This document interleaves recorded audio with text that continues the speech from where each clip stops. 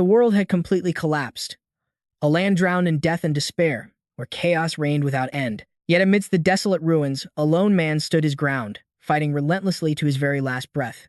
The sword god, Dojun. But just when he believed all was lost, fate opened a gateway to another world. A world known as Earth. This was a place where the end had not yet come. But here, in the shadows, sinister creatures were already starting to appear. All the while, humanity lived in blissful ignorance, completely unaware of the horrifying danger looming over them. This world had not yet fallen, but if its people let down their guard, the terrifying nightmare would happen all over again. And this is where our story truly begins. The world Dojun once called home had been annihilated under a relentless storm of divine lightning. A colossal black hole, crackling with destructive energy, tore open the sky. From its depths, an endless horde of monsters poured out. Mankind was forced to fight these beasts simply to survive. And for Dojun, this battle became his entire life's purpose. He stood atop the fresh corpse of a monster he had just slain. Sheathing his sword at his waist, he wiped the sweat from his cheek. Dojun's body was a canvas of scratches and grime, his clothes tattered and torn from the brutal fight. He let out a slow breath, his cold gaze fixed upon the creature's body. Day after day, Dojun fought on without a moment of rest. A month turned into a year. With every sunrise, he grew stronger, more skilled. And just like that, 10 years had passed. In the blink of an eye, countless monsters had fallen by his hand. Armed with only a single sword, he could cut down any beast that dared to face him. Dojun felt no fear. Before him now stood a colossal demon, wreathed in an oppressive, demonic aura. Its very presence screamed danger.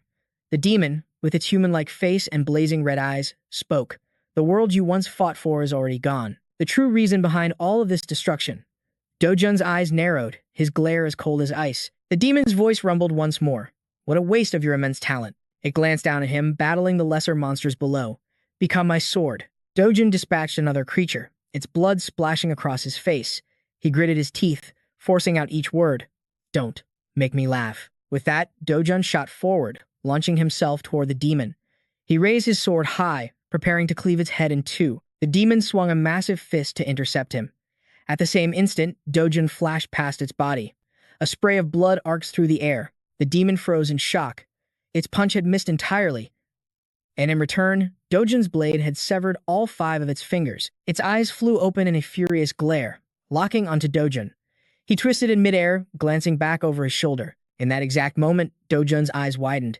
He felt an overwhelming power crashing down on him. The demon had swung its own blade with its right arm. Dojun desperately twisted his body, avoiding the lethal strike by a hair's breadth. It sneered down at him with utter contempt. No matter how much you struggle, to me, you are nothing but an insect. Dojun swung again, aiming for the demon's head, but his attack was blocked by its colossal horns. The demon used the force of the blow to send him flying. Crying out in agony, Dojun coughed up a mouthful of blood. He was thrown back several feet, struggling just to regain his footing. But Dojun could not stop. He charged forward again, hurtling toward the demon like an arrow loosed from a bow. It stood like an unmoving mountain, watching his approach. When Dojun was close enough, the demon roared and swung its mangled left hand. The giant palm slammed into his body, smashing him into the earth below as a thick cloud of dust erupted. Against this demon, in both size and strength, Dojun's efforts were futile. This was a completely one-sided battle. The impact left him grievously wounded. It took all of his strength just to sit up, each breath a heavy, ragged gasp. The demon loomed over him, dark energy swirling around its form. A red sash fluttered in the wind as it raised its sword, ready to end Dojun's life. Suddenly, his eyes locked onto a necklace. A brilliant, shimmering blue crystal hung from the demon's neck. A strange light flared in Dojun's eyes as he made his decision.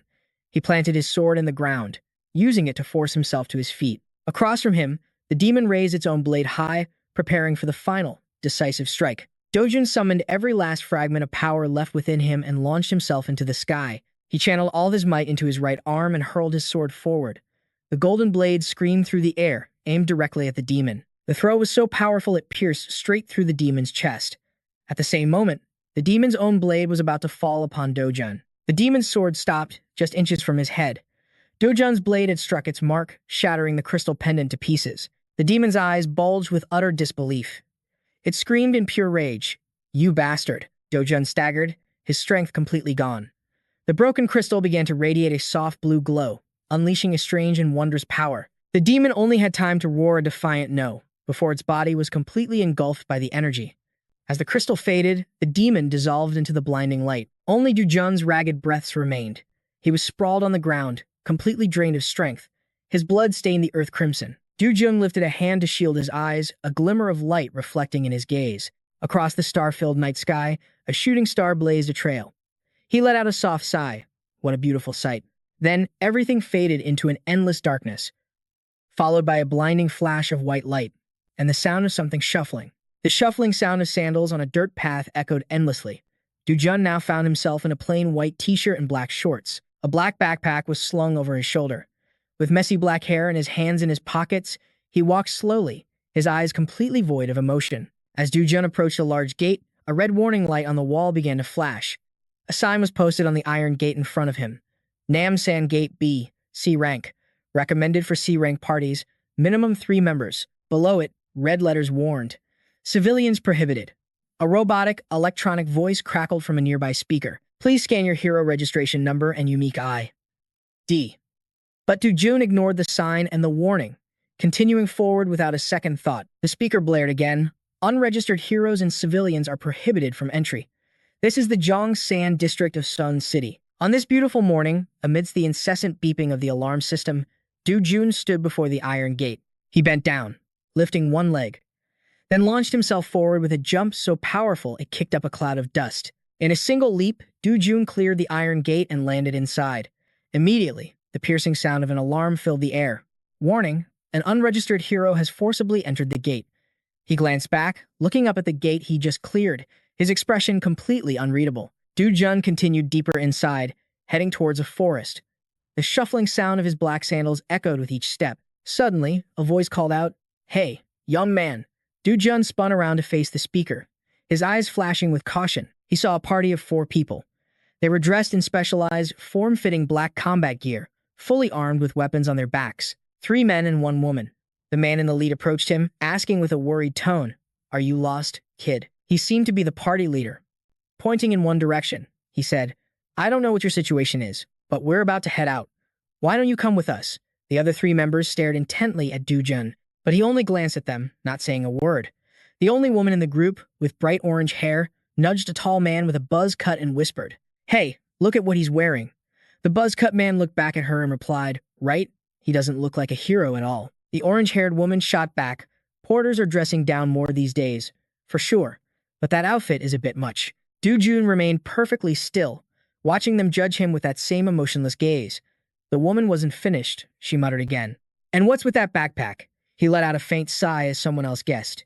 Maybe he's one of those naive rookie porters who got abandoned by the heroes he was with. No way, right? Finally, Du-jun started walking toward them. He slowly cracked his stiff neck and said, "I understand what you're trying to say, but I just got here." A younger man in the group immediately grinned. See? He definitely got left behind. The leader spoke up, sounding exasperated. "I've seen plenty of kids like you.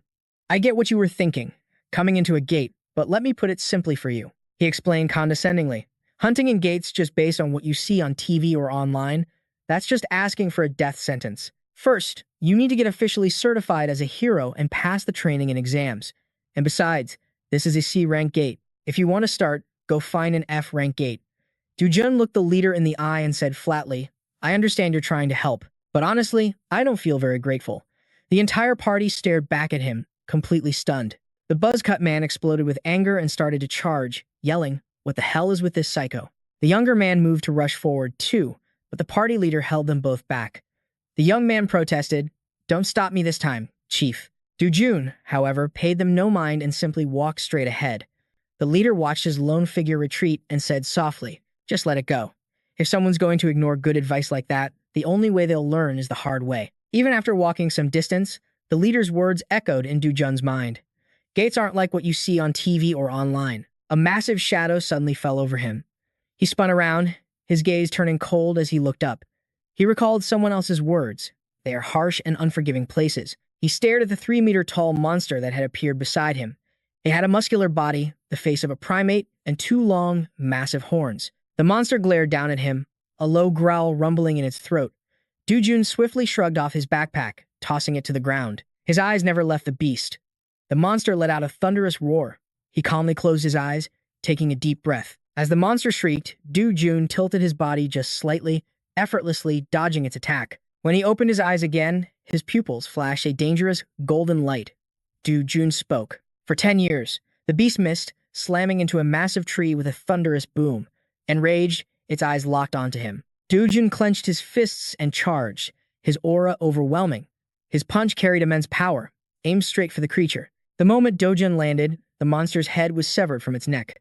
Its colossal body crashed to the ground, spilling fresh blood. He looked up, whispering to himself, "It's really no different." Do-jun glanced down at the monster's corpse as it began emitting wisps of dark energy. He reached down and picked up the monster's own blade.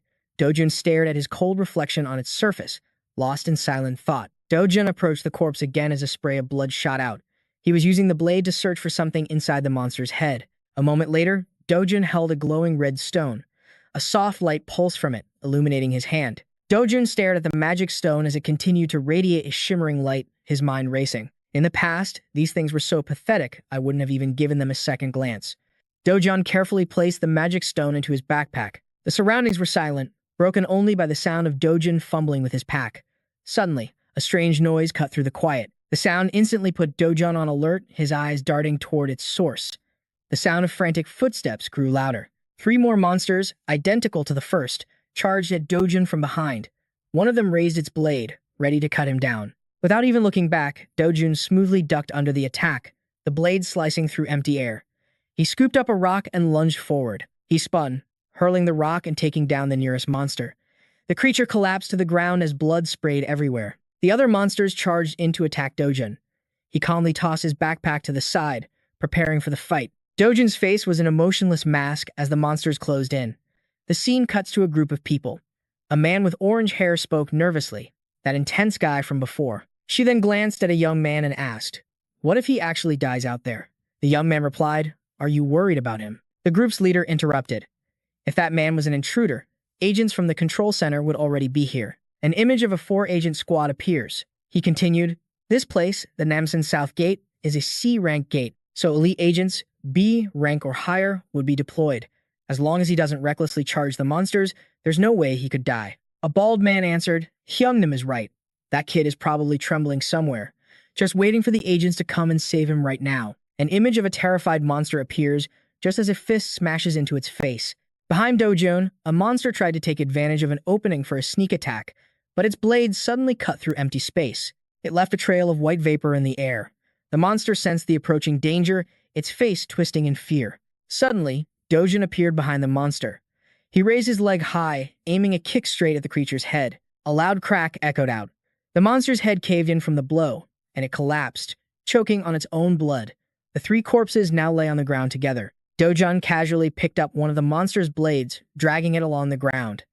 He lifted the blade and swung down, saying, "3 more magic stones." A short time later, somewhere else in the forest, Do-jun, his sleeve now torn, was slowly searching for more monsters. As he walked, he thought to himself, "What a disappointing harvest. So far, I've collected 12 low-grade stones and 16 mid-grade stones." Just then, an agent spotted Do-jun from behind a tree. The agent reported his location over the radio. This caught Do-jun's attention. He shot a cold glance toward the agent. In an instant, 3 more agents appeared. All 4 of them stared at Do-jun. One stepped in front of him and said, "We're from the Gate Control Center. Please present your hunter registration card. If you are an unregistered hunter, you must come to the control center with us." Do-jun looked annoyed and replied, "The Gate Control Center." The agent looked down on Do-jun with contempt and continued, "Please cooperate and follow our instructions." Do-jun thought to himself, "What now?" Do-jun gave the 4 agents an irritated look, then turned to walk away, saying, "This is such a hassle." The 4 agents were left completely stunned. One of the agents shouted angrily to his men, "Get the handcuffs out." Another immediately pulled out a pair and said to Do-jun, "Sir, please cooperate. If you refuse to follow our instructions, we may have to use force."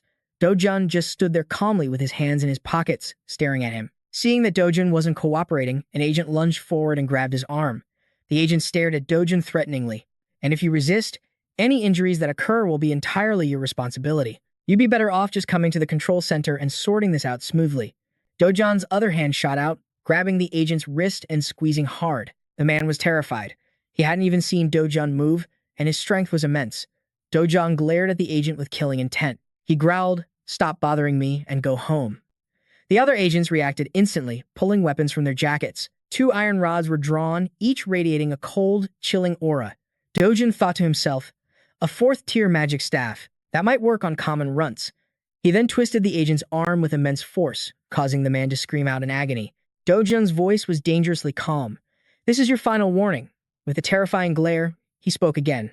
Leave now, unless you want to get hurt even worse. Dojun stood perfectly still, his clothes hanging in tatters around him. Suddenly, a group of men in black suits swarmed him, swinging their clubs without mercy. But he remained rooted, calmly parrying every single blow with his bare hands. Dojun's eyes were sharp, predicting every move they made. He effortlessly dodged each attack, coiling power into his legs for a devastating counter. He drove his knee into one man's back. The blow was so powerful, the man coughed up a spray of blood. Then, with a single kick, he sent another man flying. The agent watching this froze for a moment, his surprise mixed with a hint of genuine fear. Even though he was drenched in sweat, the agent's face twisted in a furious snarl. Dojun turned his head, his cold gaze locking onto him. Then, like a phantom, he vanished. The agent hadn't even blinked, yet Dojun was already gone. His face darkened with shock and terror as he thought, where did he go? In an instant, Dojun reappeared right beside the agent, slamming a fist into his gut before he could react. The agent buckled, clutching his stomach and gasping for air. He looked up, his face a mask of disbelief. What? He stammered. Dojun's voice was ice. Is there a problem with a registered hero? The agent shot back. No. As long as no illegal activities happen inside the gate, there's no need for agents to be deployed. Dojun's voice dropped to a menacing whisper. Then what about the rift? At those words, the agent's face filled with utter dread and panic. A rift. A gateway to another world, where bizarre monsters have begun appearing all over the planet. The byproducts harvested from hunting these monsters now serve as a new source of energy. Because of this, gates are completely controlled by the nation. But an unsealed, unidentified space where monsters can roam free is called a rift. Dojun continued his cold interrogation. No matter which gate I enter, you people will always come after me, won't you? His voice hardened, accusing me of trespassing or some other nonsense. The agent trembled, clutching his stomach. Yes. That's right, he explained through pained breaths. If an unregistered hero enters a gate without permission, the control center is automatically notified, and any agents waiting nearby are dispatched immediately. The man suddenly screamed, even the Hero Association won't let you get away with this. Dojun didn't even flinch at the threat, replying with a cold, whatever. He stepped forward and grabbed the agent's face. His hand was so large, it completely enveloped the man's head. The agent's mind raced in panic. He's insane. This crazy bastard. Damn it. I should have reported this to headquarters from the start. His eyes widened in absolute, stupefied horror. His pupils dilated in shock at Dojun's sudden move. With a casual flick, Dojun sent the agent flying. He let out a sigh, thinking it was no big deal. The agent, consumed by rage, screamed, "You bastard! I'll catch you next time." But Dojun paid him no mind, simply walking away without a care in the world. The scene shifts to a hazy dimension, like the depths of an endless ocean. Suddenly, a mirror shatters, breaking the silent illusion. A voice cried out in pure despair. No. Dojun floated motionlessly in the void, covered in wounds, his armor completely shattered. That voice pierced my ears like a scream. I lost consciousness, feeling myself being pulled into something unknown. Death. I was certain this was the end. He slowly opened his eyes to find himself suspended upside down in the air. He spoke into the void. Who are you? The figure standing below, looking up at him, was an exact copy of himself. The double spoke.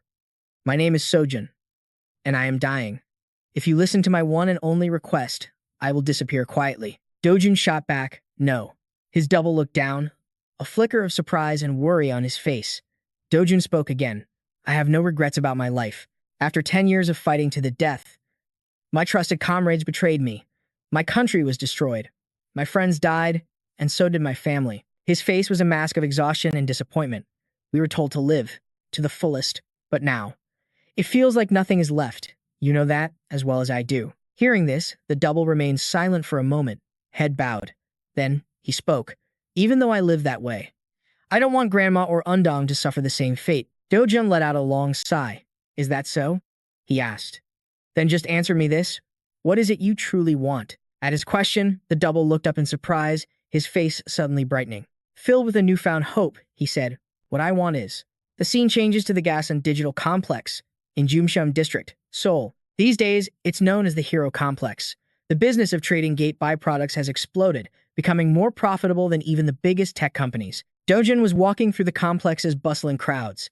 He stood out, his clothes torn and his body covered in dirt and scratches. He stared at a shop, hesitating for a moment, wondering if he should really be here. A heavily tattooed man who looked like a bouncer was guarding the door. He glanced up from his phone and called out, "Welcome." Dojun said, "I'd like to sell some magic stones." Hearing this, the man's voice perked up with excitement. "You've come to the right place. We offer the best prices around, the best in Seo. No, the best in all of Korea."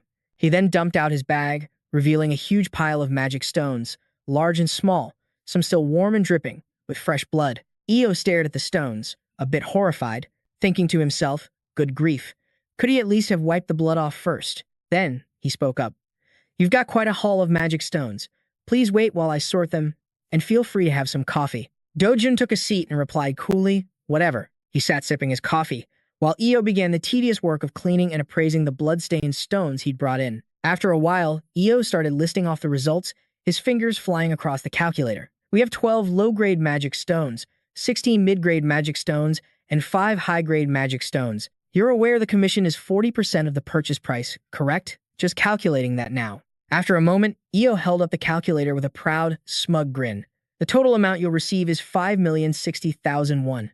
But Dojun suddenly called out, "Hold on." Dojun stepped closer, his voice low and laced with anger. "I did all the hunting. All you people have to do is buy them. What in the world is a 40% commission for?" Eo flinched, leaning back slightly, but quickly recovered his snarky tone and expression. "You don't know. The standard commission is 45%. We're the only ones who offer a deal as good as 40%. Seeing Dojun's displeasure, Eo spoke smugly, trying to call his bluff. "If you don't want to sell, you're free to take them back. No one will offer you more money than we will." Unfazed, Dojun began gathering the stones back into his bag and agreed, "Fine by me." Suddenly, Eo grabbed Dojun's arm, his expression turning nasty. "Not so fast. You have to pay me for the appraisal and for the coffee. 30,000 for the appraisal and 10,000 for the coffee. And since I had to clean the blood, it ruined our expensive cloth. So now you owe us a total of 350,000, including the cost of the cloth." Dojun yanked his arm away in disgust. "I don't have any money. Do what you want." Realizing he couldn't squeeze any money out of him, Eo's face twisted into a vicious sneer. "So, you're refusing to sell to us. We have a few C-rank heroes on our side. You know, you're finished." Just as he finished speaking, a group of large men emerged from a back room. Every one of them looked like a hardened thug. A man with a scar on his face looked at Eo and asked, "What's going on? Why'd you call us? Is some punk causing trouble again?" Dojun stared them down, his gaze as sharp as a blade. The man with the scar seemed to feel the killing intent radiating from Dojun. The color drained from his face, replaced by absolute terror. Eo turned pale, his entire body trembling uncontrollably. Scarface stumbled backward, losing his balance and crying out. Dojun coldly clenched his fist, and the next instant, the thug was on the ground, unconscious and covered in bruises. 3 men lay unconscious, scattered around a large table. The tabletop itself was cracked and splintered from a powerful impact. Dojun stepped closer. He slammed his hand on the table and declared to Eo, "The commission is 1%. Then he smiled brightly and said, "Let's have a good working relationship from now on. I'll stop by again sometime." He placed a thick stack of blue bills on the floor. His grandmother and Undong stared at it in shock. His grandmother picked up the wad of cash. "Dojun, where did this money come from?" He just smiled sheepishly and scratched his head. "It's not what you think. I once lent a friend some money to start a business, and that business ended up being a huge success." Despite his explanation, his grandmother was still suspicious. "You have a friend like that?" Dojun replied, "You know him, Grandma. That person I used to play with back where I grew up." "Of course, I know," she said. Undong chimed in excitedly. "Appa, does this mean we're rich now?" He ruffled her hair and answered, "Yeah, from now on." Overjoyed, Undong ran around the room shouting, "Wow, we're rich. We're rich." Dojun watched her with a gentle smile, but his mind drifted back to his conversation with his other self. His past self had said, "Grandma and Undong, please, let them live in a home safer than anywhere else." And then he vanished before I could even reply. Dojun's eyes turned sharp, filled with a cold confidence and resolve, as if he could see through everything. He thought, when I woke up, I had become Dojun. The safest house in Korea currently costs billions. I have no obligation to keep a one-sided promise, but as long as I regain my power, money is nothing. The rifts, the gates, the monsters, everything here is weaker than in the world I watched fall to ruin. Thinking of the massive, ferocious beasts from his past, he continued, "For me, a sword, God, this place is nothing but child's play. and I haven't even recovered a tenth of my original strength. Suddenly, a loud voice from outside shattered his train of thought. Seo Do-jun, are you in there? He stood up and told his grandmother, I'll go check it out. You stay here. Do-jun slowly walked to the door, where two debt collectors were waiting. The brown-haired man sneered, Seo, you should know to pay your debts on time, right? The blonde one chimed in, do you even know how much you owe? A whopping 48 million. Do-jun closed his eyes and sighed. This must be the work of the loan sharks the real Seo Do-jun borrowed from before he died. The 5 million won he borrowed for grandma's hospital bills had multiplied nearly 10 times in a short period. Do-jun stood tall, his gaze calm and unafraid, his hands hanging loosely at his sides, ready for anything. Across from him, the tall, brown-haired man leaned forward, staring him down intensely. The man growled, you made some money from the gate, didn't you? Hand it over. The blond man jabbed a finger at Do-jun's chest, his face twisted into a menacing grin. A provocative smirk played on the man's lips. It's all in the contract, you know, he sneered. So don't act like this is unfair. But he never finished the sentence. Do-jun's fist shot out, slamming into the brown-haired thug. The blond man's eyes widened in shock. What the? Do-jun's voice was ice. I've already paid over 9 million. Shouldn't I be the one getting paid back? The thug stammered, a flicker of fear in his eyes. You. Are you really Do-jun? Ignoring the question, he raised his fist again. Tell your boss. I'll be paying him a visit very soon. The man's scream echoed, as the scene shifts to a bright, bustling shopping mall. 3 entire shelves were lined with teddy bears in a rainbow of different colors. Undong's eyes sparkled. Wow, can I really get one? Can I buy a new doll? She asked. A warm smile touched Do-jun's lips. Of course. We already got you new clothes. Now you can pick out whatever you want. As he absorbed Do-jun's memories, he felt a shift inside him. The cold emptiness he once felt was beginning to change. For now, it was just empathy. But one thing was clear. The original Do-jun truly cherished his little sister. He watched as she crouched down, her eyes glued to a giant, golden teddy bear, completely captivated by it. At the very least, he thought, I will protect that bond. But Undong picked up a small stuffed rabbit instead, asking timidly, Brother, can I have this one? Seeing her choose the small rabbit over the giant bear she clearly wanted, he walked over and picked up the huge golden bear himself, much to Undong's astonishment. Do-jun turned back to her, a gentle look in his eyes. I told you to pick whatever you truly wanted. A delighted laugh escaped Undong's lips. Later, at lunch, the table was filled with delicious food, a true feast. Undong stared at her hamburger in awe, while Do-jun dug into a massive bowl of noodles topped with a fried egg. But their peaceful meal was suddenly interrupted. Wait a second. Is that Do-jun? It is. An overbearing woman flanked by 2 men in black suits approached, a nasty smirk on her face. What happened to you? She sneered. Dressed like that? You look like a total beggar. And who's this little brat with you? Did you go and knock someone up, just like your mother did? That single question ignited a cold fury deep within him. The air grew heavy with tension. Undong, still chewing her hamburger, just looked confused. Who is this lady? Do-jun's expression turned to stone. The woman met his ice-cold stare. Undong watched them with wide eyes, her mouth still full of her burger. The woman then turned her venom on Undong. What's your name? The little girl replied, Lee Undong. The woman repeated the name with disgust. Lee Undong. So you're one of them. Look at you, dressed in rags. Just like your mother. She shot a glance back at Do-jun.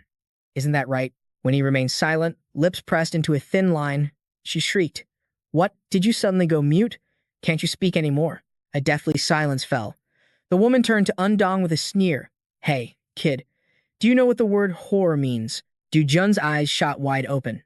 But the woman kept going, her voice dripping with poison. You're just as ugly as that toad of a woman. She let out a triumphant snort, but then she froze. A chilling aura radiated from Do-jun as he slowly turned his head, his face a mask of cold fury. Memories began to flood his mind. Do-jun was born an illegitimate child and raised in crushing poverty. At 7 years old, his mother passed away, and he was finally allowed into his father's household. For more than 10 years, he endured nothing but discrimination and contempt. After his father's legal wife finally bore a son, he was cast aside completely. Thrown out of the house, he was sent to live with his grandmother and his half-sister from a different father. Someone had once asked the old Do-jun, how could he possibly endure all of that suffering? Back in the present, his eyes held an unbreakable resolve. Things were different now. He rose to his feet. We lived under the same roof for 12 years, and I found you disgusting every single day. He continued, his voice calm yet cutting. Not only is your personality rotten, but you're also too stupid to learn anything. The men behind her listened in horror, You're just a bundle of insecurities, lashing out at any woman prettier or kinder than you. Undong watched, completely stunned. You, who only care about leeching off your little brother, are no better than this innocent child. His voice, though not shouting, carried through the restaurant, drawing stares from everyone. In fact, you're not better than her at all. Du-jun stared her down. The woman's face turned beet red with rage. What? What did you say? Just then, another voice cut through the tension. Du-jun, it's been a while. It was Hee-do. The enraged woman immediately ran to her, wailing. Mother, she cried. Mother, do you know what that monster just said to me? He said, that's enough. Hee-do cut her off sharply. Her face was a mask of stern disapproval. Stand still. What is this disgraceful behavior? Then, her expression shifted instantly to a warm, friendly smile directed at Du-jun. It really is you, Du-jun. How have you been? She said with practiced concern. No matter how busy you are, I wish you'd come home once in a while. He stared at her sickeningly sweet expression. What a masterful hypocrite, he thought. This woman was the one who hurt me the most over the last 12 years. Hee-do continued her performance. Your father worries about you so much. The word disgusting echoed in his mind. He had heard enough. I don't believe we're in a position to be exchanging pleasantries. His voice was as sharp and cold as shattered glass. Get lost. Hee-do's face instantly darkened. Without another word, she spun around and stalked away. As she walked, a single thought consumed her. Is this really the Du-jun I knew? The boy who used to bow his head even when I slapped him for no reason? Her daughter scrambled after her. Mother, wait for me. With that, the two of them watched until the others disappeared from sight. Do-jun finally spoke. Let's go. Inuni replied, Yes, sir, he thought to himself. The Do-jun who could never speak up, the one who only ever endured the pain, was gone for good. Looking at the passing scenery, he knew it would be better for her own safety to realize that fact sooner rather than later. The car sped down the highway. The heavyset girl gave Hee-do a confused look. Mother, why did you just leave? You should have dealt with that guy. As she spoke, her anger grew. Do you have any idea what that bastard said to me? Hee-do's voice was ice. Manager. The man answered with a simple, yes. Her eyes were daggers. Why is Do-jun still alive? Manager Lee hesitated. According to the report, Kang Cheon-woo said he left Do-jun at the gate. She suddenly snarled. Then why? Why is the bastard who should be dead still breathing? Manager Lee trembled as he spoke. I'm so sorry. I will investigate it immediately. The girl sitting next to her broke out in a cold sweat. He should be dead. Mother, what do you mean by that? A dangerous aura radiated from Hee-do's entire being. But the girl wouldn't stop. Mother, what are you talking about? What the hell are you doing? Are you trying to get rid of Do-jun? Unexpectedly, Hee-do cut in. Do you still like Do-jun? The girl's face turned crimson, completely at a loss for words. A moment later, she stammered a denial. That's not it. If grandfather or dad finds out about this. Hee-do clamped a hand firmly over her daughter's mouth. She warned her fiercely. This is something for us to handle ourselves. Mind your own business. Tears welled up in the girl's eyes. Her inner thoughts were venomous. How dare you speak to me that way, you filthy piece of trash. As Hee-do thought of Do-jun with pure hatred, a vision of a wet, crimson wall flashed in her mind. I will erase you from this world, no matter the cost. 10 years after the first crack tore through the sky, the world was plunged into a living nightmare. Creatures poured out from the void. They were bloodthirsty monsters with grotesque bodies and razor-sharp claws, trampling human civilization into dust. The world descended into utter chaos. Cities crumbled, flames devoured the horizon, and the screams of humanity were swallowed by pandemonium and despair. But then, the chaos was pushed back by the arrival of heroes with powers beyond mortal comprehension. They were living miracles in the middle of hell, driving back the darkness and igniting a flame of hope for mankind. Alongside them came mana stones, extracted from monsters, containing an extraordinary source of energy. The scene changes. A yellow car now speeds down the road. Do-jun sat inside, his face like stone, his eyes fixed on the distance. He thought to himself that with mana stones replacing traditional energy sources, the nations of the world had poured all their resources into blocking the cracks with gates.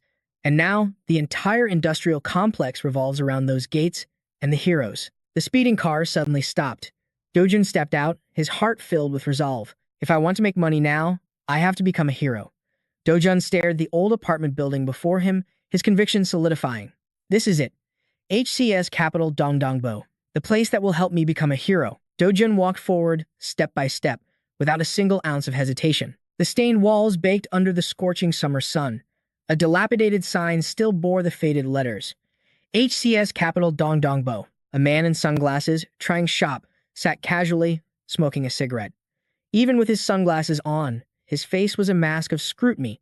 Sizing up the young man before him, he asked Dojun in a contemptuous tone, "Who the hell are you, bastard?" Behind him, a brunette and a blonde watched Dojun with wary, anxious eyes. Trang Shop crushed the cigarette in his hand and said, "You beat up my men, and you still have the nerve to show your face here?"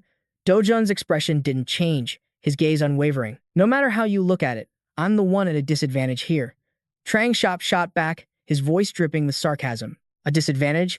What do you mean you're at a disadvantage?" Dojun spoke clearly.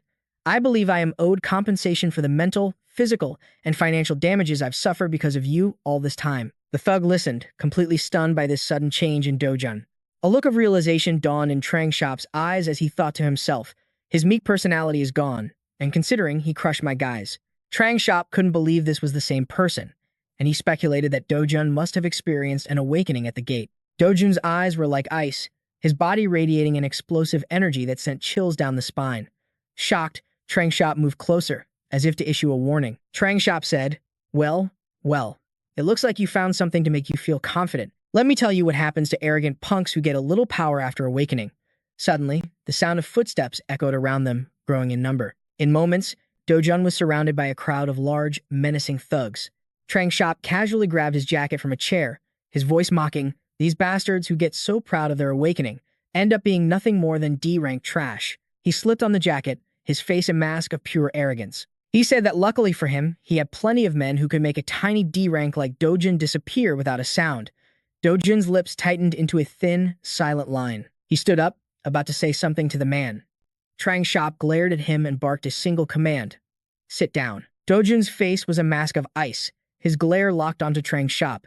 In a low, chilling tone, he said, "I'm not finished speaking." One of Trang Shop's thugs, a man in glasses, heard this and immediately snapped. "What did you say? How dare a punk like Dojun speak to him that way?" But Dojun, showing no fear, simply reached out and pulled the man's glasses down. The goon stared back, utterly confused by the gesture. Before he could react, Dojun's fist slammed straight into his face. The sheer force of the blow sent the man's glasses flying across the room. The other thugs could only watch in stunned disbelief. Dojun's punch sent the goon flying backward, where he crashed hard onto the floor. Without missing a beat, Dojun turned and buried his fist into a bald thug's face. As the man crumpled, he asked, "Trang Shop isn't just a loan shark business, is it?" He punctuated the question by decking another one of Trang Shop's men. "I also know," he continued, "that you forge identification cards." One by one, Dojun began to dismantle the entire crew. He finally stated his purpose. "All I need is a hero card to make some money." The last goon standing threw a punch at Dojun, but he dodged the attack with impossible speed. Dojun effortlessly slammed him to the ground. Just like all the others, this final thug was taken down in a single blow. The crew of muscle-bound thugs that looked so intimidating moments ago now littered the floor, unable to move a muscle. That's right, Dojun had defeated them all with absolute ease. He turned his gaze back to Trang Shop, his face cold and radiating pure killing intent. "I want you to make me a perfect I.D. card. No complications." Trang Shop was frozen, his eyes wide with utter terror, unable to process what he had just witnessed. Dojun issued his command. "I want that I.D. by tomorrow." The two thugs, still standing behind their boss, were paralyzed with fear, their faces pale. Trang Shop's mind raced with speculation. What kind of power was this? He couldn't be a D rank. Was he C rank? No, he might even be B rank. Dojun's sharp voice cut through his thoughts. "Are you going to answer me?" Trang Shop snapped to attention and nodded furiously, agreeing to have it done by the next morning. Dojun then placed a hand on his shoulder. "There's one more thing." His eyes were like daggers boring into the man's soul. Dojun leaned in close and whispered, "Did Haiju order you to kill me?" Trang Shop didn't answer, but the image of the person who gave the order flashed through his mind. Dojun's fingers dug into the man's collarbone with crushing force, making him scream in agony. "Answer me," he roared. A shriek of pain echoed through the old apartment as one of the henchmen rushed toward his boss. Trang Shop quickly confessed, "Hiju, it was that woman." Dojun applied even more pressure, forcing Trang Shop to spill the rest of the truth. "That woman said it would be great if we could bury you in so much debt that you'd take your own life." Trang Shop blurted out everything Haiju had told him. He begged Dojun to let go, to please release him. The pain was unbearable as he pleaded over and over, "Please, just let me go." Dojun shoved him hard to the floor. "Suicide? So that's why she trapped me inside that gate?" Trembling with fear, Trang Shop swore he knew nothing about Haiju trapping him in a gate. He continued to swear, clasping his hands together, begging Dojun to believe him. I wouldn't get paid if you died in there. I would never send you into a gate. Hearing this, Dojun rested his chin on his hand, deep in thought. After a moment, a single name left his lips. Cheo. Dojun was certain of it. He's the one who led me into that gate. Bring me all the information you have on him by tomorrow. The man trembled in fear but nodded his head repeatedly, agreeing to follow Dojun's orders. Dojun opened the door and walked out of Trang Shop's office. The boss and his remaining thug immediately bowed low with deep respect. In stark contrast to his attitude when he arrived, Dojun walked out with his lips pressed into a thin line, his mind racing. He was determined to get his grandmother and Undong a home safer than any other place in the world, but his thoughts kept returning to that bastard, Cho, and what he did to him. A fire ignited in Dojun's eyes. It was time to start setting things right. Dojun held the golden card, studying it closely before swiping it through a machine. A system voice rang out. Your hero registration card has been confirmed. As the doors opened, the system continued. Your rank is below the recommended level. The system added, danger level high.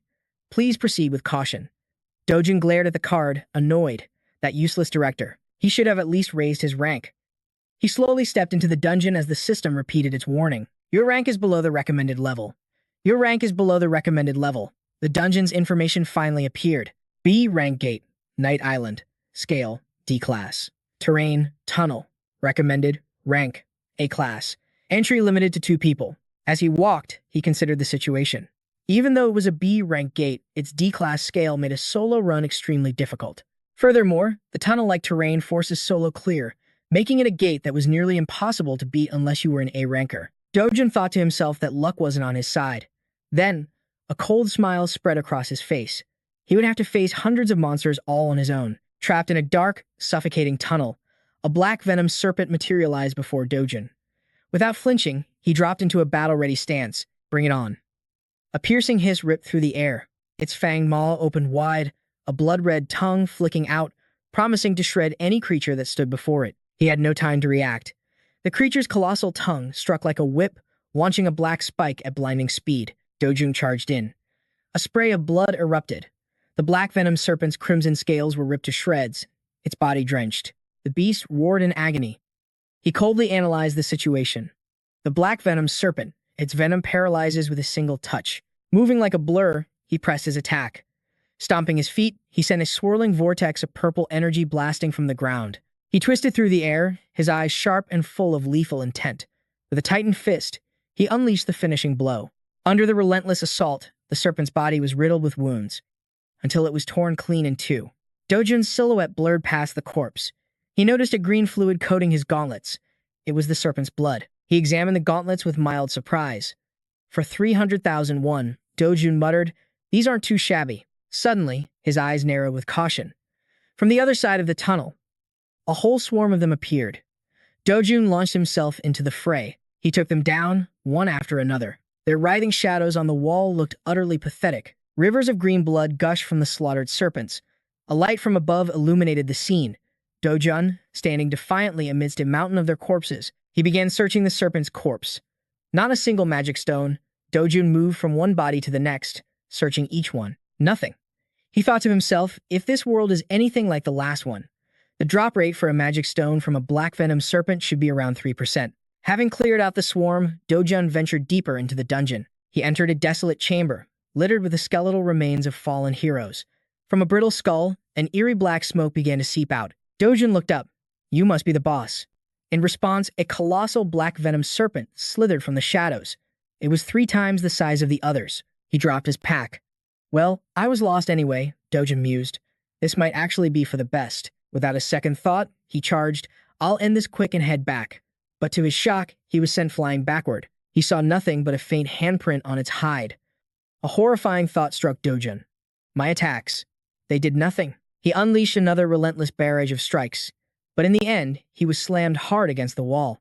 The giant serpent loomed over him, bearing its massive fangs. He narrowly dodged the creature's snapping jaw, planting his feet firmly to gather his strength.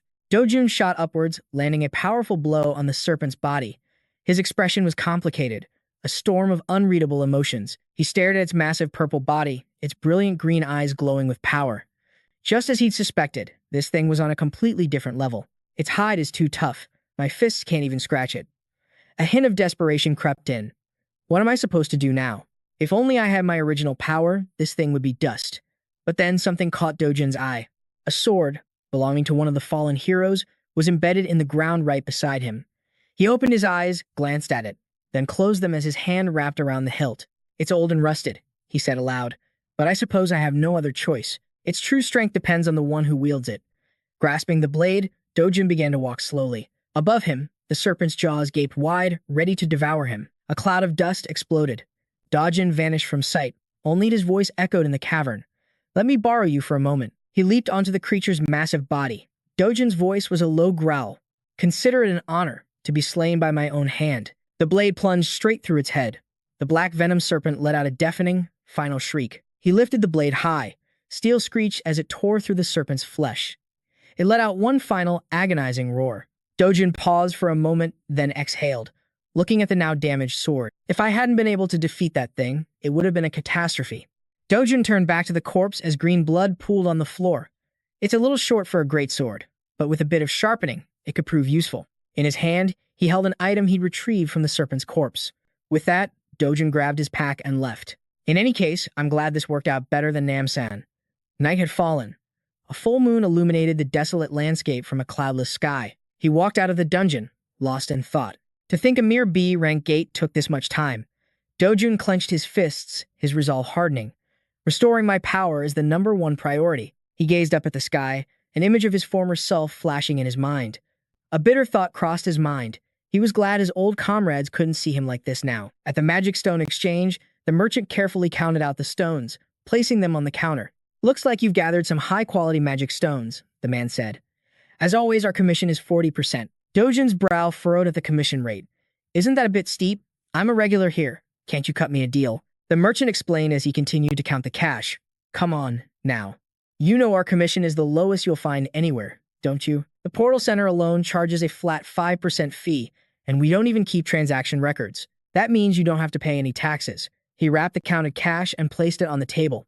"If you think about it, this is a completely clean deal. No trouble. And at a fantastic price." The seller took the money, muttering as he counted. He grunted, then asked, "Eli, what happened to your face?" From his face to his neck, Eli was covered in bandages. His hair was a mess, and his right eye was bruised purple. He shook his head in disgust. "Don't even ask. Some psycho appeared out of nowhere, took down our guards, and left me like this." The seller shrugged, his tone preachy. "Eli, you got too cocky just because you had C-rank guards. I've told you before, rank doesn't mean much. What matters is practical skill. Ranks are just for the convenience of the bureaucrats. True power is a different story. If you think people in the same rank have the same skills, you're completely mistaken." He continued to ramble. "There's a huge difference between a newly licensed guard watching a store and a hero who risks their life hunting monsters." Eli grimaced, thinking to himself, "Good grief. If you're done, just leave. Stop lecturing me." The seller picked up his bag and winked at him. "We've known each other for a while, so if you ever need help, just give me a call." The moment he walked out, another pair of feet stepped in. It was Dojin. His face radiated pure killing intent, and Eli froze as recognition hit him. He pointed a trembling finger at him and shouted, "It's him. That's the bastard who did this to me." The seller turned back to look and said, "Oh, this guy. He's tall and looks pretty clean-cut. He caused trouble here." He cracked his left knuckles with his right hand, settling into a fighting stance. He spoke with a smirk. "Hey, are you the one who's been causing a ruckus? Calling yourself a hero while beating up civilians? Don't you know heroes aren't allowed to lay a hand on regular people?" Eli sneered. "That guy is a hero with 7 years of experience. He's got tons of connections, so if you mess with him." Dojin glanced over at the seller. His voice was ice. "Get lost." Those words made the seller's blood boil. Eli watched with glee, enjoying the show. Dojin lifted his head, speaking with absolute confidence. "You looking for revenge or something?" The seller clenched his fists, muttering, "You little punk." His 7 years of hero's intuition suddenly kicked in. A chilling realization struck him. Damn it, the #1 cause of death for heroes isn't monsters. It's accidental fights with colleagues. He scratched his head and turned away. "We'll meet again." He had to run. Eli stood there, completely dumbfounded. Dojin's gaze shifted toward him, his expression darkening. He asked slowly, "It seems you have a problem with me." Eli immediately bowed his head, panicking. Suddenly, a bag full of magic stones was tossed to him. Dojin got straight to the point. Calculated. The bag glowed with a brilliant light that dazzled Eli. He thought to himself, "Wait a minute. High-grade magic stones? Just who is this guy?" Eli carefully calculated on his machine. He neatly arranged the stones on the table and said, "The total comes to 150 million. Dojin thought to himself, only 150 million for a day's hunt. He held out his hand. Give me the 150 million. Eli timidly replied, wait, we still need to deduct the commission. The moment he finished speaking, Dojun's gaze, sharp as a blade, locked onto him as if he were prey. Eli flinched. Did I say something wrong? Dojun sighed. Right. The commission is 1%, so that's 148.5 million. Hand it over. In his head, Eli wanted to punch him and scream. You bastard, I said the commission was 40%. Are you deaf or something? But in reality, he stammered. About that. For transactions over 100 million won, we need approval from management. Dojun's command was ice cold. Then go get it, now. Once the call connected, Eli whispered into the phone. Yes, boss, here's the situation. As he explained, Dojun snatched the phone away. He put it on speaker and said, you heard him. Tell them to pay up. The boss on the other end hesitated. All right, I understand. But please, give the phone back to my employee. Dojun flicked his wrist. The phone shot through the air, embedding itself in the wall behind Eli and cracking the concrete. Terrified, Eli clutched his chest. He stared, trembling, at the shattered phone. Dojun's voice was flat. Your so-called management just gave his approval. Now, hand over the money. Eli obediently took out the cash, so much that it had to be packed into several large bags. Dojun cheerfully carried them all to the door. Before leaving, he said, try to have a friendlier attitude next time. Eli could only cower in the corner, fuming. Friendly? After you strong-armed me? 10 minutes later, someone else entered the shop. It was the shop owner. He rushed in, demanding, hey, why didn't you pick up? What was that call about? Looking like he'd seen a ghost, Eli told him, boss, I quit. He continued, his voice hollow, I can't take this anymore. The owner's eyes fell upon the phone stuck in the wall. Understanding seemed to dawn on his face. He heard a phone ring, and Eli instinctively turned his head. The owner was on his phone. Hey, John, it's your uncle. His voice was urgent. I need you to get over here. On the other end of the line was a woman with long, purple hair flowing down her back. Everyone around her stared in awe with every step she took. She moved with an almost supernatural elegance.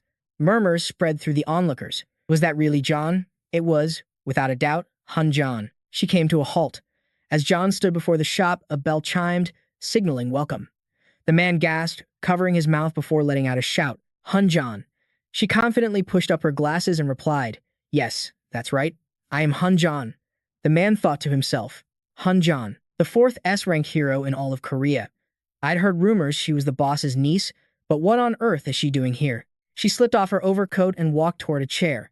My uncle mentioned he's been getting a headache from some hero forcing everyone to buy magic stones. Hun John sat down gracefully, resting her chin on her hand, a hint of killing intent in her voice. Could you explain the situation in detail? In the middle of a peaceful courtyard, Undong sat playing on a wooden platform, tightly hugging a stuffed rabbit and a teddy bear. Every now and then, a giggle escaped as she played. Below, Du-jun sat cross-legged, his eyes closed. His entire being was lost in a state of deep, focused meditation.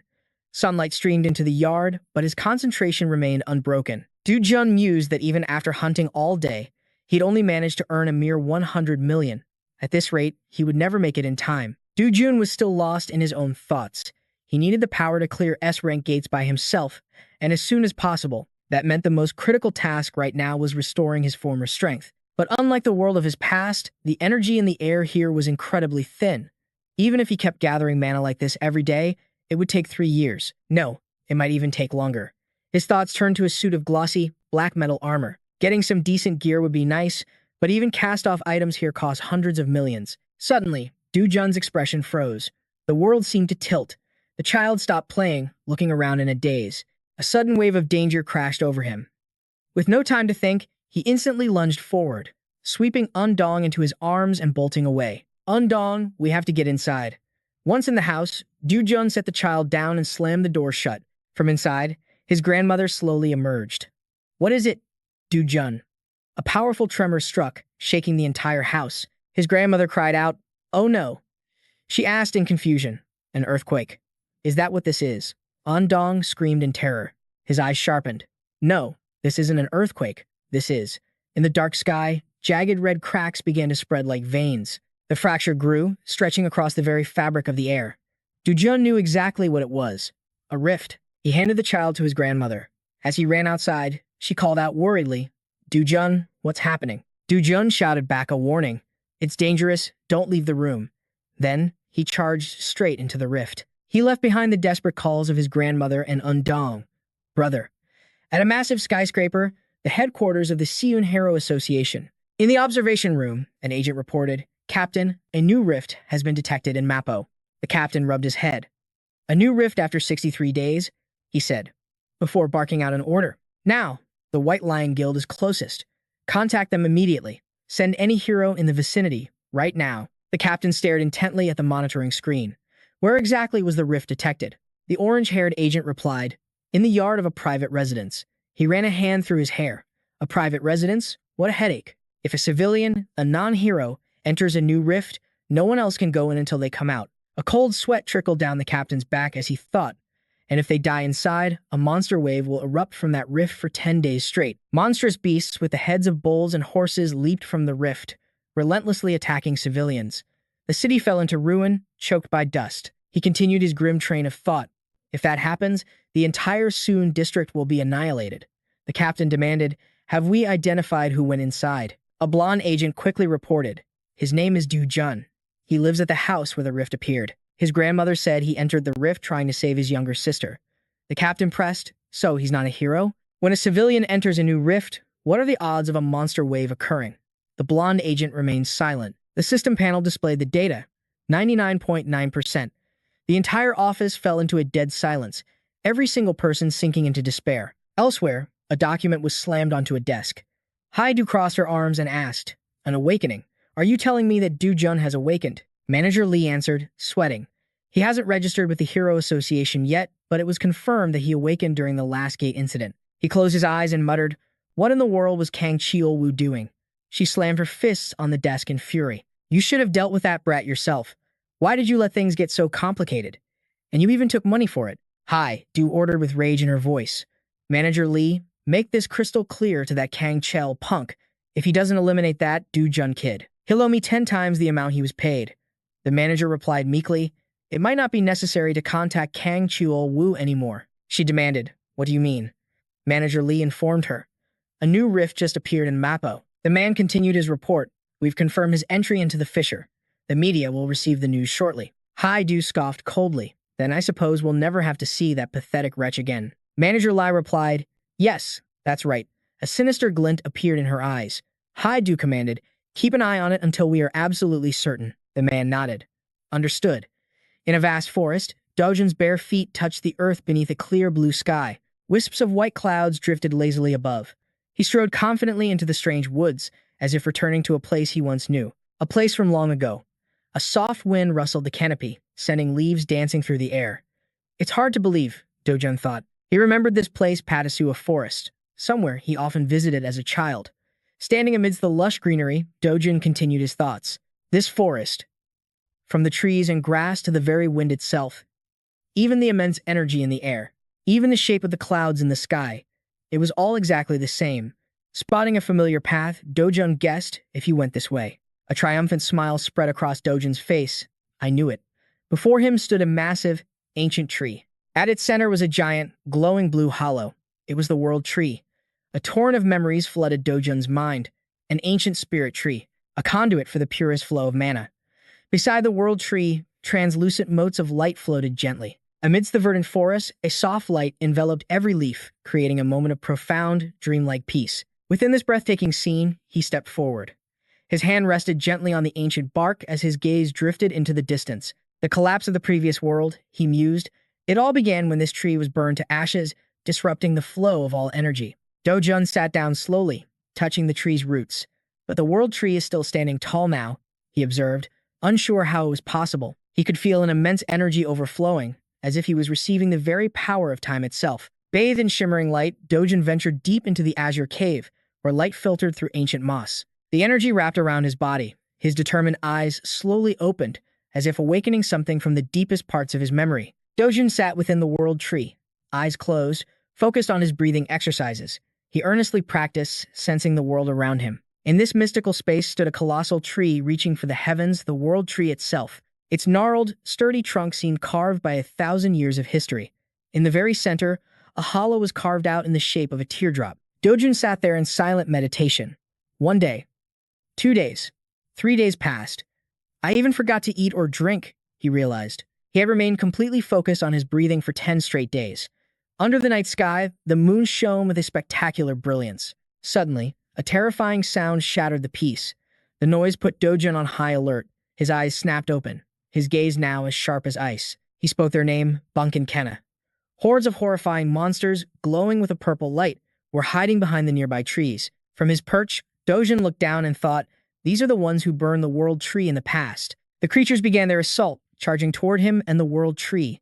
Dojun glanced at his hands and thought, if only I had my water element sword. The monsters rushed toward him, letting out a cacophony of ear-splitting screeches.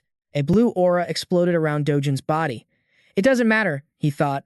I'll just crush them all. He raised his hand. From Dojun's palm, a massive torrent of beautiful, blue-tinted wind shot forward.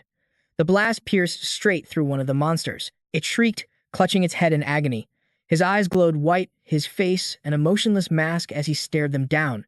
The other creatures roared with fury. They prepared to launch another attack on Dojun. He would use the same technique. He stood his ground, hand outstretched toward the horde. Dojun's technique was energy release. He unleashed the mana he had gathered in a gaseous state and then detonated it. He let out a soft breath, beads of sweat on his skin. Dojun thought, it's been a while since I've used this much power. Below, two of the monsters were gathering energy in their mouths, preparing an attack. They unleashed their power in the form of mana-infused arrows that shot toward him. Dojun's expression never changed as he casually blocked them with one hand. The arrows instantly vanished. They left behind only a wisp of white smoke after the impact. He leaped down to the forest floor and declared, I've confirmed the world tree's safety. A look of excitement crossed Dojun's face. Now, it's time to test my own power with my own two eyes. He walked forward slowly. He stretched his neck, cracking his joints. A monster let out a deafening roar. Dojun lunged forward, clamping his hands over the mouths of two creatures. He pushed with all his might. Dojun then channeled energy directly into them, sending them flying backward. The two monsters burst into flames. They turned to ash and were carried away by the wind. Upon their death, they dropped glowing red mana stones. He walked past them without a second glance. Done, he said.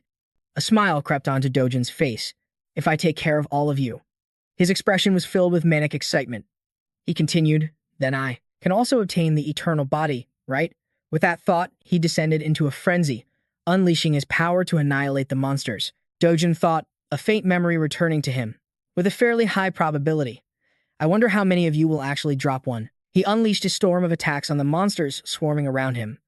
One by one, Dojun obliterated them, turning each into nothing but dust. With the battle over, he stood atop the world tree, a slight smile on his face. Below, the ground was littered with red gems, mixed with smaller, brilliantly glowing yellow stones. Dojun picked up one of the gleaming yellow stones, observing it closely in his palm. He mused to himself, an eternal ember, huh? A smirk crossed Dojun's face as he thought, I can't believe I got my hands on one of these again. He clenched his fist, crushing the ember and releasing its golden energy. As he opened his hand, the energy danced on his palm like a tiny flame. He watched it with a grin, reaching out to touch the vibrant power. Dojun considered his options. Getting more energy from the world tree would be ideal, but his body had reached its limit. He couldn't absorb another drop. The only path forward was to absorb the power of this ember. Golden energy instantly enveloped both of his hands. Dojun grasped the swirling power, focusing on absorbing it completely. He willed his own aura to transform, taking on the properties of fire. Moments later, the golden energy shrouded his entire body. It was so potent, he even exhaled wisps of the brilliant power. He thought to himself, in my past life, I wouldn't have given this a second glance, but now, it takes me 10 minutes just to absorb one. Dojun swung his arm through the air, feeling the surge of newfound strength, and at his feet, countless more eternal embers lay waiting. Standing at the base of the world tree, surrounded by a sea of red gems and eternal embers, Dojun decided to absorb as many as he possibly could. Against the bleak, gray sky, a vortex of dark purple energy materialized in midair. The crowd below stared upward, their faces a mix of shock and disbelief. Anxious murmurs rippled through the onlookers. Reporters scrambled to capture the bizarre sight, their cameras held high. The continuous flash of camera strobes lit up the scene. Nearby, police officers maintained the perimeter, their eyes cautiously fixed on the pulsating energy anomaly in the sky. A man gritted his teeth, his face contorted with pure rage. He spat out a single curse. Damn it. He seemed to be fighting to contain his fury, but failed. What the hell is going on? He roared, his voice thick with outrage, all because of one lunatic. The enraged man's name was Seonggu. Beside him, Hyungu remained perfectly calm, seemingly unfazed. He spoke in a flat, emotionless tone. He was trying to save his little sister. Hyungu's words were immediately met with a furious backlash. That's just his side of the story. Seonggu shot back, his voice dripping with anger. He heard some rumor that awakening inside a rift is easy, so without a single thought for anyone else, he just charged right in. Above them, the twisting vortex of dark energy expanded, flooding the entire area with its bizarre power. Seonggu practically screamed. If he was going to die, he should have done it alone. What the hell is all this? Rage, fear, and confusion tangled in his words. Hyungu glanced at Seonggu, his expression still neutral, but a hint of doubt crept into his eyes. He then asked, "What did Yahi say?" Seonggu's reply was immediate and firm. The official guide said to wait for the wave. But why? Seonggu pressed. Hyungu shot him a look before answering slowly, his voice growing heavier. It seems the rifts that opened simultaneously in America, China, the UK, Turkey, and Switzerland weren't a coincidence. He continued, Juma Hyung is probably busy dealing with it too. This is the first time anything like this has ever happened, but they managed to get the situation under control quickly. Meanwhile, the dark purple energy continued to shriek and writhe, sowing chaos. Seonggu's expression soured, his eyes flashing with anger and impatience. But we're the ones who are screwed here. He spat out each word, his voice laced with venom. And it's all because of that useless bastard. Seonggu roared in fury, clenching his fists so tight his knuckles turned white. He pointed a trembling finger at the sky, his voice raw with rage. You bastard who went in first, get out here. I'll beat you to a goddamn pulp. His anger had completely boiled over, but only a dreadful silence answered from the rift. The dark purple energy continued to churn violently, seeming to devour all sound. A system notification appeared. 28 days have passed since the new rift's appearance. The anomalous energy shows no signs of dissipating. Waves of twisted, dark energy pulsed outwards, blanketing the area in an aura of pure dread. The next alert rang out.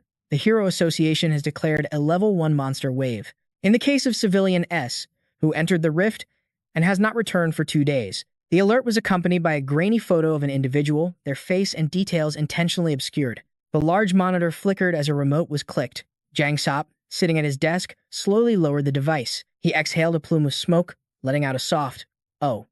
His deep voice was laced with a mix of curiosity and calculation. That Civilian S is Sojun, isn't he? Yonggu bowed his head slightly, his tone decisive. Yes, sir. My subordinates have confirmed it is him. Jang Seop tapped a light rhythm on his desk, his voice soft, yet hiding a sharp edge of contempt. And what are the odds that bastard makes it back alive? Yonggu's answer was immediate. If he's just a civilian, 0. Let's talk about that 1% chance. He paused, then his conclusion was cold as ice. No, it's not even 0.1%. A grin spread across Scarface's lips, a mix of contempt and amusement. A civilian, he repeated, as if he couldn't believe what he was hearing. His eyes, hidden behind sunglasses, glinted with disdain. Ridiculous. Scarface's voice began to sharpen. Those damn fools from the Hero Association have no idea what they're talking about. The 3 men standing behind him, all bearing wounds, remained silent, awaiting his command. Scarface tilted his head, resting his chin on his hand, his voice low and laced with doubt. But what if he's an awakened being? Yonggu countered, his expression calm. If that's true, then we need to know his hero rank. He paused for a moment before adding, honestly, it's hard to make a clear judgment. Scarface smirked, his tone casual. Well, being good at fighting and surviving inside a rift are 2 completely different things. He then leaned forward, asking, Dojun still has 2 relatives, doesn't he? Yonggu flinched, thinking of Dojun's grandmother and sister. What are you planning to do with them? He asked. Scarface's lips curled into a sinister smile. For now, keep them safe. If he dies, we'll discuss the funeral arrangements with his family, and if he returns, we can say we took care of them. He'll owe us a debt. The scene shifts to a strange world, dominated by a colossal tree with shimmering light energy flowing around its trunk. Dojun awoke, his body surrounded by a blazing aura of energy. He stared at his fiery hands, wondering, how long has it been? I've absorbed hundreds of eternal embers. Now, he could wield fire mana at will. His resistance to flames had increased dramatically. He thought to himself, in terms of fire affinity alone, this state is far superior to when I was called the Sword God. Dojun stood silently before the strange tree, his hand raised in hesitation. He placed his hand on the trunk, feeling a familiar surge of energy. He thought back, to the past and to now. A quiet moment suspended his thoughts, as if every experience was rushing back at once. Dojin whispered to the ancient tree, which glowed with a soft blue light. "Thank you, world tree." He gently gathered the radiant red stones into a mesh bag, his hands moving without hesitation. Dojin paused, his voice somber. "I may never see you again." He looked up at the great tree one last time, his gaze etching the familiar sight into his memory. "But if we do meet again, and you're in danger." Dojin stood before the world tree, his eyes filled with grim resolve. "I will protect you at any cost," he vowed silently. The scene changes to a quiet, moonlit night. Suddenly, space itself rips open, and a figure emerges from a swirling vortex of dark purple energy. A single bare foot touched the ground. Dojin had returned to the real world. Under the bright moon, Dojin scanned his surroundings, his mind analyzing everything. Nothing within a 1-kilometer radius. Did everyone evacuate to prepare for the next wave? Sensing an unusual energy source, he immediately changed direction. There's a slightly stronger presence in this direction. Wasting no time, Dojin tightened the bag of magic stones on his back. He then shot through the night, his gaze sharp and filled with purpose. The sound of urgent footsteps echoed in the silent darkness. Seon-gu and Hyun-gu approached, their expressions confident, as if they already had everything under control. Dojin hid behind a wall, his sharp eyes assessing the situation. Judging by their clothes, they're from the same group as the guys from the gate earlier. Getting caught would be a huge problem. Without a moment's delay, Dojin summoned his fire energy. A brilliant golden flame ignited in his palm, and he launched it into the air. The blazing golden fire tore through the sky, hurtling toward the police building at incredible speed. A massive explosion erupted, its blinding light igniting the entire horizon. The two men whipped their heads around in shock. "What was that?" Hyun-gu demanded. "What was that noise?" Seon-gu answered simply. "Fire." Hyun-gu vaulted across the rooftops, racing towards the blaze. Against the dark night, a massive fire raged furiously. "What the hell?" Seon-gu said in disbelief. "What's going on? Why is there a fire here?"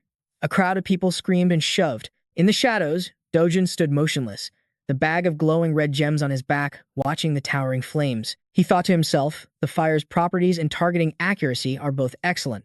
"Kurak, isn't this flame impressive even to you? You must be very pleased. After all, you were the strongest fire mage on the continent." Dojin gripped his sword, his eyes cold and hard. Just then, Hyun-gu let out a soft sigh. He turned back, his voice low. "Wait a second." Seon-gu stood beside him, watching with a suspicious gaze. Hyun-gu stared at the strange, twisting black and purple tear in the sky. "The rift. It's strange." The moment he finished speaking, his partner suddenly shouted, "What?" The air began to vibrate, and fragments of energy fell like sparkling dust around the expanding rift. From the distance, the sound of hurried footsteps grew louder. Seon-gu charged forward, his eyes locked on the sky ahead. "Look at the sky." "What's happening?" "The rift." He froze, his eyes wide with a terrifying realization. "The rift!" Hyun-gu screamed in shock. "The rift is disappearing." The dark purple tear in the sky slowly began to fade away. The energy twisted, then vanished as if it never existed. Beneath the bright moon, Dojin calmly ascended the steps. He paused, tilting his head to stare silently where the rift had just closed. Breaking news. The new rift that appeared in Mappo vanished early this morning, exactly 29 days after he walked into the breach. The Hero Association, who had predicted a massive monster wave, was stunned by its sudden disappearance and is now launching a full investigation. At the same time, a mysterious fire erupted near the rift's location, engulfing a local scrapyard in flames. Civilians gathered below, their eyes glued to the giant screens on the skyscrapers. A buzz of conversation filled the air. "That guy, that hunter named Seo, he must have died after going into that rift, right? Serves him right. Common sense says you stay away when a gate opens." But another person interjected, "Still, someone lost their life. Do you have to be so cruel?" The first man scoffed, "Don't be naive. If that gate hadn't closed, Seoul would be a war zone right now." He pulled his hood over his head, moving silently through the crowd. Listening to their chatter, he thought, if it's truly gone, does this mean I'll never see the world tree again? A shame. But maybe it's for the best. Dojin glanced at the sky, pulling the brim of his hood down to shield his eyes. He muttered, "Right. I still have things I need to protect." His steps came to a halt before a corporate building. In a corner of the stairwell, two goons were chatting. The taller one took a drag from his cigarette. "That bastard finally kicked the bucket. Guess the old woman and her kid are finished," his partner agreed. "Of course. The boss isn't a normal guy. He'll squeeze at least 10 times their worth out of them." The smoker let out a vile laugh. "I don't care about the old hag, but the little girl. She could grow up to be a real looker." I'm sure the boss already has his own plans for her. Suddenly, a voice called out, "Hey." The two thugs whipped their heads around. Jun emerged from the shadows, bathed in the faint glow of an exit sign. "Where is your boss?" he asked. Outside the building, a luxury sedan pulled up. A polished dress shoe hit the pavement, followed by Jang Seo, who stepped out humming a tune and smoothing his hair. A wide grin spread across his face. That pest is finally gone. I can finally get a good night's sleep. Kim, what's on the schedule for today? Yonggu flipped open his planner. Lunch with CEO B, sir. The evening is currently free. Jang Seo shot him a sly look. Is that right? Then contact Madam Kang. Tell her I'll be stopping by tonight. And to get the new girls all dolled up, Yonggu bowed his head. Yes, sir. The two of them started up the stairs towards the office. Suddenly, a figure flew past, startling Jang Seo. Right before his eyes, one of his own men slammed into the wall, crying out in pain. Jang Seo froze in terror. Before he could even process what was happening, another kick sent him sprawling to the floor. Jun stared down coldly as Jang Seo coughed in agony. He commanded, "Crawl here," like a dog. The man couldn't stop shaking. Sweat poured down his face like rain. Jun casually sat in the director's chair, slamming his feet onto the desk. His patience was wearing thin. He addressed the kneeling Jang Seo. "Did you not hear what I said?" The man obediently began to crawl towards the desk. Then came Jun's deep, chilling voice. "Bark. A piece of trash like you doesn't even deserve to be treated like a human. Bark like a dog." Jang Seo kept his head down, hesitating. But when the wheels of the director's chair scraped closer, he let out a terrified woof, woof, woof. Tears and slobber flew from his face as he continued his pathetic barking. The other two goons knelt with their faces pressed against the wall. Hearing their boss's barks, they were too terrified to even twitch. Jun rolled his chair right up to Jang Seop's face and gave another order, louder. He acts so submissive now, but he's the type to stab you in the back the second he gets a chance. Huang Jang Seop. Do you really think this is my first time dealing with a rat like you? Jang Seop slammed his forehead to the ground, begging for his life. Please, spare my life. I'll be as loyal as a dog. Silence. Jun roared, kicking him squarely in the face. Blood exploded from the man's nose. Jun then called out, "You, the one with the glasses." The subordinate flinched. He declared to Yonggu, "From this moment on, you're the boss. Stop working like a dog under a piece of garbage like him. Getting rid of your own boss isn't a big deal for you people, is it? You have my permission. Do it." Yonggu bowed deeply. He stammered, But sir, our boss has powerful connections. If I suddenly take over, people will know something's wrong. Instead, please spare him. Just this one time." Even as he spoke the words, Yonggu was drenched in a cold sweat. Jun scoffed. "Why are you hesitating? Just stuff him in a drum and dump him in the ocean. Or crush him at the scrapyard. Isn't that your specialty? If you really don't want to do it, I can always just toss all of you into a gate as monster feed." At those words, the entire group recoiled in terror. Jang Seop reacted first, slamming his head on the floor over and over. "Please, just let me live. I'll work like a dog for the rest of my life. I swear it. I'm begging you." Jun glanced down at the pathetic man, thinking, eliminating Huang Jang Seo right here would certainly clean things up nicely. Jun let out a short breath, muttering, "Have I gone soft?" He extended a hand. "Fine." A wave of pure joy washed over Jang Seop's face. A glimmer of hope ignited in Chang Sop's eyes. With a trembling hand, he reached for the man before him. "I have been a fool. From this day forward, I will serve you." But as he spoke, his eyes widened in sheer terror. Flames suddenly erupted from his hand. He let out a blood-curdling scream. Jun stared him down, his voice ice-cold. "This is your final chance." He pulled back, and the fire vanished, leaving behind a charred, severed hand that dropped to the floor. Jun turned his back, leaving Chang Sop writhing in agony, his arm now a smoldering stump. But he left him with one final warning. "If even a single scratch appears on anyone I care for, all of you will meet your maker. You will guard them 24/7 for the rest of your miserable lives." And with that, Jun was officially an entity who had vanished, gone with the rift itself. Meanwhile, at a fast food joint in the city, Jun sat with Undong, clad in a dark gray hoodie. The hood was pulled low over his head, his gaze locked onto the phone in his hand. On the screen was an article confirming that the government, the Hero Association, and the media had all declared him dead. He scrolled through the news about his own demise. Finished, he simply shut off the phone. The dark screen reflected his completely blank expression. Telling them I'm alive, he thought, would only bring disaster upon myself. He rested his chin on his hand, a small smile forming as he watched Undong's cheeks puff out with every bite of her hamburger. Chang Sop will find us a new home soon enough. We can take our time moving. Undong, still happily munching away, suddenly looked up at Dojun. With crumbs still on the corner of her mouth, she beamed at him. That's awesome. We're finally moving, he spoke softly. You can go to kindergarten like the other kids and start school next year. But at those words, Undong's bright expression faded. She looked down, the light in her eyes dimming. Dojun was taken aback. What's wrong? You don't want to go? In a tiny voice, she replied, the other kids. They make fun of me because I don't have parents. Her words hit him like a physical blow.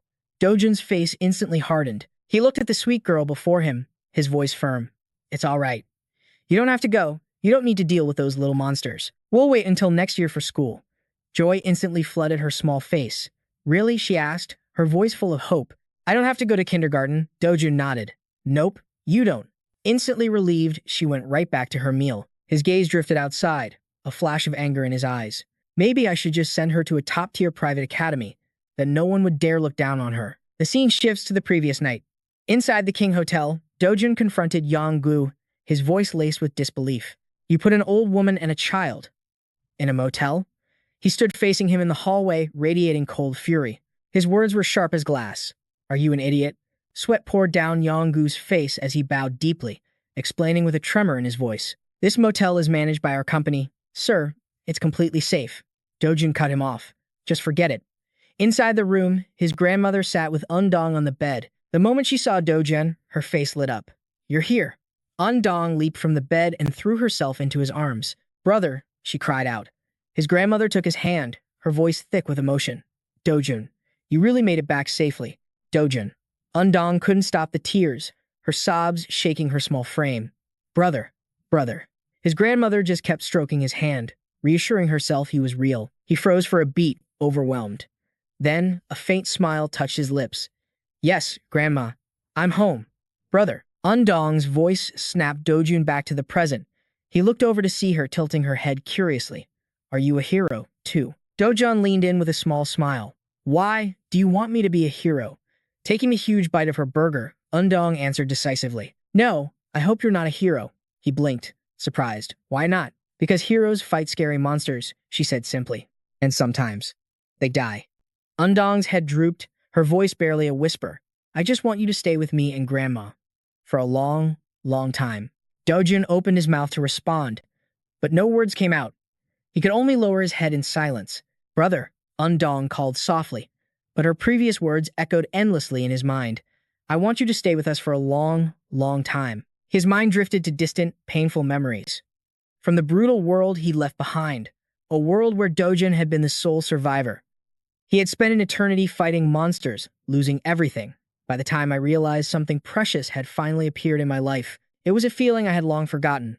His mind flashed back to the reunion with his grandmother and Undong. He thought to himself, here, in this place, I think I can finally live a quiet, happy life. And I will protect this happiness no matter what. The next day, patrol helicopters soared high above the city. At the headquarters of the Korean Hero Association, a powerfully built man stood by the window. He spoke without turning to the secretary, bowing respectfully behind him. You've really found nothing. This was Tae Hwang, founder of the Korean Hero Association and director of the World Hero Federation. His secretary's voice was quiet. No, sir, we haven't found a single trace. There's no information regarding the current status of the rift. I apologize. Tae Hwang's voice was grave. How utterly disappointing. That means the rift that vanished on its own could reappear without warning at any moment. Hearing this, the secretary's face grew grim. She frowned slightly. That's right. An unexpected variable could be disastrous, like a sudden monster wave. Before his secretary could finish, he cut her off with an icy tone. Watch your words. Tae Hwang turned, his eyes glaring at her. His voice was laced with anger. Considering the public's safety, this was a fortunate outcome. The secretary immediately bowed her head. My apologies, sir. I misspoke. Tae Hwang was one of the world's 100 most revered heroes. They say he could win the presidency with the highest vote count in history if he ever decided to run, and Tae Hwang could easily topple the nation's largest corporations if he so desired, but his interests were not in politics or business. His purpose was the safety of the people and preparing for the cracks. With his hands clasped behind him, Tae Hwang strode towards his desk. He glanced at his secretary, ordering her, even if it takes time, investigate everything thoroughly again. She bowed her head in response. Understood. After a brief pause, she continued her report, and the residents in the crack zone have agreed to sell their homes. Tae Huang gave a slight nod. I see. Good. He gave a quiet order. Pay them more than the market price so they don't feel cheated. It might offer some small comfort to those who have lost their families. With that, Tae Huang turned to his computer. He leaned toward the screen, letting out a soft grunt. A world map was displayed, marked with several red circular icons. Observing the glowing points, Tae Huang muttered, "They're saying these cracks are appearing simultaneously in other countries too. Something isn't right."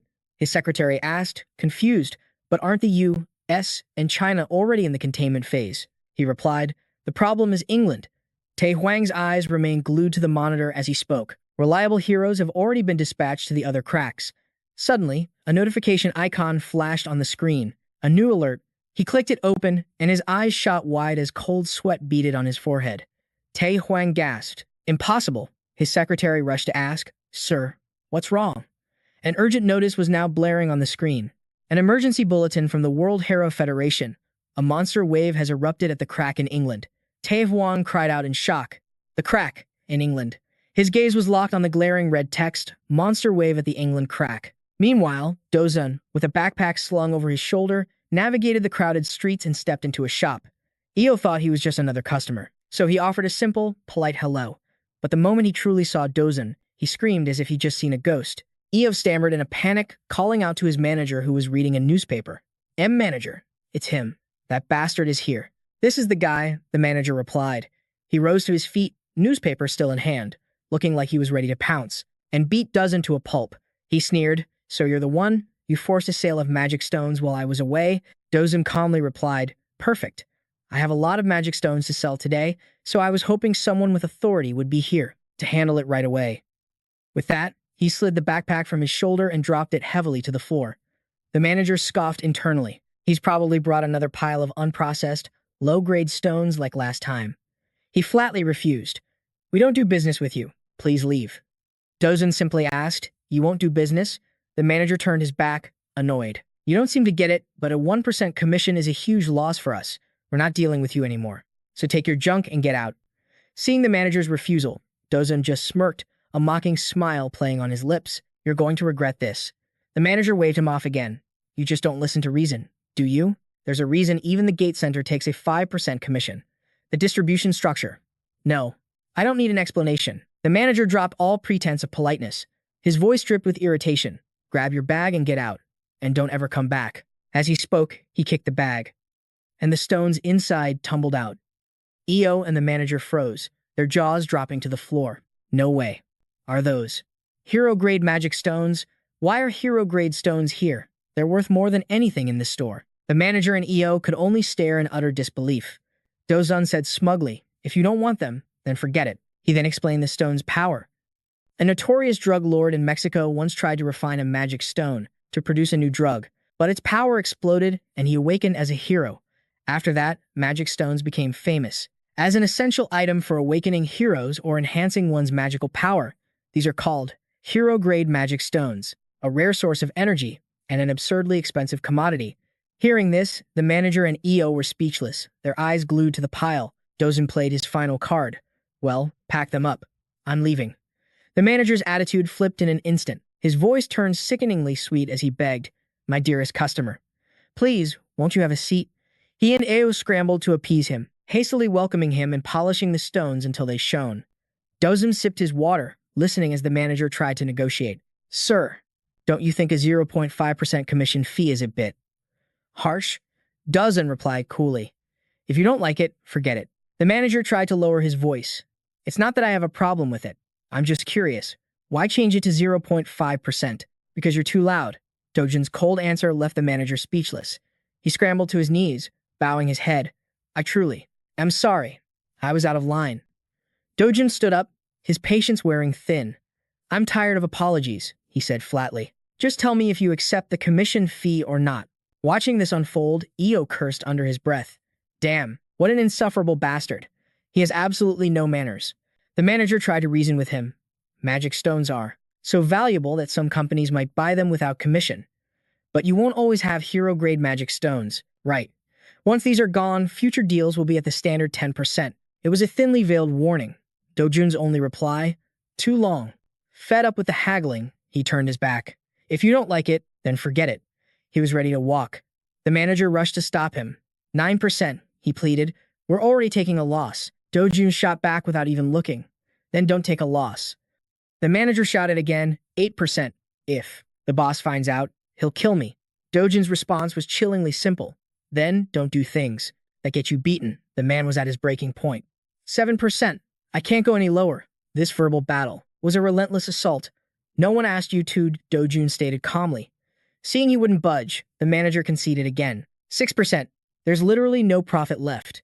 But Dojun just fired back. How can a merchant survive without making a profit? Even Io looked on with helpless pity for the manager.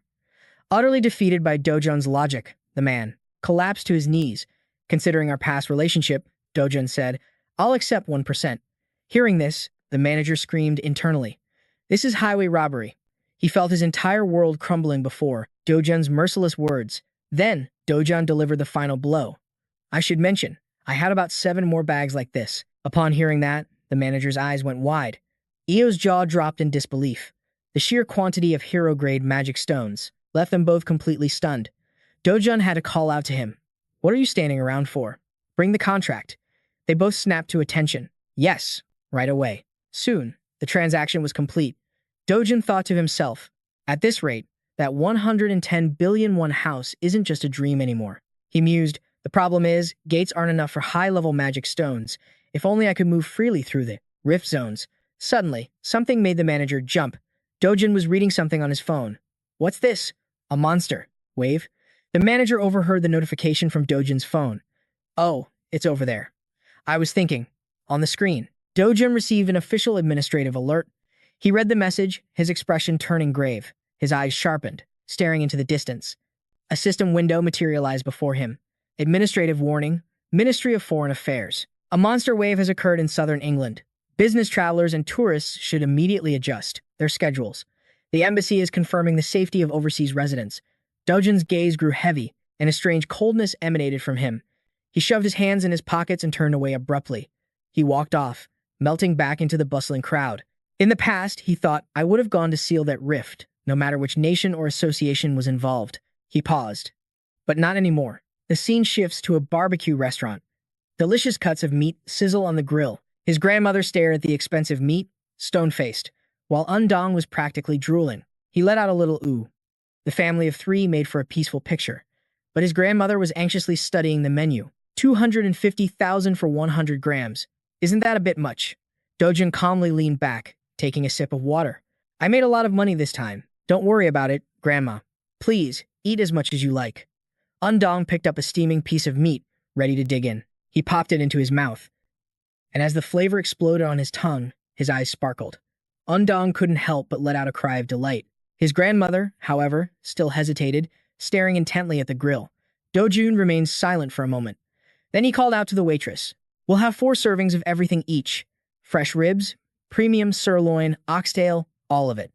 His grandmother couldn't help but ask, Isn't that too much, dear? How can we possibly eat all that? A bright smile spread across Dojun's face. Let's just eat our fill tonight. You too, Grandma. She let out a long sigh. Oh, my. Undong speared a piece of meat and held it out to his grandmother. Grandma, this is amazing. You have to try some. Hearing that, she finally relented. She took the bite, relaxing into the meal.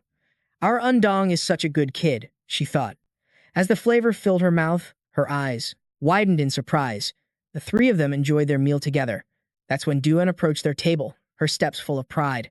With every move she made, all eyes in the restaurant turned to her. Mr. CEO Dojun, she called out, making him turn. Duan looked down at him with an air of superiority. Can we talk for a moment? She asked. Without waiting for a reply, she continued. So, you're the hero. Before Dojun could even process it, before the manager could even finish, Dojun cut him off sharply. Can't you see I'm having a meal with my family? His gaze was icy. If you have something to say, come back after I'm finished. Hun Juwon was left utterly speechless. She grit her teeth in frustration. I'm Hun Juwon. Don't you know who I am? But Dojun simply turned his back and continued eating. She had no choice but to agree, thinking to herself, who is this guy that he dares to ignore me like this? The scene shifts to the waiting area, where Hun Juwon sits patiently. Without a word, she drew the gazes of all the men around, who secretly glanced her way, their faces blushing. Even the women couldn't help but turn their heads. Whispers filled the air. Is that really Han Juan, the S-rank hero and global superstar? Han Juan? You're right. She definitely belongs on the list of the world's top 10 most beautiful heroes. The murmurs soon turned to questions. But who is she waiting for? Someone who can make Han Juan wait? Who could be that important? They had no idea she was lost in dark thoughts. Seo Dojin. 2 months ago, he entered a gate for the first time, and he came out alive. People suspected he had awakened then, but he was presumed dead in the recent Demon God Rift incident. But he's alive, and eating right in there. Han Juan recalled his severe gaze. Just one look, one word from him made me tense up. She couldn't help but tremble at the thought. But a newly awakened person reaching S rank in less than 2 months? Even the oil tycoon CM, who bought magic stones by the truckload, took 5 years to reach S rank after awakening. She swallowed hard. There's no way that guy is in S rank. He must have some kind of special ability. The sound of a table scraping the floor broke the silence. Dojin and his family of 3 emerged, looking satisfied after their meal. Undon exclaimed happily, "I'm so full." Just then, Han Juan stepped in front of them. But suddenly, another figure blocked their path. A flicker of caution appeared in Dojin's eyes. Kang Chiol sneered, "Well, what do we have here?" Seo Dojin. "So I wasn't imagining things. How the hell did you crawl out of that gate?" He roared. "I knew you were a cockroach." His fists clenched with raw power. "But I never thought you were an actual immortal bug." Han Juan watched, completely shocked. Kang Chiol is doing this in front of everyone, his entire body tensed, radiating a terrifying aura. The grandmother hugged Undong, trembling behind them. Dojin paid him no mind, turning away. He looked at Han Juan. "You said you needed to see me, right?" She was taken aback by his calmness. Kang Chiol glared at her. "Huh? Han Juan?" "What?" Dojin spoke with a steady voice. "I'll hear you out, just take care of my family for a moment." She asked, "What exactly do you need?" Dojin glanced behind him. "Just call a taxi and get them home safely." A look of panic flashed in Han Juan's eyes, as if she'd just witnessed the unbelievable. His face darkened, his eyes brimming with killing intent. "I have some debts to collect." Across from him, Kang Chiol let out a horrifying, amused laugh. At a different restaurant, Han Juan helped the family into a cab. She said gently, "Don't worry, please get in." Before the car left, she waved. "Goodbye to you too, little one." Han Juan smiled and said her farewells. As the car drove away, the scene returned to the restaurant. A full-blown brawl had broken out. Dojun stood fearlessly in the middle of it all. A thug he just struck was sent flying. The man screamed, "You son of a bitch." A waitress, seeing the tension, tried to intervene. "Hey customers, if you do this in here." She trailed off, frozen by the thug's knife-like glare. He snapped, slapping the waitress across the face. In that instant, Dojun stepped in to protect her, his voice a low warning. "Get out." The thug went ballistic, screaming, "You want to die? You really want to die, you bastard." Suddenly, Dojun moved. It was so fast the thug had no time to defend himself. A single punch from Dojun was enough to shut him up for good. However, this only made the man lose all control. He glared daggers at Dojun, who growled. "Kang Chul," his voice dropped. "You led me to that gate. You locked me in there to die, didn't you? We have a lot to talk about."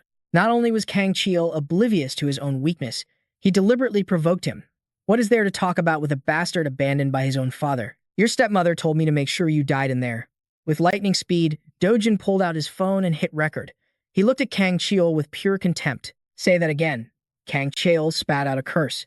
He clenched his fists in fury, his voice a vicious snarl. "Say what?" "That your stepmother told me to let you die here, Seo Dojin." As he spoke, he lunged toward Dojin. A cold glint flashed in Dojun's eyes. He raised one hand and blocked the attack with unbelievable ease. The simple move was enough to send Kang Chiel stumbling backward. The man stared in disbelief. My punch was deflected. Dojun, however, had no intention of showing mercy. With a single push, he sent Kang Chul flying across the room. Dojun seized the opening and charged forward, his sharp eyes locked on his target. The two turned the restaurant into a war zone. The waitress was pale with fear, unable to speak. "The police number." "What's the number for the police again?" As she fumbled with her phone, it was suddenly snatched from her hand. Han Juan smiled calmly. "Please, don't worry. I will handle this." The waitress, still shaking, could only reply, "Yes, thank you." John watched from the sidelines, her mind racing. Kang Gu was a B-rank hero, yet he was being completely dominated. She instinctively took a step forward. B rank wasn't enough to explain this. No, he had to be A rank, or even higher. But for an A rank to have such overwhelming power, was that even possible? As Dojun moved in for the final blow, John's voice cut through the air. and he froze mid-motion. She warned him that if he went any further, his life would be over. Dojun's eyes narrowed in deep thought. Finally, he released his grip on Kang Chu. John could only let out a sigh of exasperation. "Just how much do you even know about Kang Chu?" she demanded. Dojun simply tilted his head. "I think I know everything that matters." "And why is that so important?" John let out a heavy sigh. "It's beyond important. Because his cousin is the S-rank hero, Kang Yeon-pyo." Dojun's response was chillingly calm. "I know. So what?" The reply completely floored John. She silently reevaluated the man before her. He already knew. And yet he still had that completely unbothered attitude. This man was dangerously reckless. John tried to patiently explain. "The only reason that scum Kang Chil-yu gets away with everything is because Kang Yeon-pyo has his back. That's why what you just did was so unbelievably dangerous. I'm aware of the bad blood between you two, but thinking Kang Yeon-pyo will just let this slide is a fatal mistake." Seeing Dojun's indifferent expression, John faltered. "Kang Yeon-pyo, aren't you afraid of him?" "Ah, speaking of that," Dojun cut her off. "The fact that you know so much about me is starting to get on my nerves." His gaze turned cold and lifeless. An unnerving silence fell between them, making John feel a genuine chill of fear. Nearby, the waitress looked like she wanted the ground to swallow her whole. "You said you'd take care of this for me," she whimpered. The air was thick with tension. In that moment, Dojun had become truly terrifying. He stared at her with pure malice. But John refused to back down from his oppressive aura. She met his gaze head-on, her mind racing.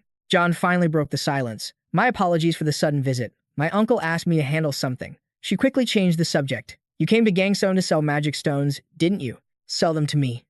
Dojun raised an eyebrow. "How many?" John's answer was firm. "All of them.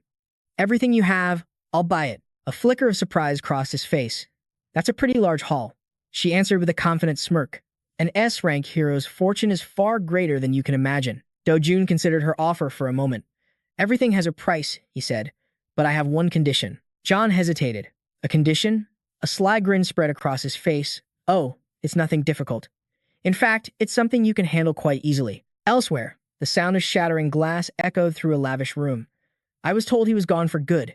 Hee-ju seethed with frustration, that he entered a new fissure and wouldn't survive. Manager Lai stood nearby, bowing his head in submission. Manager Lai stammered, "My apologies." Even the Hero Association believed he was killed in action. Her voice dripped with fury. "Enough with the excuses. What are you going to do about it?" He quickly shifted gears. "Ah, well. There is another matter to report. Dojun has taken his revenge on Kang Chu-yu." Hee-ju's eyes narrowed. "Kang Chu? What happened to that worthless trash?" Manager Lai continued his report. Could it be that Dojun knows something? A flicker of fear crossed her face. If her husband or father-in-law heard about this, it would become a massive problem. She could probably manage to smooth things over. But if this leaked to the press, the corporation's stock price would absolutely plummet. This must be stopped, whatever it takes. She issued a swift command. "Block all media coverage, gag the press." And that includes the Tay Group. W Group will pull their ads and cut all ties, and tell the police to keep their mouths shut. "Do it immediately." He moved quickly, returning moments later. "The police and the media have been silenced, ma'am." Hee-ju let out a sigh of relief. "Woo, excellent work, Manager Lai." He leaned in and whispered, "But you know this isn't a permanent solution, don't you?" Which brings me to my point. Kang Chu's cousin is Kang Yeon-pyo. She scoffed. "The Kang Yeon-pyo I know?" Kang-gu has a reputation for being absolute garbage, even among other heroes. Everyone thinks Kang Yeon-pyo cherishes his cousin, but in reality, Kang Chul-yu is just the dog who does all his dirty work. Manager Lai explained, "If the police and the media get their hands on Kang Chu, it's not going to look good for Yeon-pyo either. So it seems they've already made their move." Hee-ju made a decision. "First, we need to meet him face to face. Arrange it as soon as possible." "Yes, I understand," he replied. She then asked, "And Director Huang Chang-sik of HCS Capital, has he betrayed us?" Manager Lai confirmed, "Yes. The word is he's looking after Dojun's family." Hee-ju's expression turned thunderous. "Get Prosecutor Park on the line. Now. He dared to abandon me for the other side. He will pay dearly for that betrayal." A total of 37 rift zones exist in South Korea. Of those, 5 have now stabilized into permanent gates. The remaining zones can only be entered by heroes officially scheduled through the Hero Association. The guard handed back her ID card. Identity confirmed. Hero John. "We wish you a safe expedition." With that, John's party moved swiftly inside. Dojun noted the single entrance. Even for a hero as famous as John, security was tight and her identity was checked thoroughly. Inju spoke with amusement. Well, John, for you to be the one suggesting a rift hunt, now that's a rare sight indeed. Jong In-ju was an A-rank hero from the Korean Hero Association and the master of the Flowered Brocade Guild. John answered evasively, I just had some free time. With nothing left to say, she turned her gaze to Do-jun, who stood silently at the back of the group. She recalled his one condition, let him into the rift zone, and he'd sell her every magic stone he had at market price. His reason? Hunting in the rift simply pays more. Do-jun thought to herself, risking his life in a place this dangerous just for money, this guy was far from ordinary. Still, Uncle's request aside, I need those hero-grade magic stones myself. Whatever, I'm fine with it. The group quietly pushed forward. Jinju pressed on. Seriously, who is that guy? Do-jun replied, just an acquaintance. Jinju scoffed, an acquaintance? You really expect me to buy that? Is he a potential boyfriend? Do-jun explained, it's not like that. I just owe him a small favor, and this is how I'm repaying him. Jinju was stunned. A favor? An S-rank hunter like you owes someone a favor? John hesitated. Well, it's a long story. Suddenly, something felt terribly wrong. Do-jun's eyes darted around seriously as the group looked up in horror. A monster was diving straight for them from out of nowhere. It's a cockachus. Jinju yelled, quickly barking orders. Jinju and Do-jun, defensive formation. Seo Yunho, aim for its legs. But in an instant, Do-jun leaped into the air, flying directly at the beast. She screamed in shock as everyone watched, completely stunned. They couldn't possibly predict what he was doing. Do-jun calmly focused his power. First one down, he said. The appearance of a cockachus right at the gate had caught them all by surprise. Jinju cried out, the first monster appears right as we enter the gate. As it began its attack run, he casually dropped his bag to the ground. Do-jun turned and yelled the order again. Jinju and Do-jun, hold the line. Target its legs. But Do-jun shot forward in a blur, moving so fast that a whirlwind of air erupted behind him, kicking up a vortex of dust from the ground. He launched himself high into the sky, the force of his jump shattering the earth beneath him, sending rock and debris flying like a shockwave. His entire body shot upward, leaving a swirling crater behind. Do-jun appeared directly in the cockachus's path. His eyes blazed with a fiery light as he channeled immense power into a single punch. Fiery energy completely engulfed Do-jun's fist. He swung his arm toward the cockachus. Do-jun's punch connected squarely with its face, sending the massive beast plummeting from the sky. It crashed to the earth with enough force to shatter the ground. He landed lightly, while Do-jun stood behind him, utterly speechless. He knelt beside the cockachus to observe it, its face completely caved in from his blow. The monster lay motionless, its eyes white, clearly unconscious. She and her partner stood frozen, staring with absolute astonishment. He stammered from behind her. What was that? He took it out in a single hit. Do-jun replied calmly, not yet. He raised his foot, gathering his strength. This, Do-jun said, stomping down hard on the cockachus's head, is how you make sure it's dead for good. The brutal act left everyone with a look of shock and caution. Jinju turned to John. What is he? Do-jun replied, he's just a very strong person. She grabbed Do-jun, shaking her. Are you serious? He defeated a cockachus in a single blow. How many hunters can actually do that? Do-jun adjusted the glasses on her head and answered, if it's just taking one down, I could do it, too. Why would you even say that? Jinju threw a mock punch at him to illustrate the scene. You saw it with your own eyes, don't try to downplay it. He was hit head-on in mid-air without even trying to dodge and went down in one strike, she continued. That bird is no ordinary monster. Do-jun glanced to the side, her eyes filled with caution. She looked at him and thought, who is this man, really? Just then, Do-jun was pulling a knife from his bag. Do-jun announced, Chi, we're changing the plan. She unhooked her glasses and hung them on her collar, turning away. I'm going to the central zone for a bit. Her statement startled both of them. Do-jun approached Do-jun and said, hey. He was currently carving up the cockachus's corpse. He pulled a red gem from its body and replied, I have no intention of sharing with those who didn't contribute. His words left her speechless. Do-jun snapped back in anger. I wasn't planning on asking for a share. Do-jun stored the gem in his pack. She added, a man of your skill seems out of place here. Care to go deeper? He heard her and let out a small laugh, looking at Do-jun with a face full of interest. Sounds like fun. He gripped his knife tightly, his eyes eager for another challenge. Hearing that, she turned to leave. I know this terrain well, so I'll lead. Keep up if you don't want to get lost. Do-jun watched from below. As he stood and slung his pack over his shoulder, Do-jun suddenly accelerated, unleashing a gust of wind that slammed into him. A storm of wind, dust, and leaves swirled toward him. Do-jun watched her silently. He dropped into a crouch, one knee bent, a hand on the ground, a perfect runner's stance. In the next instant, Dojun also shot forward in a flash. The force of his takeoff was so powerful it tore the ground apart. Wind, earth, and debris blasted the party members behind them, forcing them to shield their faces. Jinju watched Dojun's fading silhouette and said, "If Duan is a bullet, then that man is light. Pure light." The man behind her whispered, "The guild." "Leader, aren't we going?" she asked. He replied, "You think you can keep up?" "Of course not," she admitted. Easier said than done. Indu sighed and said, "It's fine. We're just the background crew today. Let's just hunt around here like usual." The rest of the team agreed in unison. "Yes, sir." The group spread out, watching all directions. Left, right, and rear were covered. But she stood before the Kosa's corpse. Indu stared at it, a thought crossing his mind. An A-rank hero is already revered by all, but her face was He realized that in front of an S-rank, even an A-rank is utterly insignificant, and Duwon was the same. Indu couldn't hide his apprehension when he thought about that man. Meanwhile, Duwon was tearing forward at incredible speed. She glanced back while running, but saw no one behind her. Should I slow down a bit? She wondered. Suddenly, Dojun appeared right behind her. "Can't you go any faster?" he asked. The sudden voice made her jump out of her skin. With a startled yelp, Duwon lost her footing and tumbled forward. He zipped past, giving her a puzzled look. She was in shock, her mind racing. "What?" He caught up to me. "But my speed is ranked second in all of Korea." Duwon stood there, completely dumbfounded. As Dojun also stopped, he turned back and said, "You're slower than I expected.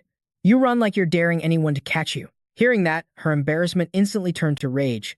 She stammered, shouting, "Who said anything about daring someone to catch me?" Duwon bent over, hands on her knees and face flushed red. She glared at Dojun. "When have I ever acted like that?" He just stood there, one hand in his pocket, the other shielding his eyes as he casually scanned the surroundings. In the distance, a colossal mountain pierced the sky. Its peak was lost in a thin veil of clouds, its slopes rugged and its cliffs sheer. A dense forest, so thick that light could barely penetrate its canopy, surrounded the mountain's base. "Hey," Dojun said. She looked at him quizzically. "What's over there?" Duwon followed his gaze to the mountain. "That place," she began to explain.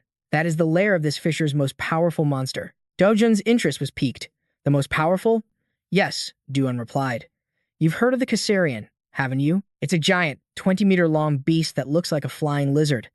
Don't even think about fighting it. You need at least 3 S-rank heroes just to take one down." He heard her warning but kept his eyes on the mountain.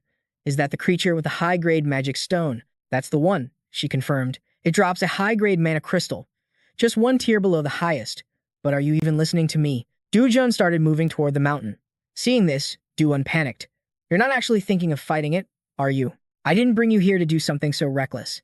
But before she could finish, he shot forward like a bullet. Duwon could only stare, her jaw hanging open. Holy crap, what does he think he's doing? She frantically gave chase, screaming, "Stop right there." They moved at blinding speed, leaving a massive cloud of dust and leaves in their wake. Night began to fall, casting the mountain in an ominous, terrifying light. Duwon's eyes widened in horror, as if she was witnessing something utterly unbelievable. She froze in her tracks, thinking, what on earth? A colossal dragon, slain and lifeless, lay right in front of her. Sword in hand, Duwon stood paralyzed. What is happening right now? Behind her, Dojin was calmly pulling a knife from his inventory. She looked at him with astonished eyes. The Kassarian is incredibly strong. She remembered the legend of Park Hagen, an S-rank hero famous for hunting Kassarians. Even he, on his very first hunt, went with 30 A-rank heroes, and every single one of them died. Only Park Hagen himself barely managed to survive. After that defeat, Park Hagen gathered another S-rank hero and 200 A-rank heroes to launch a massive war of revenge. Everyone attacked with all their might, launching magical restraints at the Kassarian. The chains bound its legs and horns, enraging the beast. Once it was restrained, Hagen and his comrades charged in for the kill. The Kassarian thrashed wildly, roaring as it tried to break free. It struggled desperately, trying to slaughter the heroes swarming it, but the sheer number of hunters was too overwhelming. The Kassarian was finally subdued. In the end, Hagen succeeded in his hunt. Everyone cheered and celebrated their victory, but the cost was devastating. Most of the heroes who participated had perished. In fact, the aftermath was so catastrophic that Park Hagen's super guild, Sweet Life, took a full 3 years to recover its strength. While Duon was lost in these shocking memories, Dojun was already carving up the Kassarian's corpse. He glanced over at her with an icy expression. You realize you contributed nothing, right? Dojun stated coldly. His words snapped her out of it, sparking her anger. Yet she remained rooted to the spot, a single thought echoing in her mind. If I hadn't seen it with my own eyes, I would never have believed that this man. Duan vividly recalled the moment Dojun fought the Cassarian. When she witnessed it, she was too stunned to even speak. He took down the infamous Cassarian with a single blow. Dojun held the monster's massive heart in his hand, observing it in absolute silence. He stored it in his inventory and turned to her. I don't need a guide anymore. Slinging his bag over his shoulder, he turned to leave. From now on, I'll act on my own. Wait, she called out. Aren't you going to take the Cassarian's byproducts? Besides magic stones, there are fangs, claws, and other materials valuable for research. Hearing this, Dojun's footsteps halted. He turned back with a slight smirk. Those don't make money. Hyun was left speechless by his blunt reply. Turning to leave again, Dojun gave a casual wave and said, It's more efficient to just hunt other monsters for their magic stones. Just take the byproducts. Consider it your guide fee. She watched him silently for a moment. Hyun replied, I don't need it. As the sun began to set, casting an orange glow, a group of figures stood deep in the forest, gathered around several large bags. The sacks of loot were piled together. Aina and two others stared in stunned silence, their faces etched with pure astonishment. One of them turned to Aina and said, That man. He borrowed 3 of our largest backpacks and came back with them overflowing with magic stones. Are you kidding me? He continued, This is the amount our entire guild would need at least 20 hours to hunt for, right? Looking at this haul, it's more like 3 whole days of nonstop hunting. He sighed deeply. Just who in the world is that guy? Nearby, Dojun leaned against a large boulder, watching them in silence.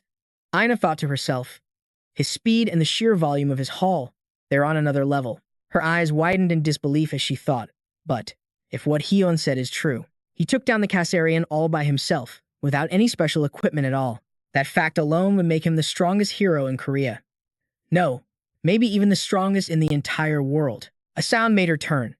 Dojun was approaching, another massive sack slung over his shoulder. He casually dropped it to the ground with a heavy thud. As Dojun calmly opened the new bag, she and the other hunter whispered, Whoa, he brought back another full load. Even if we told anyone about today, they wouldn't believe us, would they? They'd just call us crazy. From a distance, Hyam called out, Let me be clear. Don't say a word about this to anyone.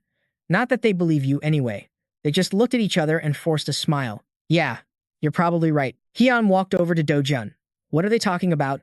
Ina and the others were too far away to hear anything. Her teammate asked, They're totally getting to know each other, right? Like, dating? Another replied, Looks that way. We should have known when Hyun brought a strange man along. It takes a man of his caliber to not be overshadowed by her. Huh. Someone else chimed in, and they look good together. 2. A real power couple, right at a glance. But then, a thought struck Ina. Wait a second. Calling it dating feels a little strange. She watched them, thinking, That man treats Hyun so casually. I can't believe anyone would act that way around her. Just then, Dojun tossed a bag right into Hyun's hands, leaving Ina completely stunned. After handing over the bag, he simply turned and walked away, leaving everyone staring after him in confusion. One of the hunters shouted, What the heck? He's just leaving? Without even a goodbye. Hyun didn't know how to respond and just mumbled, yeah. Ina approached Hyun. What about all these backpacks? Did he just leave them? Hyun explained, I told him that if word got out about him defeating the Cassarian, he'd become famous instantly. He said fame is a hassle, and told me to take care of all this. Hearing that, Ina's face twisted in confusion. What a weirdo. Hyun remained silent, but a faint blush colored her cheeks as she thought, he really is a strange man. The scene shifts. An aerial view reveals orderly rows of apartment buildings.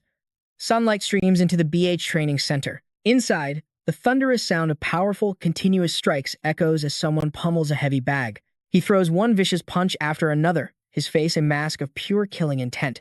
The whites of his eyes are visible, and veins bulge on his cheeks. The relentless assault finally tears the heavy bag open, the sound ripping through the empty room. His eyes burn with an uncontrollable rage.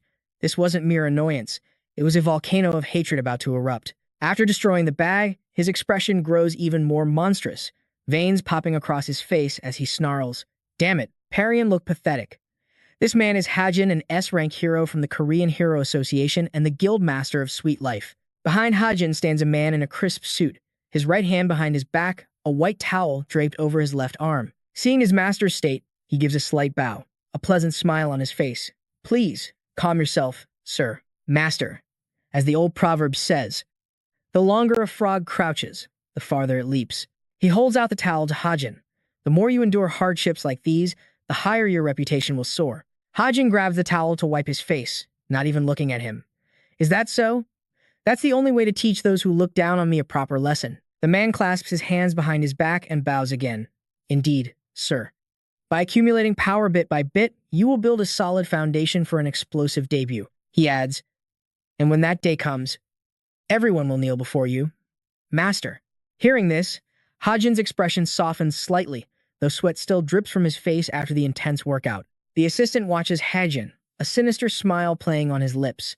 Besides, when it comes to strategies for dealing with the Cassarian, who else knows as much as you do? The guild master, is it? He chuckled, handing him a water bottle. Soon, you'll go down in history as the hero who took down Cassarian with the smallest team on record. The Hero Association might even grant you exclusive rights to hunt Cassarian from now on. Heian took the bottle and smirked. That's right, he let out a laugh. Because no one knows that beast better than I do. His subordinate stood beside him, holding a towel at the ready. On a shelf sat a chrysanthemum and a photo of the guild in its glory days, filled with members. Heian sighed.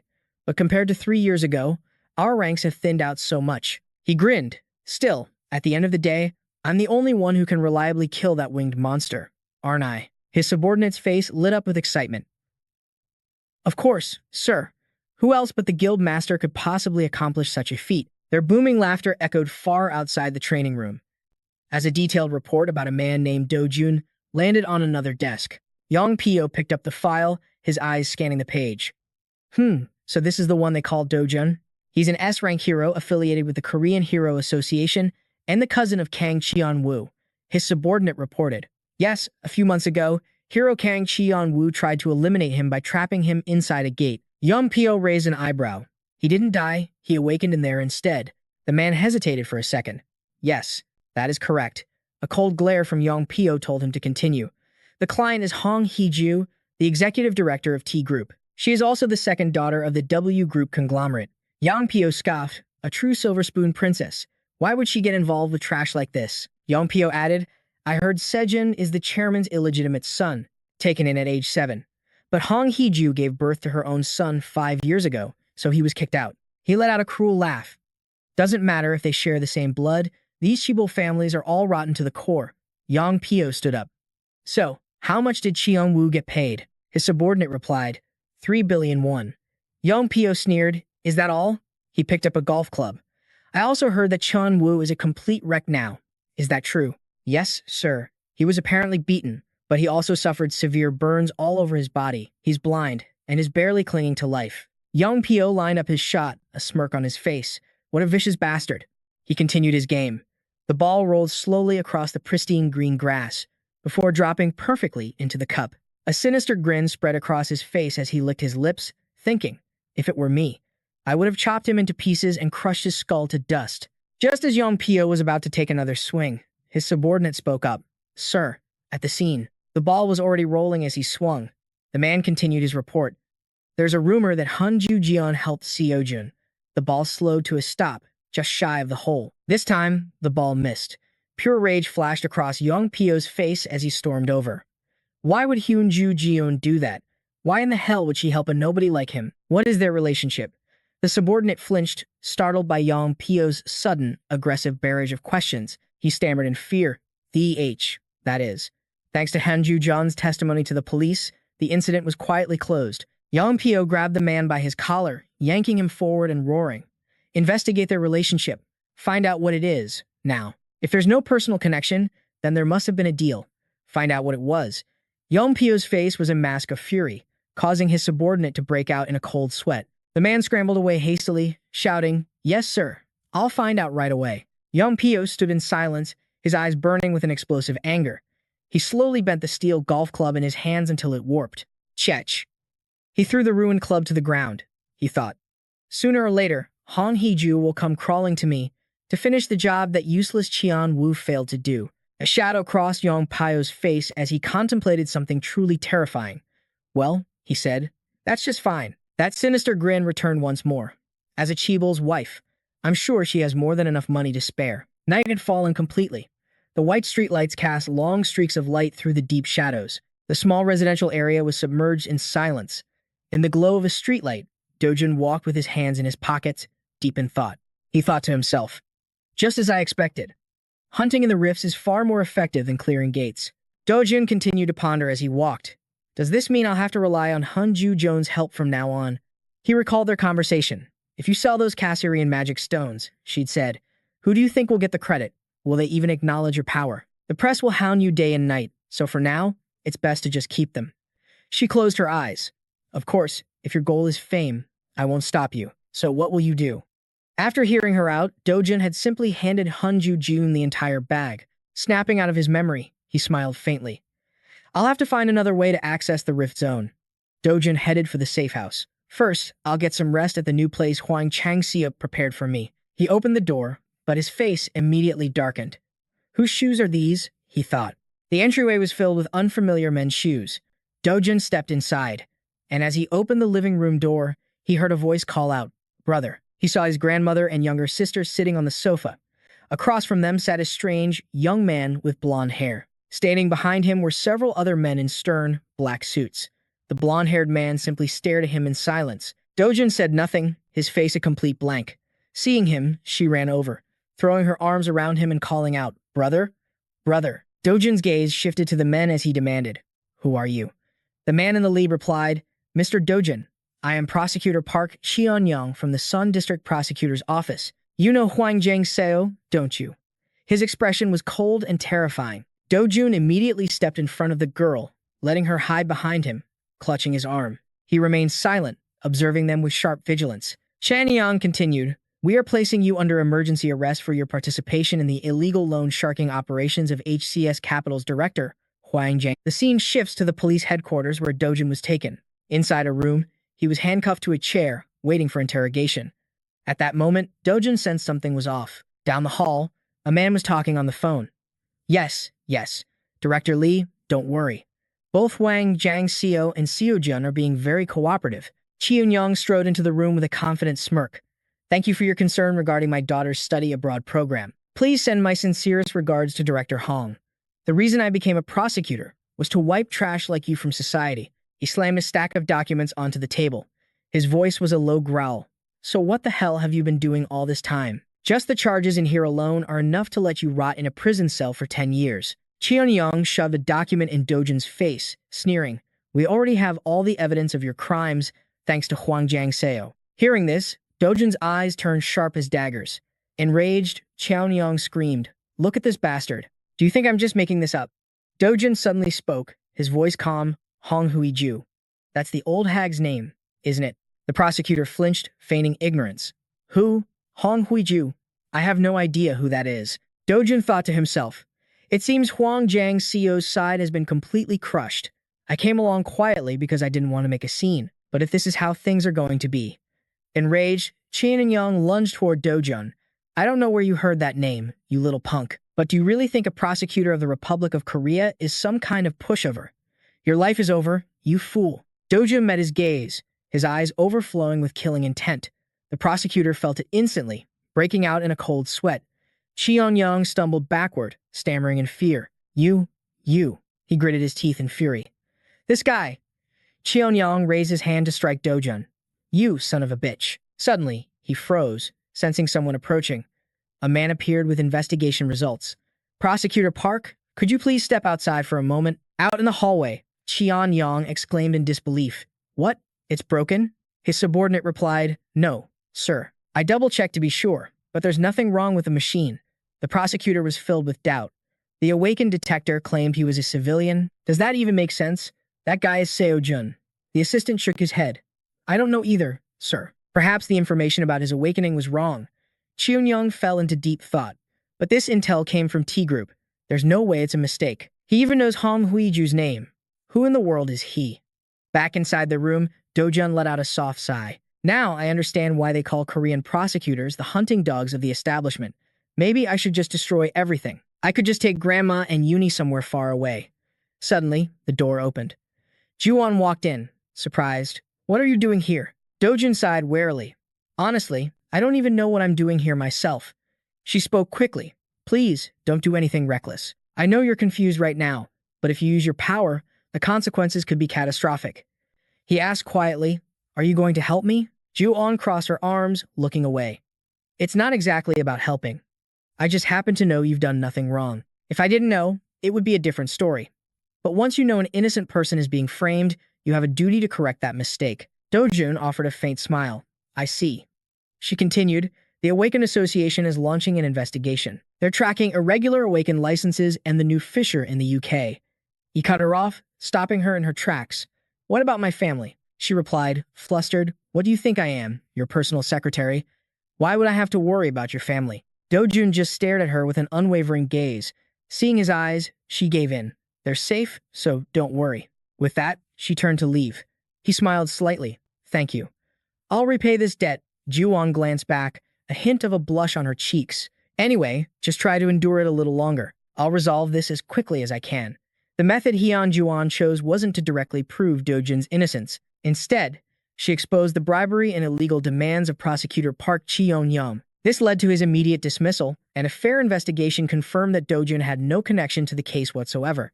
Although, he couldn't completely avoid punishment for possessing an illegal Awakened license. Thanks to Ju-on's passionate defense, even that issue ended with a suspended sentence. A news report came on the car radio. Currently in the United Kingdom, a never-before-seen type of monster has appeared and is attacking civilians. This mantis-shaped monster stands 1.5 meters tall, has 4 eyes, and possesses an incredibly high jumping ability. It's a Makazian, Do-jun stated simply. Ju-on's eyes widened in disbelief. What? How do you know that? This was a new monster species. That name should only be known by the association. A monster's name isn't just chosen at random. Magic stones contain condensed energy along with unique information. By analyzing them, you can learn a monster's name and all its data. In this world, that process is handled by the power of science. But in the world that was destroyed, it was done with the power of magic. In other words, as long as the same types of monsters continued to appear in both worlds, Do-jun already knew most of their names. He answered her plainly. A Makazian can be easily destroyed with red flower ant extract. Ju-on was shocked. Red flower ants? Do-jun explained, it's harmless to humans, but it's an incredibly potent paralytic toxin. If we spray it, the creature will be completely immobilized, just like that one. She chewed her lip, lost in thought. Ju-on's voice grew tense. Do-jun, who in the world are you? He remained perfectly calm, offering no reply. The car continued to speed down the highway. Sweat beaded on her forehead as she asked again, are you even listening to me? Do-jun's voice suddenly turned ice cold. What if I decided to kill you right now? At that same moment, Hee-ju was seething with rage. She gnashed her teeth, biting down on her fingertip in fury. Manager Lee stood beside her, drenched in a cold sweat. That is the current situation, he reported. Hee-ju muttered relentlessly, Heo Ju-on. Why does it have to be Heo Ju-on? Manager Lee replied nervously, we aren't quite sure. What kind of relationship does she have with Do-jun, and how could they possibly know that name? The woman was spiraling into utter confusion. That Heo Ju-on woman? What in the hell is going on? Hee-ju shot up from her chair, screaming, and what was that you said about Do-jun not being a hero? You told me he already awakened. Her balding manager scratched his head and answered, the fact that they know about this. It seems he truly has awakened. Perhaps he has some kind of ability that can fool the hero detector, but that is only speculation. Hearing this, her eyes blazed with even greater fury. Hee-ju pointed a finger and shouted, contact Kang Yong-pyo, 20 billion. No, I'll pay 30 billion. Tell him to get to work right now. Yong-pyo just gave a cold smirk. I won't lift a finger for a measly 30 billion. Double it. His assistant standing next to him asked, isn't doubling it a bit much? The man held up a single finger. You don't understand. From Hong Hee-ju's perspective, I am her only option. Besides, once the job is done, 60 billion will be pocket change to her. And now Heo Ju-on is involved. If we have to face an S rank, I deserve at least that much. His assistant replied anxiously, Heo Ju-on. She is certainly a dangerous opponent. Suddenly, Yong-pyo slammed his foot onto the table. The explosive sound terrified the assistant into silence. Yong-pyo leaned in, his voice dripping with menace. This fool doesn't get it at all. You think all S ranks are the same? I could crush someone like Heo Ju-on in 20 minutes. The assistant's face turned pale. Yes, sir. The man let out a sinister laugh and asked, has the association responded yet? His assistant hesitated. They said they cannot increase the pay. Due to the local conditions in England, the association has publicly stated they are carefully selecting which heroes to dispatch. Yong-pyo turned away and cursed. Damn it. They're just putting on a show so no one complains that the pay is too low. Those bastards at the association are the real gangsters. When do we leave? His assistant quickly answered, the flight is in 3 days, sir. They've scheduled a joint transfer with the Japanese heroes. Young Pio looked intrigued. Oh, Japan, is it? I was planning on meeting Taki anyway. Yang Pio stood before the large window, deep in thought. Makazian. A new monster with no known weakness. So if I'm the one to find its weak point, my value will skyrocket. The scene shifts to the city of Cambridge, in the United Kingdom. Monsters rampage everywhere, hunting down citizens through the streets. With attacks coming from all sides, people fought back with everything they had. England's team of heroes stepped onto the battlefield. A Makazian opened its terrifying maw and raised its claws. It dove toward the ground with incredible speed. The three heroes below scattered instantly, dodging the assault. The team immediately launched their counterattack. They surrounded the Makazian, striking it from every angle. Powerful explosions rocked its body, followed by a clean slash across its neck. The Makazian instantly disintegrated into a pile of ash. Its massive body collapsed to the ground. The three heroes approached to inspect the remains. They were completely exhausted from the fight when suddenly, one of them sensed a new presence.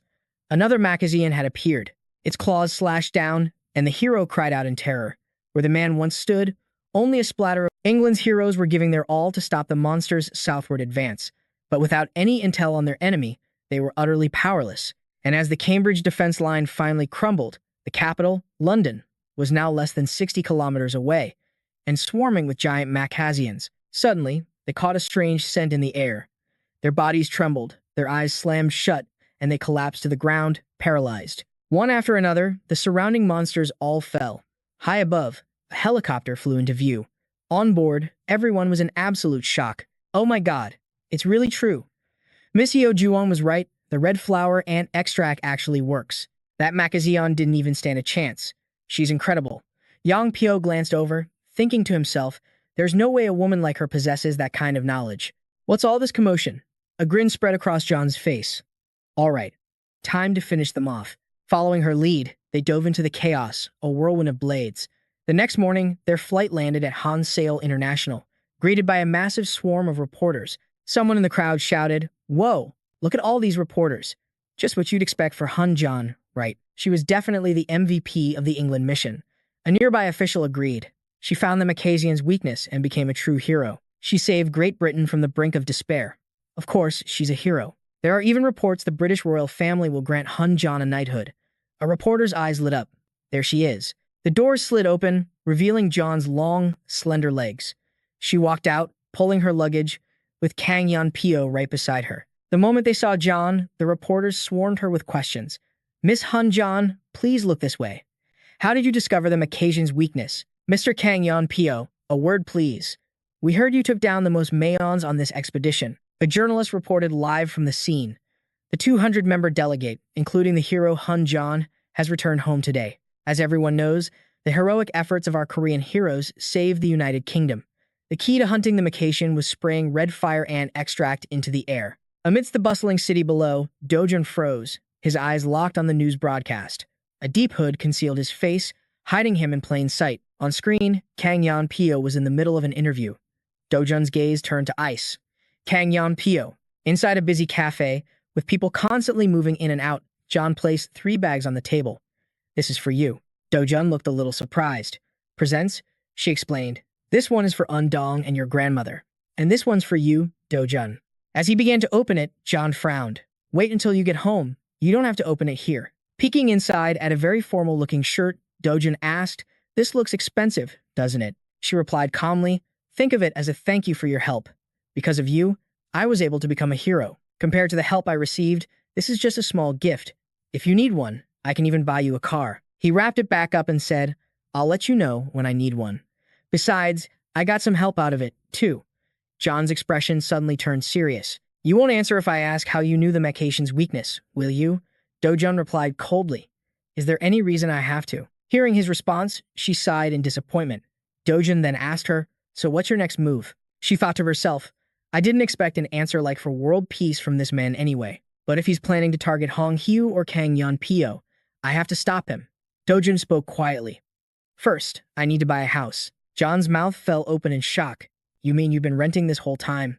The scene changes to a lavish outdoor party. Beautiful women are enjoying themselves at a poolside.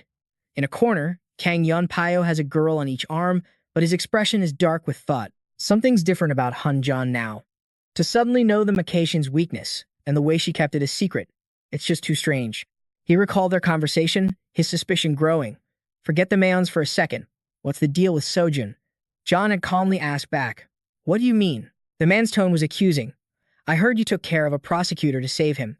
You were also with him when he turned Cheon-gu into a madman. She removed the towel from her eyes, her voice turning cold.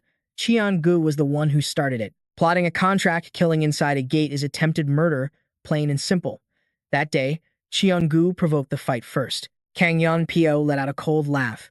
That idiot Cheon-gu dying over a few bucks is his own damn fault. But he was still my cousin, which means I have every reason to get my revenge on Seo-jun. John's eyes became incredibly cold, but he met her gaze with his own icy stare. Then, John suddenly sounded weary. Do whatever you want. I'm not going to get involved. Kang Yeon-pyo was taken aback. Oh? So your relationship wasn't anything special after all? She continued. In any case, there's no need for me to interfere. He was a bit confused by her words. No need to interfere. For her to say that herself. That Seo-jun kid must be hiding something. The scene shifts to England. Long Sutton. The Strawberry, an area recently devastated by a monster wave. The British Hero Association is sending teams into the gate to collect as many magic stones as possible. Before the second wave hits, several hero teams have already been dispatched. A guard spoke up. Such a shame. If we just had some of that red fire ant liquid, even D-rank hunters like us could take down a Macation. The man next to him replied, You're right. If we could have stopped the last wave, this place would have become a gold mine for magic stones. Once a monster wave occurs, the gate can no longer be closed. I heard it won't be Macations next time, but a different kind of monster. The fact that we don't know what's coming out makes it even scarier. I heard an entire country was wiped out because of something like this. His partner suddenly tensed up, noticing something. What is it? You see something? The first soldier said. No, it just feels like someone is walking out. His partner was skeptical. Didn't the attack squad just go in? It's only been 5 hours. Come on, stay sharp. We have to guard this place carefully. Civilians will definitely try to sneak in for the magic stones. Suddenly, the gate began to tremble violently. The two men stared in absolute horror. From the gate's shimmering depths, a terrifying figure emerged. His eyes blazed with light, radiating an overwhelming bloodlust. The two guards panicked instantly. That's no hero. Not with that outfit, those scars. Quick! Report to HQ now. The mysterious man raised his hands, creating a blinding ring of light. Instantly, the two guards were yanked into the air. He strode past them without a second glance. What the hell is this? One of the guards drew 3 knives. You bastard. He hurled them with all his might, but they were effortlessly deflected by the glowing rings surrounding the intruder. A disappointed sigh escaped the man's lips. Pathetic. He simply clenched his fist, and the two guards were crushed in midair. The intruder raised a hand swirling with sinister energy. His nail grazed the air itself, causing space to fracture before him. A digital display materialized, showing a mere 19.26%. A look of pure disappointment crossed his face. 10 years have passed in this world, and I haven't even reached 20%. Is this a failure? To fully open the spatial rift, I'll need to raise the mana concentration first. The dying guard choked out a final question. Who are you? The man only offered a chilling smile, and the guard's body disintegrated into nothing. First, I must exterminate these weak insects. Meanwhile, nestled in a vast forest, lies a modern complex in Paju, South Korea. A young man approached with a casual stride. His name is Do-jun, and he walks with his eyes closed, sensing everything around him. Suddenly, his eyes snapped open. He glanced to the side, surprised, as a strange gust of wind swept past him. In an instant, a grotesque monster materialized, radiating danger. It was followed by countless more, which began to swarm and circle him, but Do-jun remained completely unfazed. He reached out a hand, sensing their presence. 26 of them, within a 100-meter radius. Do-jun's eyes held a defiant glint. Let's see how many of you can survive this. Instantly, a powerful aura erupted from his palm. He slammed it directly into the pit below. For a moment, there was only silence, but it was the deafening calm before a raging storm. Then, a chain reaction of explosions ignited from within. A split second later, the ground itself erupted in a devastating blast. Even Do-jun looked a bit surprised, watching silently as monster parts rained from the sky. Then, a satisfied smirk spread across his face. The scene shifts to a towering skyscraper. Inside a lavish office, an old man calmly asks, All right, tell me about him. The man beside him chose his words carefully. He is an extremely difficult young man to handle. He then continued his report. We have confirmed directly from him that he considers himself a hero. The man in the glasses is Min Hong-dae, vice director of the Korean Hero Association. The chairman, Tae Hoang questioned him. But didn't you say he was unmeasurable by our equipment? Hong Di quickly explained. We received no explanation for that phenomenon. The chairman simply listened, murmuring a quiet, I see. Suddenly, another old man slammed his fist down. What an arrogant little punk. When questioned by the Hero Association, he should answer properly. This hot-headed man is Sung Chun, the vice president of the association. Chairman Tae Hoang cut him off. Is there anything else? Did you learn anything more? The man hesitated for a moment. It's not much, but it began with his malicious plan. The hero, Choi Dojun, awakened after a near-death experience inside a gate. He took revenge on the Jew Guild and even single-handedly cleared the new rift in Mappo. His methods may be extreme, but his actions confirm one undeniable fact. His power is absolutely overwhelming. Tae Hoang understood immediately. So, he's a wild stallion, difficult to tame, but a true champion nonetheless. Is that it? Hong Dai continued, and he requested an official hero certification, saying he has a sponsor and wishes to bypass the usual procedures. The chairman was surprised. A sponsor from the association? Hong Di revealed a shocking truth. An S-rank hero. He mentioned the name John. The blunt statement made both old men's eyes widen in shock.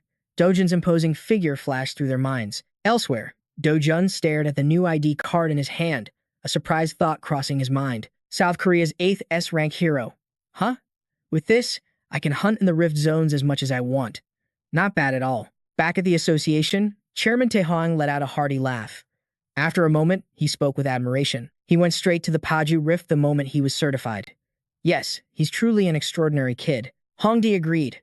Indeed. His initiative is on another level. But Sung Chun just exploded in anger. What kind of lunatic goes into a Tier 2 rift alone? With no guild backing, no partners. Is he insane? The other two men just stared at him in silence.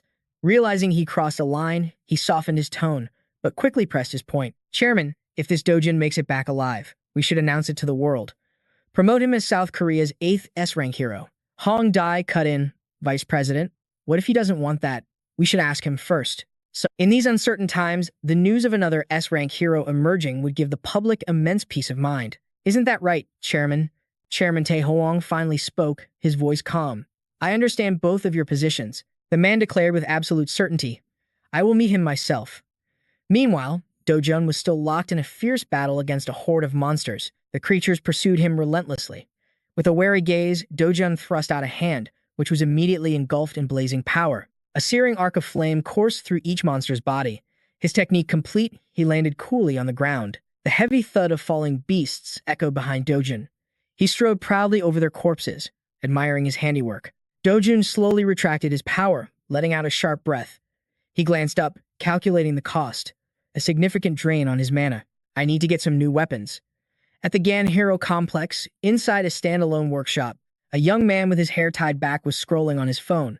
Suddenly, the doorbell chimed, and a voice called from inside. Please state the name on the reservation. The young man dropped a bag on the counter, stating, I want a weapon made from this. Minho casually dismissed him. Reservations only. Find another shop. Annoyed, Dojun shot back. I heard every place is booked solid. Are you the one who's been answering the phone?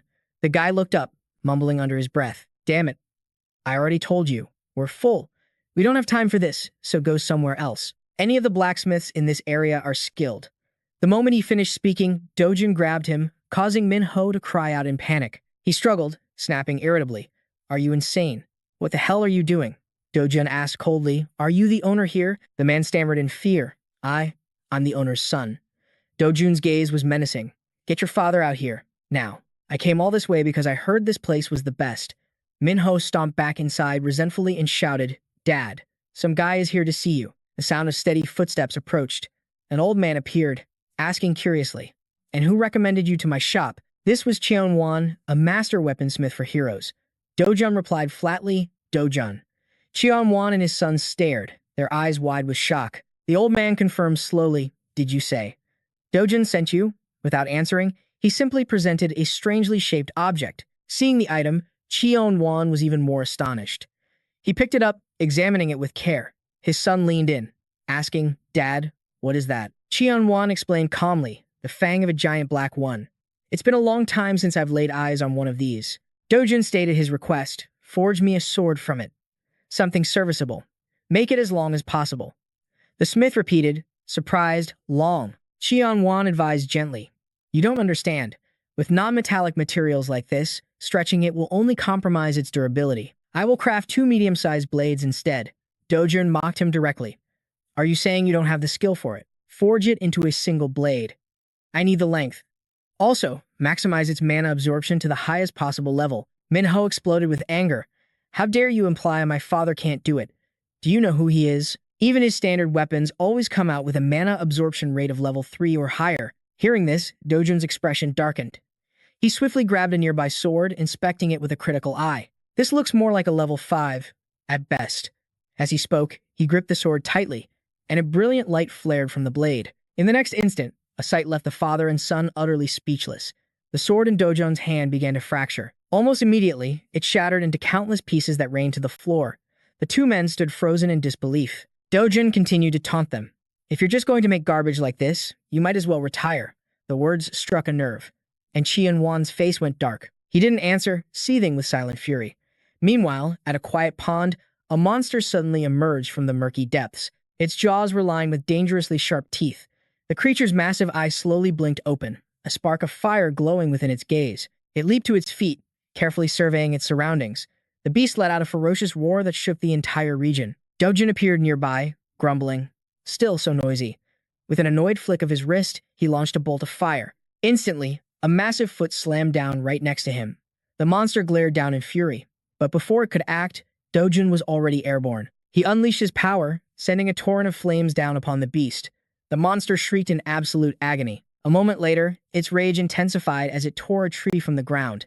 The beast hurled the makeshift weapon straight at Dojun. Luckily, he dodged it and surged forward.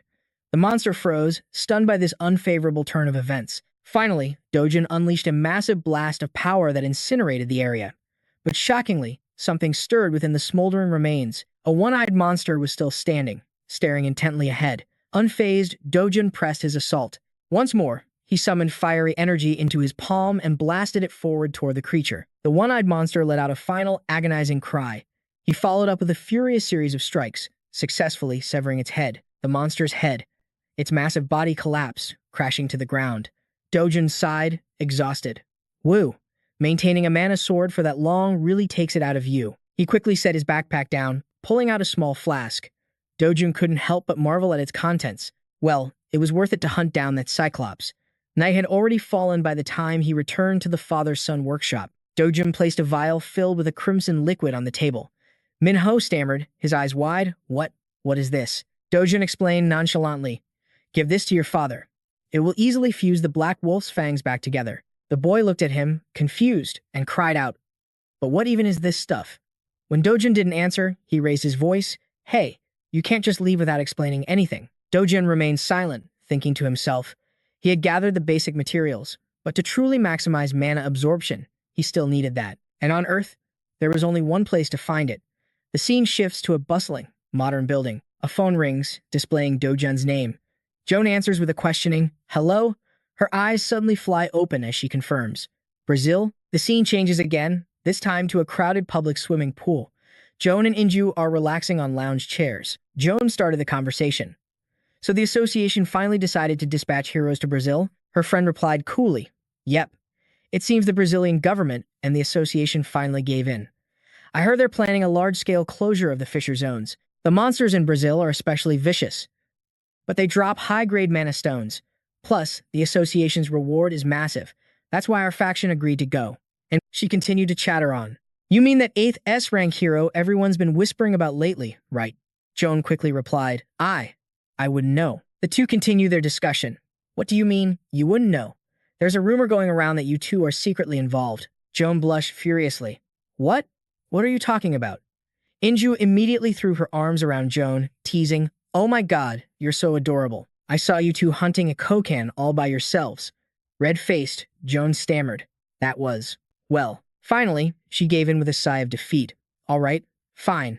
I'll go. Okay, I'll go. Her friend cheered enthusiastically. Thank you. Joan hesitated for a moment. But whether or not he's coming, I really don't know. Back at Qianwan's shop, the old man gasped in amazement. How in the world did he know about this? He held the two fangs, marveling. How could a non-metal material be fused so perfectly, as if it were melted down and reformed? Who would have thought Cyclops' blood could be used this way? Dojun gave the master craftsman a moment to assess the item. A moment later, Cheon Wan made an offer. I'll start on your order now, and I'll try to make it as long as possible. I can probably get it to 180 centimeters. Dojun specified his request. I need a two-handed greatsword, but craft the hilt so it can be wielded with one hand. A weight of around 5 kilograms would be perfect. The old man looked at him with an uneasy expression. Huh, he's suddenly so polite. I thought he was just some arrogant punk, but it seems he knows basic etiquette. Or perhaps, it just shows how much he cherishes his weapon. After a moment of thought, he spoke with renewed excitement. 5 kilograms is incredibly heavy to swing with one hand, you know, especially more than once or twice. Dojun brushed off the concern. Just make it happen. It's fine. How long will it take to complete? Cheon Wan replied, at least 1 month. I can get the mana absorption rate up to level 7. Dojun didn't reply immediately, his mind racing. Level 7. At that level, could it withstand his full power? Dojun's eyes narrowed as he muttered, as I thought.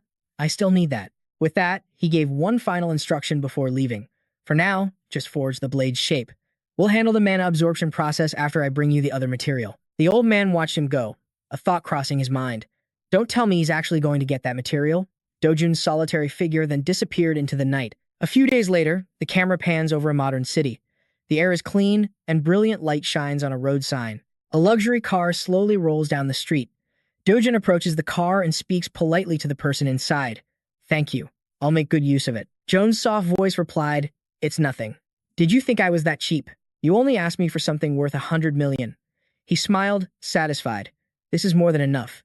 Seeing that rare smile, a faint blush crept onto her cheeks. After a moment, Joan finally asked, So what happened with the Hero Association? Dojun answered casually. They said they were going to make my identity public, so I demanded compensation. She asked, confused, compensation? But Chairman Tae Hwang is a man who values honor. He got into the car, explaining slowly. It seems so. The negotiations failed. Joan's voice was filled with concern. Can't you just try to live peacefully for once? You should consider my position as your sponsor. I'd really appreciate it. Dojun didn't rush to answer. He settled into the driver's seat first, and she sat down beside him, clearly annoyed. Dojun's tone became serious.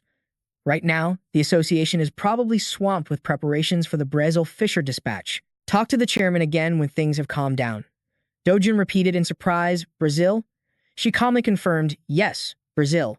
I heard they're going to completely seal off a portion of the Fisher zone. He leaned in, his voice low. Are you going too? As he leaned closer, she shyly pulled back, avoiding his gaze. Where are you going? She asked hesitantly. He immediately answered, I'll go with you. She froze, her eyes widening in disbelief as a deep blush colored her face. At that exact moment, in a completely different place, someone was paralyzed by absolute terror. An accusatory shout echoed through the room. What? More money.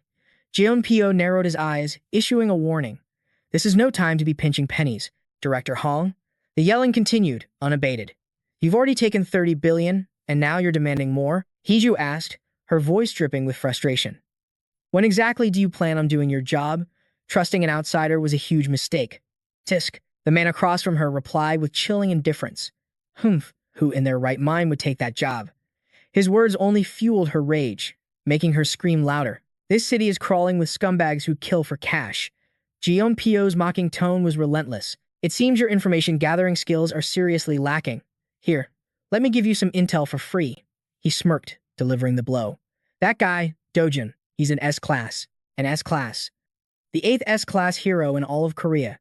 Hiju's voice cracked with disbelief, cutting him off. That useless piece of trash is an S-class? What kind of lies are you spewing now? John Pyo feigned surprise. Huh? You don't believe me? I paid good money for this information. My God, if you don't believe it, just wait until he's dead. As he turned to leave, her voice, now soft and trembling, called out. Wait, please wait. Shaking, Hiju forced herself to confirm the truth. Dojun is really an S-class. If he's an S-class, then I can't possibly handle him myself. I'll pay you more. Just make sure you take care of it for me. A satisfied smile spread across his face. Not just money. It would be even better if you became a long-term business partner. She agreed without a moment's hesitation. Whatever it takes, you must kill Dojun. With that, John Pyo raised his phone. Hiju's anxious eyes were glued to his every move, but Jeon-pyo just calmly scrolled through his screen. He slowly announced, It seems the heavens are smiling on you, Director Hom. Her eyes widened in worry. What do you mean by that? Jeonpyo declared with absolute arrogance. It looks like the perfect opportunity to kill Dojin is about to present itself. The scene then shifted to a plane soaring through the sky. News outlets exploded with headlines about the Brazil expedition, the largest ever deployment of S-class heroes overseas in history. Jeonpyo and Yoon are participating, too. 5 S-class heroes in the Brazil expedition. Inside the plane, Yoon sat with a grim, silent expression. People devoured the news, their comments flooding the internet. The Brazil expedition is amazing. With 5 S-class heroes, this will be over in a flash, so patriotic. Suho is on this mission, too. The praise for the heroes was endless. Sunwoo. I heard Sunwoo is also going to Brazil. That's the guy who single-handedly carried P Group to the top of the financial world. He can smell money like a demon. Is Brazil paying that well? Nearby, Hain trained in silence, his powerful aura radiating like a god's. The image immediately captivated viewers. Hain is definitely just in it for the money. His group, Real FLOP, must be totally broke. The viewer turned to a pensive Yoon as comments continued to pour in. Yoon is going too. He's become a true national hero. He should be resting. You idiot. You have to ride the wave when it's high. Do-yoon is so sexy. Jeonpyo appeared on screen, a thoughtful look on his face. The comment section buzzed with new energy. If even Jeonpyo is going, then Brazil must be paying an insane amount of money. I heard a rumor that any mana stones recovered during this mission will be given directly to the heroes, completely tax-free. Is that rumor true? Finding just one mid-grade mana stone would be life-changing. The man scanned the cabin, his gaze finally locking onto a young man eating noodles. Beside him, Dojin was calmly slurping down instant ramen. The online chatter immediately shifted with curiosity. Who's this Dojin guy? He's a rookie. This Brazil mission must be his debut. He looks so young. They probably sent him along to get some experience.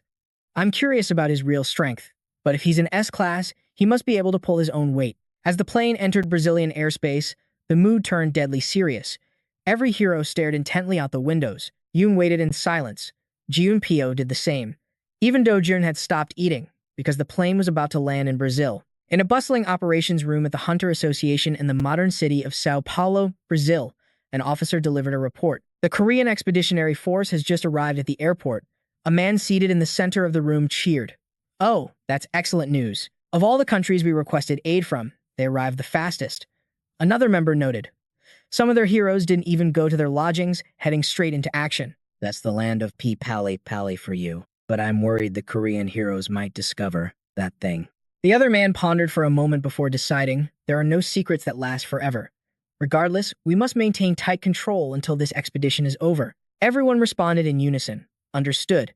Afterwards, the leader let out a heavy sigh, his mind lost in worried thoughts. Brazil's national treasure, the hero Morris, has already fallen. He was killed by an unidentified creature. It wasn't a monster. The being that emerged from the black box was clearly human in shape. What in the world is happening near the Santorum Rift? Elsewhere, the official briefing was still underway. But Yoon was distracted, typing a message. Where are you? The meeting has already started. Dojun replied instantly. On a plane. She looked up, surprised. A plane? But we just landed together. He messaged back. Had to transfer. My destination is far. Doyun was confused. What destination? The final message appeared on her screen. Santorum. She wondered to herself. Santorum, you're going to the most dangerous rift zone, all by yourself.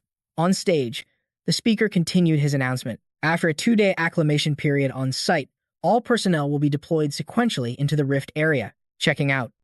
At the luxurious Bomb Hotel, Diane was getting into a taxi. Just as she was about to leave, a hand shot out, stopping her cold. It was Jeonpyo. Where do you think you're going? The official schedule hasn't even started. Diane's face was like ice. I have somewhere I need to be. He pressed her. And where is that? Losing her patience, Diane snapped back. Santorum. A second later, she slammed the door shut and the taxi sped off. Jeonpyo stood frozen, his mind racing. Santorum. The very place the Brazilian Association warned everyone to stay away from. At that moment, near the Santorum fissure, Dojin was already leading the group forward. Diane couldn't hold back any longer. We've come this far, so tell me why we're in such a rush. He answered nonchalantly. I already waited for you. I'm not the one who was late. She shot back, exasperated. No, but if you had given me some warning, you wouldn't have had to wait. Seeing Dojin let out a sigh, Diane relented. Fine, whatever. Just tell me, what is your objective here? Dojin's expression turned serious. Blue Croco. She looked confused. That's it? Just for that? He shot back. Do I need another reason? Diane bristled with anger. Dojun, are you aware that I am 3 years older than you? But his reply was cold. So what? She raised her voice, trying to lecture him. It's not a so what issue. You should be respectful to your elders. But I've been speaking to you formally this whole time, Dojun replied calmly. Just speak comfortably. If you want to make me uncomfortable, then keep using formal language. His words left her speechless. No, that's not. The team members behind them thought nervously. Oh man, he's totally running circles around Diane. After walking a bit further, a young hunter spoke up. Is it really okay to just charge straight into a fisher like this? His teammate shrugged. We've got the hero DN with us. What's there to worry about? The first hunter lowered his voice, still anxious. I know how strong she is, but the one leading us is a rookie. Hearing that, Nam-chun burst out laughing. A rookie? Sure, but there are levels to being a rookie. And when it comes to Dojun, he's probably the greatest rookie of all time. The other two asked doubtfully, is he really all that? Up ahead, Diane was still interrogating Dojun. Seriously, what do you plan to do here? Dojun's answer was vague. What needs to be done? A worried thought crossed her mind. Don't tell me you plan on destroying this entire fissure. Dojun stopped and clarified. I came all this way for an ingredient. Why would I destroy the area? I plan to harvest as much as I can first. Diane wondered to herself. An ingredient? Suddenly, a set of razor-sharp claws shot out from the shadows ahead. A team member instantly activated a defensive shield, blocking the monster's path. Nam-chun roared, snap out of it. Defensive formation. Now, he stared in horror at the creature. It was even more terrifying than in the photos. Its body radiated an aura of pure, deadly intent. The hunters stammered in panic. Wait, isn't this a bit too dangerous? From behind them, a voice shouted out, Get out of the way. A blade sang as it left its sheath. Dojun moved decisively to the front of the group, remembering Cheon-won's words. If you want to get a blue Croco's heart, you can't do it with your bare hands. I'll lend you my prized sword. Use this to get your ingredient. Dojun lowered his stance, and in the next instant, he shot forward like an arrow. He unleashed a decisive slash at the monster, sending blood flying. One moment, the beast was whole. The next, a deep gash ran across its body. The creature was helpless against Dojun's relentless assault. Nam-chun was ecstatic. I knew it. This is the real deal. Meanwhile, the others were completely stunned. What in the world? They watched in awe as the monster fell. He's ridiculously strong. The team pushed on until nightfall, forced to make camp in the forest. A few of the hunters started talking. Did you see that earlier? Dojun took down a blue croco in a single blow. I lost count of how many he's killed by himself since then. He's an absolute monster. Nam-chun whispered. Keep this under wraps, okay? But that's just how he operates. A teammate gasped in shock. He even took down that avian beast. He's definitely not your average hero. Over a crackling campfire, several chunks of meat were roasting. Diane walked over and asked, Are all the blue croco hearts processed? Dojun calmly pointed behind him. See for yourself. Diane wondered, what on earth does he need all those hearts for? A moment later, a new curiosity struck her. Hey, what kind of meat is that on the grill? It doesn't look like beef. He replied casually, blue croco meat. It's actually pretty good. Want some? Diane covered her mouth in disgust. We packed plenty of rations. Why would we eat that? Dojun just picked up a piece and took a bite. If you don't want any, don't have any. He chewed with obvious enjoyment. Inju watched, her face pale, and stammered. Is that really edible? We have so much other food, so why? To her surprise, Diane also reached for a piece, prompting Inju to stop her. Diane, you're not actually going to eat that, are you? She hesitated, then replied. Well, he said it was edible. And with that, she brought the meat to her lips. Diane took a bite without further delay. She covered her mouth, shocked. This is actually delicious. Of course it is. Everyone around them started to take notice. Inju leaned in close to Dojun's ear and whispered, What's your secret? Your secret for making Diane fall for you. She's never dated, but she's not the type to fall for a guy so easily. Come on. What dating trick did you use to make her eat monster meat? Dojun paused, thinking back. Dating? Huh? Was it back during my time at the Imperial Academy? I wasn't even 20 years old then. He was lost in memories of Lady Macrin from the Gren County. Then, in his mid-20s, there was Lady Wenda of the Leslie family and the Hidden Sanctuary, her last moments in this dying world. But that thought was shattered by Inju's sudden scream. Are you even listening to me? What's your secret? Dojun finally turned to look at her.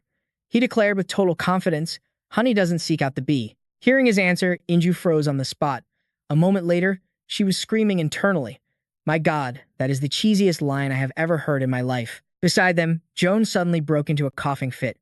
Meanwhile, in the bustling city of Sao Paulo, a subordinate delivered his report. That's everything, sir. John Pill muttered under his breath. I just don't get it. The campaign hasn't even officially started, so why are they moving so hastily? Is there something to gain out there? And to top it off, Dojun, Inju, and even Ryuhua Guillaume are all with him. He turned back to his assistant. Are there any money-making monsters on that mountain? Not that I'm aware of. The man quickly replied, honestly, even asking our contacts in Brazil yields nothing more than that place is extremely dangerous. Hearing this, the man grumbled. Everything related to that Dojun kid is completely unpredictable.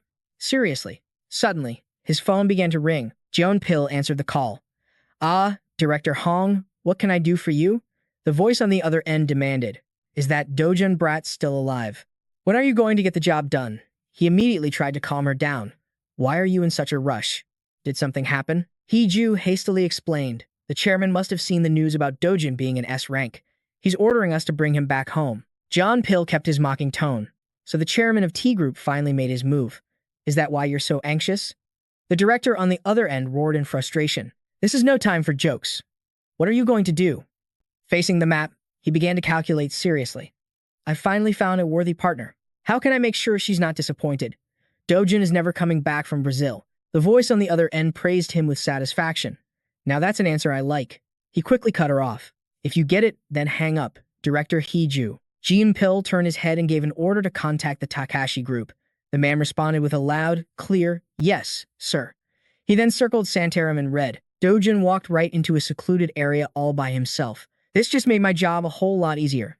Elsewhere, Dojun's team was still on the move. Joan, ever curious, asked again, are you really heading toward the jungle? I heard there's a dangerous monster there. Dojun's interest was piqued. What kind of monster? She replied with a serious tone. A lynx. But contrary to her expectations, he didn't seem surprised at all. So that thing is here too? Joan was stunned. You know about the lynx? Dojun nodded. Of course, I do. Without another word, he continued walking. Trailing behind him, she sighed in resignation. I knew this would happen. Joan shouted after him. I'm not going to stop you, but at least wear this. He looked at the object, confused. What is it? Joan patiently explained. They're earplugs. If you get charmed by the lynx's roar, your mind will be paralyzed. You said you knew about it, right? But Dojun flatly refused. I don't need them. She warned him anxiously. You can't underestimate the lynx. The Brazil Hero Association gave a special warning about being careful around it. Yet, Dojun didn't even bother to look back. In the end, the team walked until night fell. Along the way, Joan kept nagging him to be careful. High above, a beast was hiding in the shadows. Its glowing red eyes stared down, radiating pure danger. The entire team froze in terror, paralyzed with fear and caution. Inju yelled out frantically, It's the lynx. Everyone, cover your ears. Only Dojun remained calm, making no move as he silently observed the beast before him. From its perch, the lynx began emitting a series of disturbing sounds. The rest of the team panicked, covering their ears and trying to keep their composure. Joan looked up in astonishment. Why? Why aren't you covering your ears?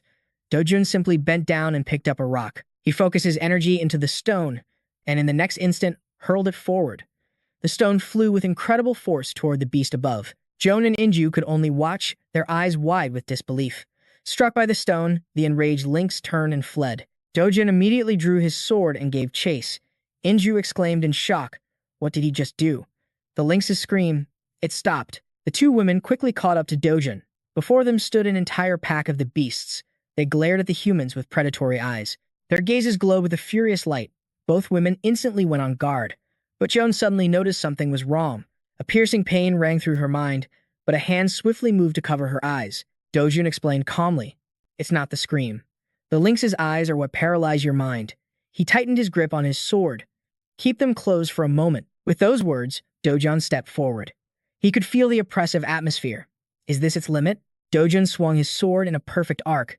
Vandal sword style, first form, Milagros charge. A miracle born from a single point. He unleashed his power with immense force, creating a blazing red orb of fire. The beasts watched uneasily as the fireball gathered energy, growing larger by the second. A team member cried out in awe, what in the world is that technique? It looks incredibly dangerous. Murderous intent flared in Dojun's eyes as his sword unleashed a raging river of flames, forming a brilliant sphere of energy that lit up the dark night. The unsuspecting links that touched it were instantly seared by the terrifying heat. It incinerated all of them, leaving no chance for escape. The light from the flames was so intense, the two women behind him had to retreat. When it seemed like it was all over, Joan stared with wide, astonished eyes. Where the beasts had been, nothing but ash remained. Only a wasteland of scorched earth remained. The Lins were burned to a crisp, the foul stench of their charred bodies filling the air. Everyone was shocked into silence. Ron muttered in disbelief, "No way." Amidst the ashes, a single, weakened monster struggled to its feet. Dojin walked towards it calmly, closing the distance. Its eyes flared with defiance for a moment, but in the next instant, he cut it down with one clean strike. The Lins's head flew through the air. Dojin stared it down with a mocking gaze. What a worthless creature. I'll be taking these eyes. They might come in handy. With Dojin in the lead, his team now ventured into a massive forest. The others followed him with absolute trust. It was clear this man was not only incredibly strong, but also a responsible leader. And as they walked, the people in the back couldn't help but whisper in awe. That was insane. Is he even human? I can't believe it. That was terrifying. That's a level of power no human should possess. He might even be stronger than Sabrian Alphonse C. I'd say he's on par with Ken Lear. Ken Lear, the world's strongest hero? That's impossible. Their conversation died down as they stepped deeper into the perilous woods. Creatures called Andits emerged from the swamp below, sensing their approach. The team scoffed. Looks like these things can't read the room. Well, it's not like Andits have brains. Just then, the monsters charged forward, their massive jaws gaping wide for the kill. Dojin instantly met them head-on, delivering a bone-shattering blow that warped its face.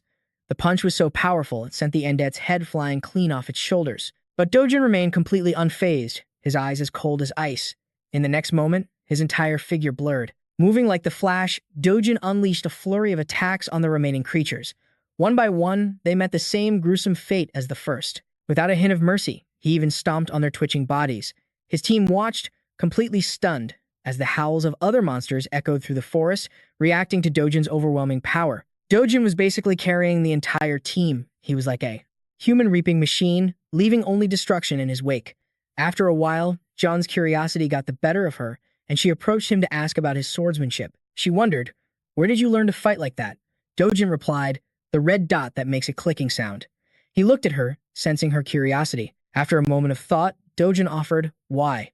You want to learn?"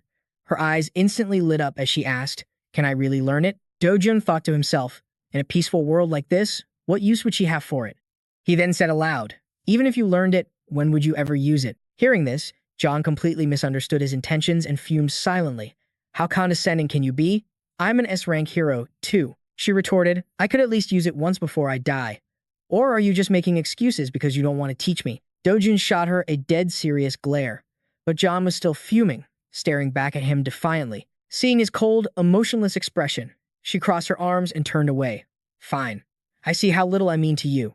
Watching from behind, Inju could only sigh at the bickering lovebirds. She finally stepped in, cutting through the romantic tension.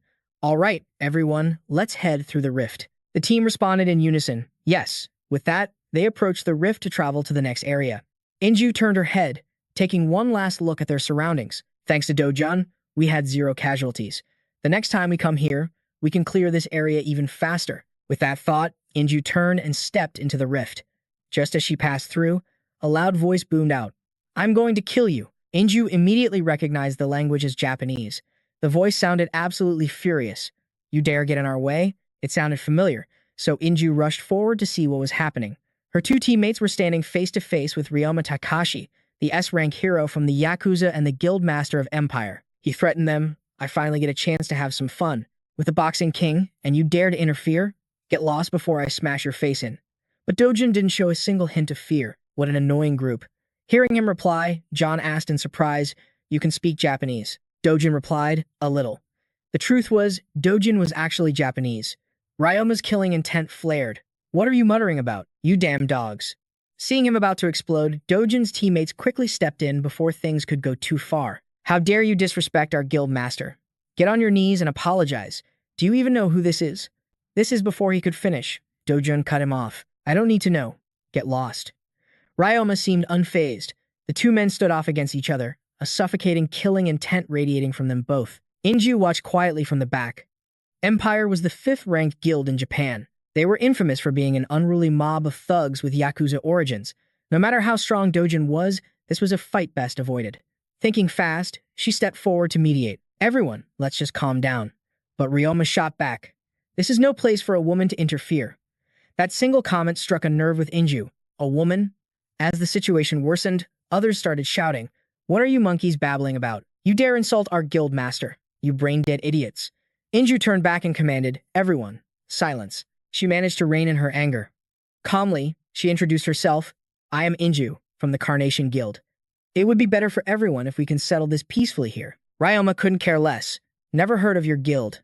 He continued with a demeaning sneer. "What? You meet a man? Don't even. Don't worry, you're next." Ryoma sneered, yanking Junyon toward him. But Dojun stepped in, pulling her away from his grasp. Ryoma met him with a sharp slap to the face. "Get lost," he spat. The thug arrogantly declared, "I've got something special for all of you. I'm gonna kill you anyway, so just behave for a little bit." But Dojun had reached his limit. After tolerating this trash for so long, he wasn't backing down another inch. "Fine by me," Dojun thought. A single, powerful blow sent Ryoma flying backward. The Yakuza thugs were stunned, watching their leader get knocked to the ground. Dojun's voice cut through the silence. "All of you, stay back." He struck first, so this is just self-defense. "This is a one-on-one duel. I don't need any of you minions getting in the way." Ryoma, scrambling to his feet, roared, "Everyone, stand down." He tore off his jacket, revealing a physique coiled with muscle and an overwhelming killing aura. June prayed silently, but not for Dojun. She prayed for Ryoma. "Please, just leave half of them alive." RJ, Daigo, and Sigurd could only watch, frozen in shock. Nearby, John and Inju watched in stunned silence. They saw Dojun move like a blur, charging straight for Takashi. The man was already on the ground, but Dojun brought his foot down, stomping on his head without a shred of mercy. The pain was so intense, Takashi couldn't even scream. Dojun followed up with a vicious kick to the gut, launching the man backward with terrifying force. Stunned, Takashi shielded his face, his mind reeling. He couldn't believe it. Was this guy really that powerful? Who was this monster? This was nothing like the intel he'd been given. He looked up and met Dojun's gaze, a pair of eyes devoid of all warmth. There was only an icy void staring back at him. As Takashi looked into those eyes, his own pupils dilated with pure terror. The thug cursed under his breath. Damn it. He couldn't stay here a second longer. Takashi turned and ran for his life. But in a flash, Dojun appeared right in front of him, blocking any chance of escape. He stared the man down and growled, "Who sent you to start trouble with me?" Takashi could only stammer, unable to form a single word. Dojun continued, "I already have a pretty good idea who it was." Then, he slowly raised a hand toward Takashi's head. The man panicked, pleading, "Please, spare me. Forgive me." Dojun didn't even blink, cutting him off. "You want my forgiveness? Never." With one hand, he delivered a crushing blow to the man's temple. Dojun showed no mercy, finishing him right then and there. Overwhelmed by pain, Takashi could do nothing but take the punishment. Everyone watching was frozen, a mixture of shock and fear on their faces. When the brutal assault was over, Dojun simply tossed Takashi to the ground. He glanced down at the broken man while casually rolling his shoulder. A stunned Inju whispered to John, "I knew something like this was going to happen, but I never thought he'd be taken out in a single blow." Just then, Dojun stepped forward again, stomping on Takashi's head over and over. Inju grabbed John's hand, her voice filled with panic. "He's going to kill him. You have to stop him." Hearing her plea, John rushed forward, shouting, "Dojun, that's enough. Stop. You're going to kill him." It was like Dojun had lost all reason. "I am taking responsibility for my actions," he said coldly. Without another word, John ran and grabbed Dojun's arm, pulling him away. As she did, she scolded him. "What kind of responsibility is this? If you want to be responsible, you don't cause problems like this." "I've met scum like this 1,000 times, Dojun growled. "It's better to just get rid of them." Inju rushed over, grabbing his other arm. She leaned in close and whispered, "Dojun, you don't need to let trash like this get to you. Please, stop." John added, "Look at them. They're already terrified." She then turned to Takashi's crew and yelled a warning. "If you don't want to end up like him, you'll answer straight, and you'll never mess with us again." Renji, Daigo, and Sigurd immediately dropped to their knees, begging, "Yes, sir." Dojun looked down on them, a cold smirk on his face. "Is kneeling all you can do? Now, start slamming your heads on the ground." Not daring to disobey, Renji, Daigo, and Sigurd began smashing their foreheads into the pavement. "Yes, sir," they cried in unison. Then, as if remembering something, he added, "When Yakuza mess up, they cut off a finger, don't they?" A new wave of terror washed over the thugs. They slammed their heads even harder against the ground. "Please, spare us." Dojin continued, "Say it.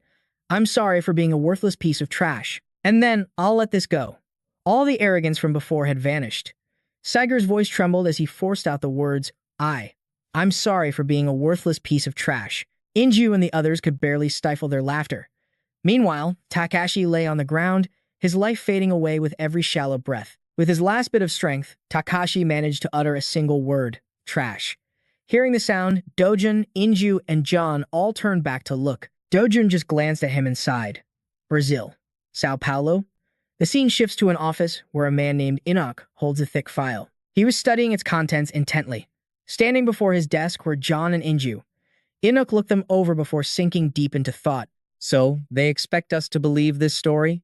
S-rank hero, Takashi. Beaten so badly, he's beyond recovery. And his opponent was a single person. If only Takashi had been injured, it might be believable. But to inflict this level of damage, that's not simple at all. I was still holding out hope that Korea and Japan would cooperate to handle that rift in the mountains. But now, all of that is up in smoke. Enoch paused for a moment before continuing. According to the official report, the Brazil Association had no involvement in this incident. This matter will be handled by the Korean and Japanese Hero Associations.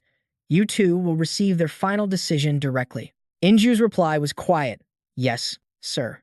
He pressed on. So, have you reached the fissure near the mountain?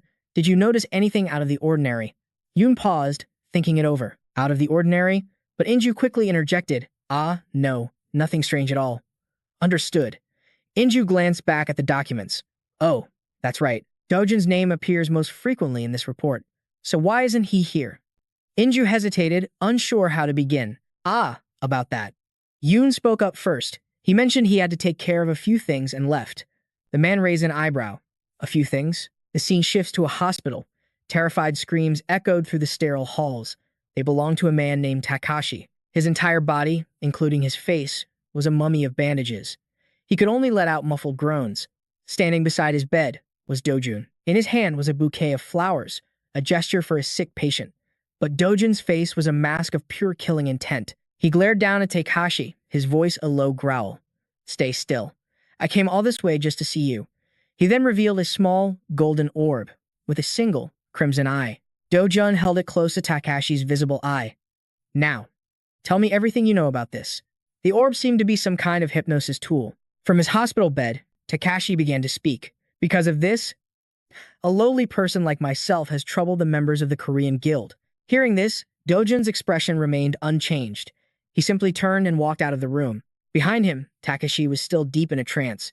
He began to mutter, Die, Yakuza. Die, Yakuza. Just die already. News of the clash between the Korean and Japanese heroes was spreading like wildfire. Takashi had been utterly defeated by Dojun. The incident had been officially confirmed. The public was fiercely debating whether to support Dojun, arguing that violence only breeds more violence and hatred. An exclusive headline read, Will the mysterious hero Dojun break his silence? Meanwhile, in his office, Junkie was sipping a cup of tea. He spoke to Hong Ki. Domestically, information about Dojun is popping up everywhere. Hong Ki looked back at him and replied, It's truly a remarkable phenomenon. I see his name on the news every single day. But is it true that the Japanese Hero Association has halted its investigation? Junkie glanced at his tablet.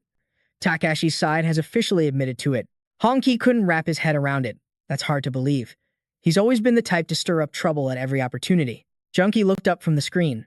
Are you suggesting the Japanese have something they can't make public? What could it possibly be? Hong Ki wondered. Junkie took a sip of tea, answering slowly. I'm not sure, but I have a feeling that from now on, Dojun will be a key player who will shake the entire global hero stage. The scene changes to the luxurious D1 hotel. There was just one day left until the fissure sealing operation in Brazil was set to begin. Heroes from every nation had arrived early to acclimate themselves. They were meeting and strategizing with heroes from other countries. They discussed joint combat plans and specific strategies. The night before the battle, a morale-boosting banquet was held, and the center of attention was, without a doubt, Dojun. In one corner of the party, Dojun was laughing and chatting animatedly with a group of people. Nearby, Inju covered her mouth and whispered, I heard the rumor that Dojun defeated Takashi has already gone global. Everyone who approaches me only wants to talk about that. And yet, he doesn't show a hint of arrogance. He's on a completely different level. Compared to someone like him, you and I are just ordinary people, aren't we? After rambling on, she turned to Gina, only to see her completely unresponsive. Inju thought to herself, She isn't listening to a word I'm saying. What are you staring at with that dazed look on your face? Inju followed Gina's gaze. It was fixed on Dojin. He was standing there, politely entertaining guests. Beside him, a stunning woman had struck up a very close conversation. Gloria Tyler, America's S-rank hero. And #1 in the world, hero beauty poll. Annoyed, Inju turned back and lightly smacked Gina's arm. She stood up and exclaimed, "This is so frustrating. What are we still sitting here for? Get up." Yoon was taken aback by her sudden outburst. Huh? I didn't even do anything. Just then, something caught Dojin's attention. Gina was shyly making her way towards him. Her cheeks were flushed red with embarrassment. She couldn't even bring herself to look him in the eye. Seeing her like this, a smile unconsciously spread across his face. When Gloria Tyler noticed Gina's arrival, her expression shifted as if she'd realized something. She turned to leave, not forgetting to say her goodbyes. "It was a pleasure meeting you. Farewell, Castle." After Gloria left, Gina asked Dojin, "Who's Castle?" He calmly took a sip of his wine. "That would be me." She tilted her head. "You have an English name, too." Dojin explained softly. "It's a name I used even before I was called Dojin." Hearing this, Yoon's mind began to race. Could he have lived abroad before? My previous background check didn't show anything like that. Why didn't he tell me about that name? From the shadows, a figure was watching Gina and Dojin's conversation. Yippio's face was grim. That bastard Takashi. Couldn't even handle a piece of trash like him. It looks like I'll have to deal with this myself. Gina's voice then caught Pio's attention. "But you have to be really careful, Dojin." He scanned Gina from head to toe. She was completely focused on warning Dojin. "I know you're strong, but your opponent isn't. He doesn't always play by the rules. Takashi has his own crew. And among them, one name stands out. Is that so? But we should at least know who we're dealing with." Down's flat voice cut through the air. "Probably just another coward with no real power, all for show. Just like Takashi, right? Don't worry. They're not worth our time. Not even a single thought." Yang Pio overheard every word, sending a chill down his spine. Slowly, he glanced over, his eyes burning with a cold, furious rage. Down had gotten what he wanted. The corner of his mouth curled into a smirk, the man's fists clenched, veins bulging on his hands. "You bastard. I'll kill you with my own 2 hands." Night had fallen completely. Inu stood, gazing up at something, lost in thought. "I've never seen anything like this before." "The rift area near Santarem," she asked. "Is the entrance to the rift always this dark, this murky?" John took the lead. "What's the problem, sis? We've got 2 S-rank heroes here, don't we? So what's there to worry about? Let's just seal it and get this over with." Indu let out a breath. "Yeah, he's right. Nothing to be concerned about." She turned to face the team and shouted, "Everyone, move in." In unison, they roared back their assent. Under the cover of darkness, they filed one by one into the rift. John glanced at Down, who was standing perfectly still, a troubled look on his face. She broke the silence. "What's wrong?" Down turned to Indu. "Can't you feel it?" She tilted her head in confusion. "Feel what?" She then looked to Inu beside her. "Don't you sense something unusual?" Indu scanned the area, completely baffled. "What are you talking about?" Beads of sweat formed on Down's brow. His sharp, cold gaze fixed ahead as he said, "The mana concentration. It's rising rapidly." Down's team stood guard, observing their surroundings. A light breeze rustled the trees. A phone screen displayed the reading, 23.61%. Someone was watching them from the trees. "It'll reach 30% soon. Those damned, cursed insects. If only they'd all just die from this. It would be perfect." Deeper inside the rift, the team was already feeling the strain. "My body. It's so heavy, so painful. It's suffocating. I can barely breathe." Down's brow furrowed. The mana here was completely abnormal, even denser than in the forest. John watched Down with a worried expression. This is the first time I've ever seen him this serious. Suddenly, something caught both her and Down's attention. Something is here. From the enveloping darkness, a voice rang out, calming the team. "Everyone, stay calm." Indu addressed the group. "This could just be a characteristic of this particular fissure. Our bodies feel heavier than usual, so don't let your guard down for a second. John, you protect the formation. You too, Down." She crossed her arms. "All right," she continued. "We just need to find the reason for this change in mana density." Down spoke up. "Understood." Inu reiterated their priority. "The mission is to close the fissure. Everyone, stay alert and move out." In unison, they replied, "Roger." As they pushed deeper into the Santarem rift, Down's team began to carry out their mission. The northern region of Brazil, the largest city within the fissure zone, was the designated target for the French Korean, and Brazilian teams. Deep in the jungle, a group of people scrambled in chaos.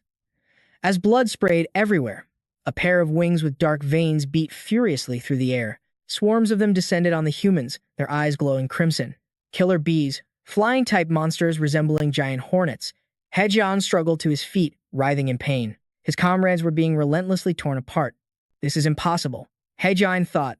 Killer bees are monsters that even C-rank heroes should be able to hunt. One of the hunters leaped high into the air, flailing wildly at the swarm, but he lost his balance and came crashing back down to earth.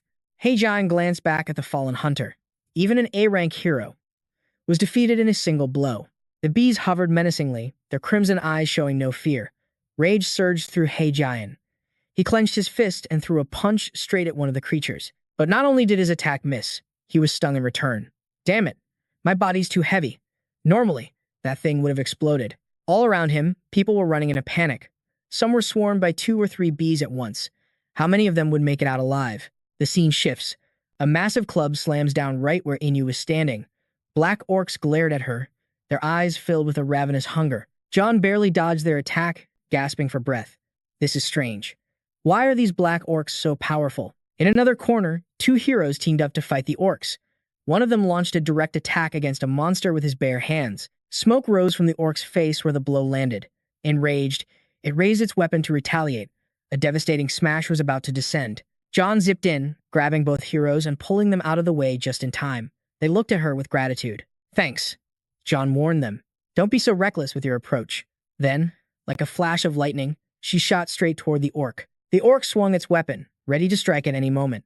Suddenly, a brilliant violet light enveloped both John and the beast. She planted a powerful kick on the back of the orc's neck, staggering it. It whipped its head around, raising a fist to pummel her. But she was faster.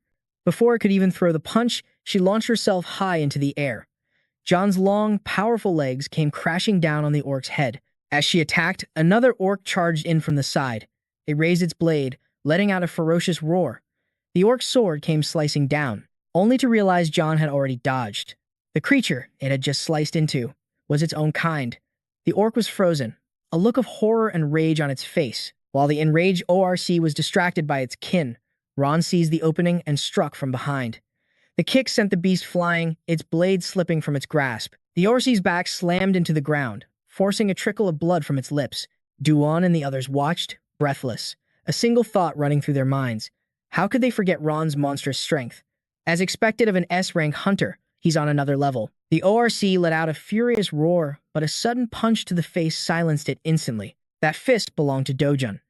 To face this level of difficulty right at the entrance of the rift, even with both of them here, clearing this place wouldn't be easy. The battered ORC was now just a heap on the ground as Duan slowly approached. She finally spoke up. What are you staring at? Dojun had been observing it intently. Do you see that? Like a black ripple. Duan repeated, confused, a ripple. Dujan pointed at the ORC. You have to look closely to see it. Duan squinted. What in the world is that? A realization struck Dojun like lightning. This is why they've suddenly grown so much stronger. He fell into deep thought. Why is there dark mana here? Hearing this, the others outside the rift froze for a moment. A heavy silence fell over the group. In the dead of night, the wind rustled through the swaying trees. Then, from the earth itself, a creature of sludge began to rise. Ho Seong lunged forward, slashing it sideways, sending its viscous fluid splattering everywhere. Black ooze slowly dripped from the wound. The creature furiously pursued Ho Seong from behind. Seeing the danger, Dojun immediately rushed in to help. He launched himself high into the air, preparing to deliver a devastating blow.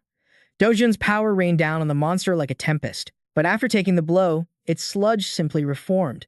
The creature seemed completely unfazed by the attacks. Seung-ho couldn't believe his eyes. Duan was equally stunned beside him.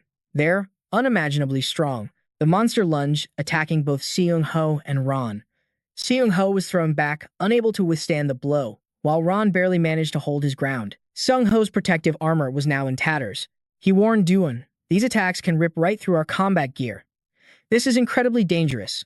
The monsters grew even more frenzied, baring their sharp fangs as sticky slime oozed out. He screamed out, "What the hell is going on?" As Hosung began to tire, the monster saw its chance and lunged.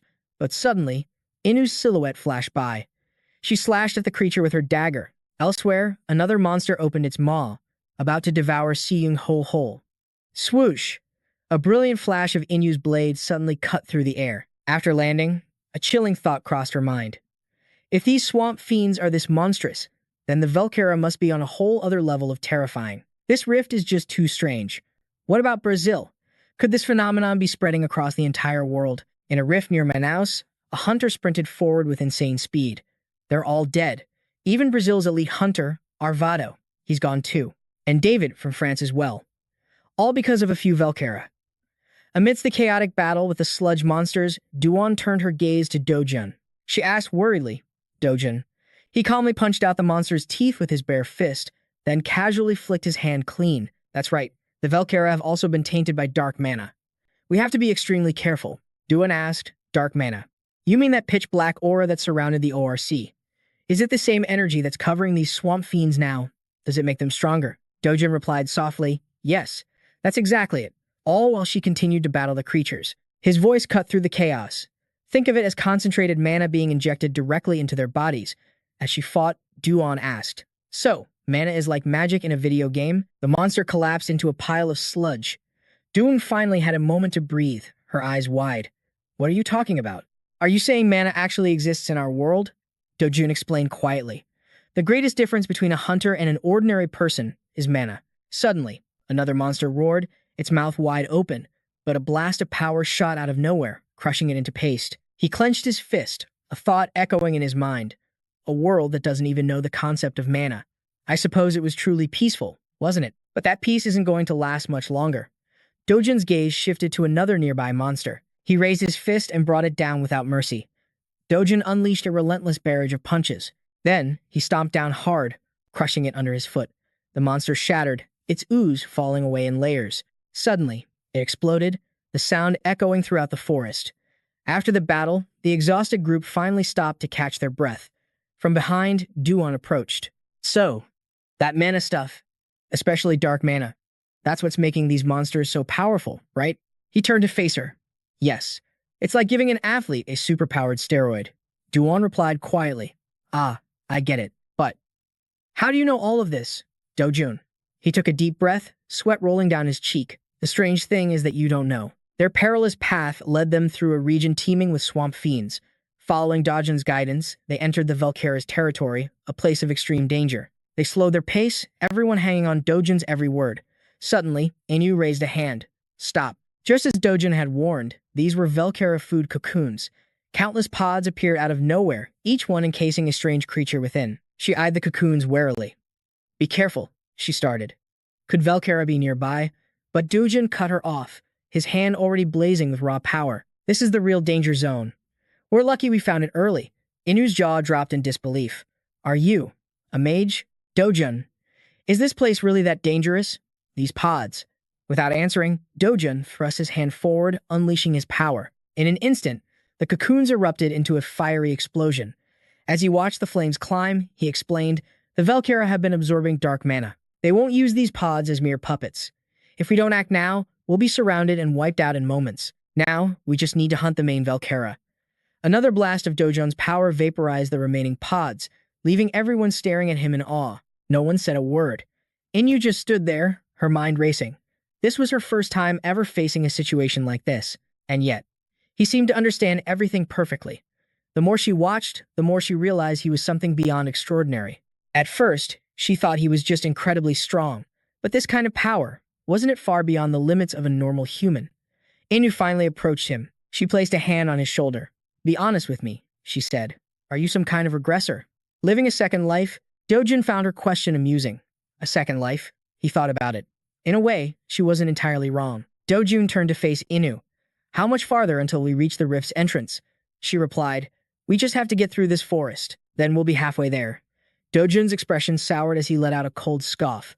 Only halfway? He then made a declaration that stunned them all. We are sealing this rift.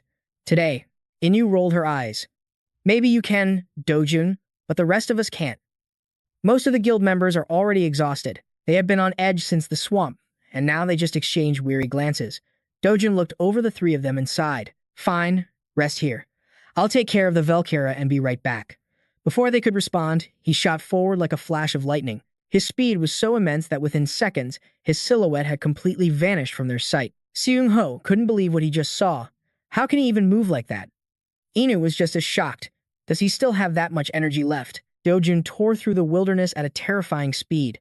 As he ran, his eyes darted left and right, scanning for something specific. At last, Dojun saw what he was looking for, a spider spinning its web. He closed the distance in a heartbeat. Found you. Dojun raised his sword to strike. Sensing the danger, the spider let out a piercing shriek as its body suddenly swelled into a monstrous giant. Thick webs shot out from its abdomen, but Dojun was faster, effortlessly dodging the creature's volley. He landed silently in a corner. With a brilliant flash of light, his blade sang through the air, slicing the giant spider into pieces. Its remains fell limply to the forest floor. After the fight, he finally let out a tired breath. Dojun wondered, maybe I'm absorbing the dark energy through my mana control technique. Is that why I can fight this hard and still not feel tired? A short while later, he returned to their resting spot. John asked Inu in disbelief, did he really take down a Velkara all by himself that quickly? It's hard to believe. She shared his sentiment, I know, and he doesn't even look the slightest bit exhausted. Dojun delivered the news. I don't sense any more monsters in this area. Stop worrying and get some rest. Exhausted, everyone agreed. Right. He sat by the fire as Inu helped bandage Seung-ho's wounds. Everyone settled into their own tasks, finally taking a moment to recover as the meat sizzled over the flames. The fat rendered and dripped, looking absolutely delicious. Dojun watched it intently, not daring to look away for even a second, afraid it might burn. Drew came closer, pointing at the skewer. Can I try some of that meat? Dojun simply handed him one. Awesome. Thanks, Drew said with a grin. From across the camp, Hound looked over. Hey, why did you suddenly decide to eat that? Drew shrugged. Who knows? Maybe this is the secret to his incredible strength. Intrigued, Hound moved in for a closer look. Should I try it? Do you think it actually works? Drew scooted over. Sit down. It can't hurt to try, can it? He took the meat and ate it with gusto. Dojun watched him devour it, a small smile forming on his lips as he thought, that meat. It won't do much more than fill your stomach. But I don't dislike people like you, who hunger to become stronger. Consider it a small gift. Dojun subtly reached out, transferring a sliver of his energy to Haum and John. John turned to Haung, his eyes wide with shock. I ate the meat, and now my body feels like it's overflowing with power. Haung felt the exact same way. I can feel it too. Dojun watched them with a satisfied smile. Nearby, Inu was studying the map. She pointed to a small vortex marked on it. If we continue straight from here, we'll reach the core of the rift. But everyone's at their limit. We should fall back and attack tomorrow. I know Sir Dojun said we have to seal it today, but we still need a proper plan to approach it, don't we? Inu asked John, seeking agreement. So you agree with me, he replied.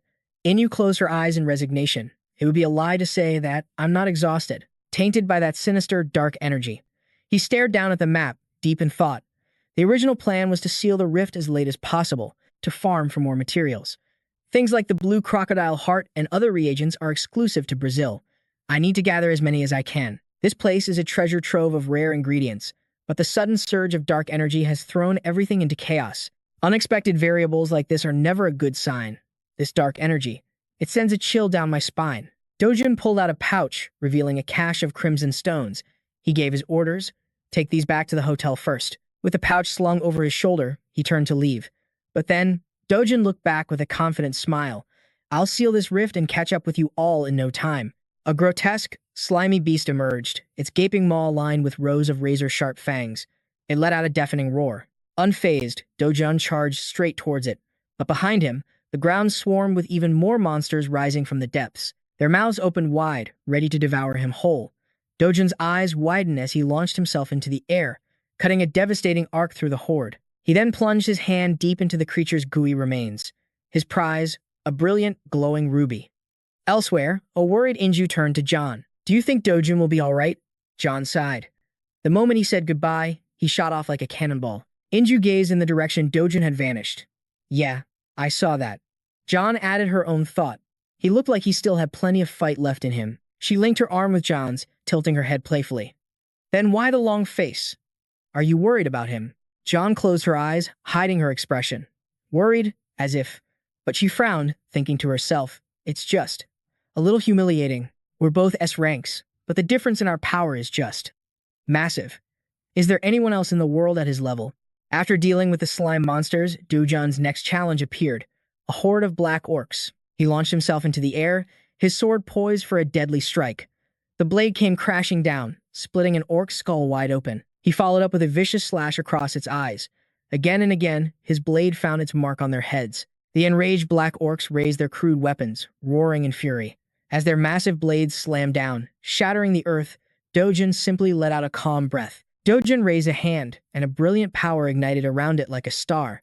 That torrent of energy shot forward, straight into the horde. The blast ripped through the black orcs, tearing them apart. One by one, the monsters collapsed to the ground, smoke rising from their charred remains. The night sky was filled with stars, glittering like a celestial river. And on the ground below, Dojin stood, clutching another ruby in his hand. The next morning, the team set out once more. Their packs weighed heavily on their shoulders as they forced their exhausted bodies to keep moving. They trudged onward in a single file line.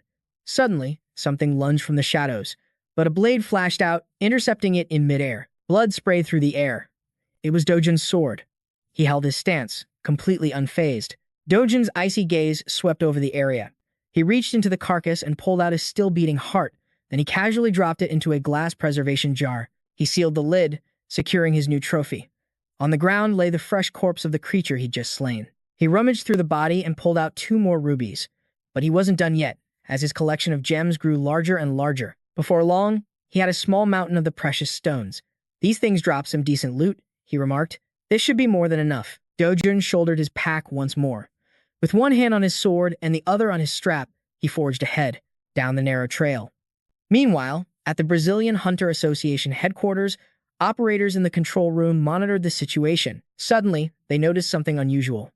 A red dot blinked to life on their map, emitting a strange signal. It was coming from the Santarem region, but after a moment, the red dot vanished completely, leaving the monitoring team baffled. Still, a wave of relief washed over the room. A cheer went up. "It's gone. The rift has been sealed." "Wait," one of the operators asked, looking at the screen. "Which team was assigned to that gate?" Another replied, thinking, "A team from Korea. Was it the Silk Flower Guild?" Jenny turned to confirm. "Yes, that's them. They contacted us 10 minutes ago, saying they were heading back." Du Hyuk looked at her. 10 minutes ago?" "Yes," Jenny continued. "They reported leaving the rift right at that time." A confused Do Hyuk pressed further, "So what happened?" 10 minutes earlier, a massive 2-headed beast had appeared. Dojin faced it down and drew his blade. A creature that evolved at an incredible rate, thanks to all this dark energy. The 2-headed beast raised a colossal foot and slammed it down with devastating force. The impact sent shockwaves tearing through the ground, and beneath its foot, a small vortex of energy swirled. That must be the core of the gate. Time to end this. Dojin raised his sword, meeting the 2-headed beast head-on. It charged, and he met it with equal force. A fiery aura erupted from Dojin's body. In response, the monster began to spin like a violent tornado. Dojin's eyes widened in anticipation of the clash. Vantic swordsmanship, second form. A torrent of golden-orange energy shot forward like a flame. Dojin himself became a whirlwind of power, surging to meet it. His eyes were cold, devoid of any emotion. Dojin raised his blade, preparing his ultimate attack. Vanhan sword style, second form. Arcane grimoire. Grammy is unleashed. Magic surges along the path of his sword. The twin-headed beast bares its vicious fangs, letting out a ferocious roar. The creature reels from the force of Dojin's attack. Its rage instantly boils over, sending it into a berserk state. Muscles like solid rock bulge beneath its dark hide, ready to explode with power. It lets out a final, agonizing shriek. Dojin, on the other hand, just smirks. "Surprised, are we? This is just the beginning." Dojin raises his blade once more, dashing toward the 2-headed monster. Slash. His sword cuts clean across its body, spraying blood everywhere. Its eyes burn crimson with fury. It swings a massive arm in retaliation, but Dojin deftly leaps high into the air to evade. He looks down at the beast and speaks. "Now, it's my turn." Dojin's sword multiplies into countless copies, each one blazing with overwhelming power. A storm of blades rains down upon the twin-headed monster. The power is so immense that a single stray shot slices a massive, ancient tree in two. A massive explosion rocks that corner of the forest. The monster's eyes turn milky white as it gathers its strength and leaps into the air. Both of its arms are poised to bring down a devastating blow on Dojin. Without a word, he swings his sword, severing one of its legs. The 2-headed monster freezes for a moment in pure agony. Dojin presses his attack. He soars into the air, raising his sword for the finishing blow. Slash. The monster is cleaved in two. Dojin sheathes his sword with a weary sigh, as a swirling vortex of magic appears before him. The vortex seems to grow larger with each passing second. Dojin observes it, thinking to himself, even this close to the core, the dark mana hasn't weakened at all. If the core isn't generating it, could this power be coming from an outside source? That means someone is behind this. To flood an entire rift with this much dark mana, the culprit could only be a demon lord, or perhaps a grand sorcerer from an ancient era. But if beings like that truly existed here, most of the life on Earth would have already been turned to ash. I can't draw any clear conclusions yet, but either way, if the source is external, just closing the rift won't solve the root problem. Dojun clenches his fist with resolve. He winds up, then smashes his fist directly into the center of the vortex. A small crack appears in the center of the portal. Slowly, it spiders outwards before the entire thing shatters. Dojun watches it crumble. I need to investigate further. At the Brazil Hero Association headquarters, Ingun sits at his desk reading a report, his hands trembling. Across from him stands Chun Kang, braced for the coming storm of fury. Ingun's face darkens. Regardless of the mana's origin or the investigation, this entire report sounds completely unbelievable. Chun Kang quietly replies, "Ah, yes, sir." Ingun's face is tense. There were rifts that required a three-nation coalition team just to close, and in the end, only one S-rank hero made it out alive. Meanwhile, another team from Korea not only closed their rift, but did so with 0 casualties. Chun Kang reports what he knows. "We are receiving a flood of urgent reports from the other rift zones, sir. The vast majority indicate that the teams have failed and were forced to retreat. I'm compiling all the data and will send a detailed report as soon as possible." Ingun leans on his desk, lost in thought. Even with at least one S-rank hero assigned to each rift, they still failed this catastrophically. So the only successful squad was the Korean team, led by the hero Hunju Jeon. A cold sweat breaks out on Chun Kang's brow. Well, calling it the Korean team isn't entirely accurate. Ingun cuts him off immediately. "What do you mean by that?" He flips through the document again. "Did we miss something? Wasn't the Korean team dispatched to Santarum the one that closed that rift?" Chun Kang's next words make Ingun freeze. The rift was sealed after they had already left the area.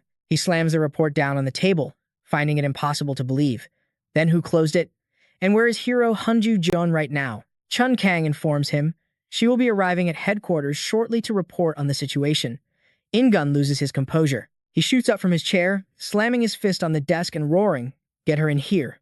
I want to see her immediately." From the time Hunju and Inju Dung's team left the rift, it took them about an hour to reach headquarters. In that time, Dojin had already closed the first rift and was now entering the second. He studies the water's surface. The core of this one is submerged. Dojin adjusts his pack and presses forward. "All right, let's get this done." Back at headquarters, Ingun asks with a grim face, "And you expect me to believe that story?" Hunju Jeon replies confidently, "If it was him, then yes, it's possible." Ingun can't believe his ears.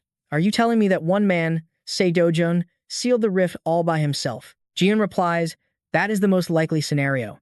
Hearing this, Ingun suddenly falls silent, lost in thought. Finally, Ingun makes a decision. "This is top secret. But in the other zones, we've lost numerous S-rank heroes already." Jeon adds, without Dojun there, "I fear I would have met the same fate." Ingun hangs his head and responds, To be honest, it's still hard to believe. These monsters have been powered up by an energy called dark mana, and that power can overwhelm even S-rank heroes. So you're saying Sei Dojun is on a level beyond all of that?" He continues, "However, we've just received a report that several rifts in the southern region have also been sealed." Dojun is skeptical. Perhaps the dark mana hasn't appeared in that region yet?" "Sir, don't let your guard down. The danger level now is on a completely different scale than before, just as I predicted." He glanced at the notification on his phone. "You said the color of the rift gates changed. Is that correct?" Duan replied, "Right now. It's the only lead we have."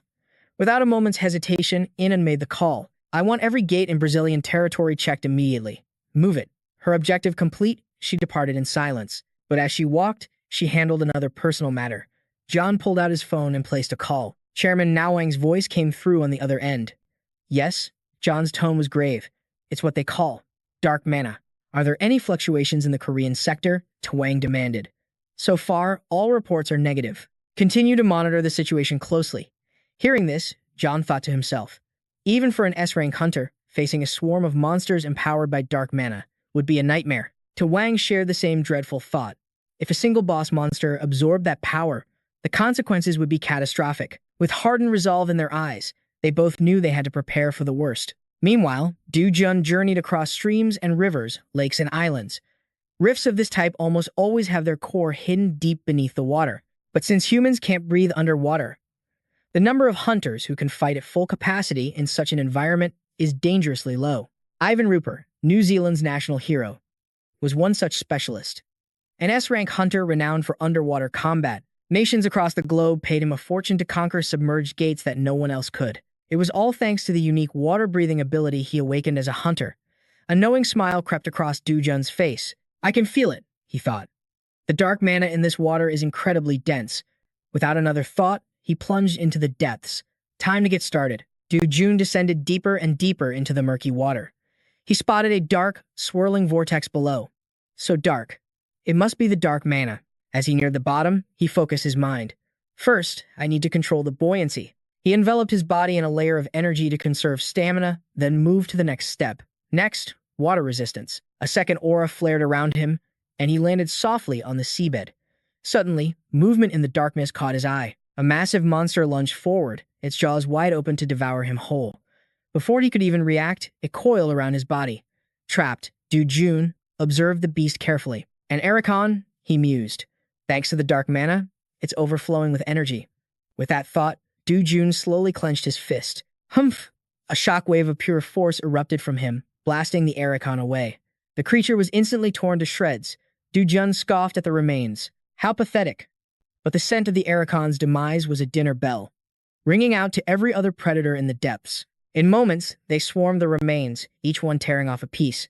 Du Jun calmly watched them gorge themselves on his kill. He thought to himself, if Ivan Rupert saw this, he would be absolutely horrified, completely ignoring buoyancy, moving his body with perfect freedom. His feet were planted as if on solid ground, and his punch was just as fast as it would be on the surface. The scent of blood had now drawn a massive swarm of monsters, all of them converging on his position. He stood perfectly still in the center of the feeding frenzy, surveying the scene. What a pain. Wiping them all out is going to be exhausting. With that, Du Jun shot forward once more. He moved at an incredible speed through the water, but then he came to an abrupt halt. A strange light glowed in the darkness ahead. He cautiously approached it.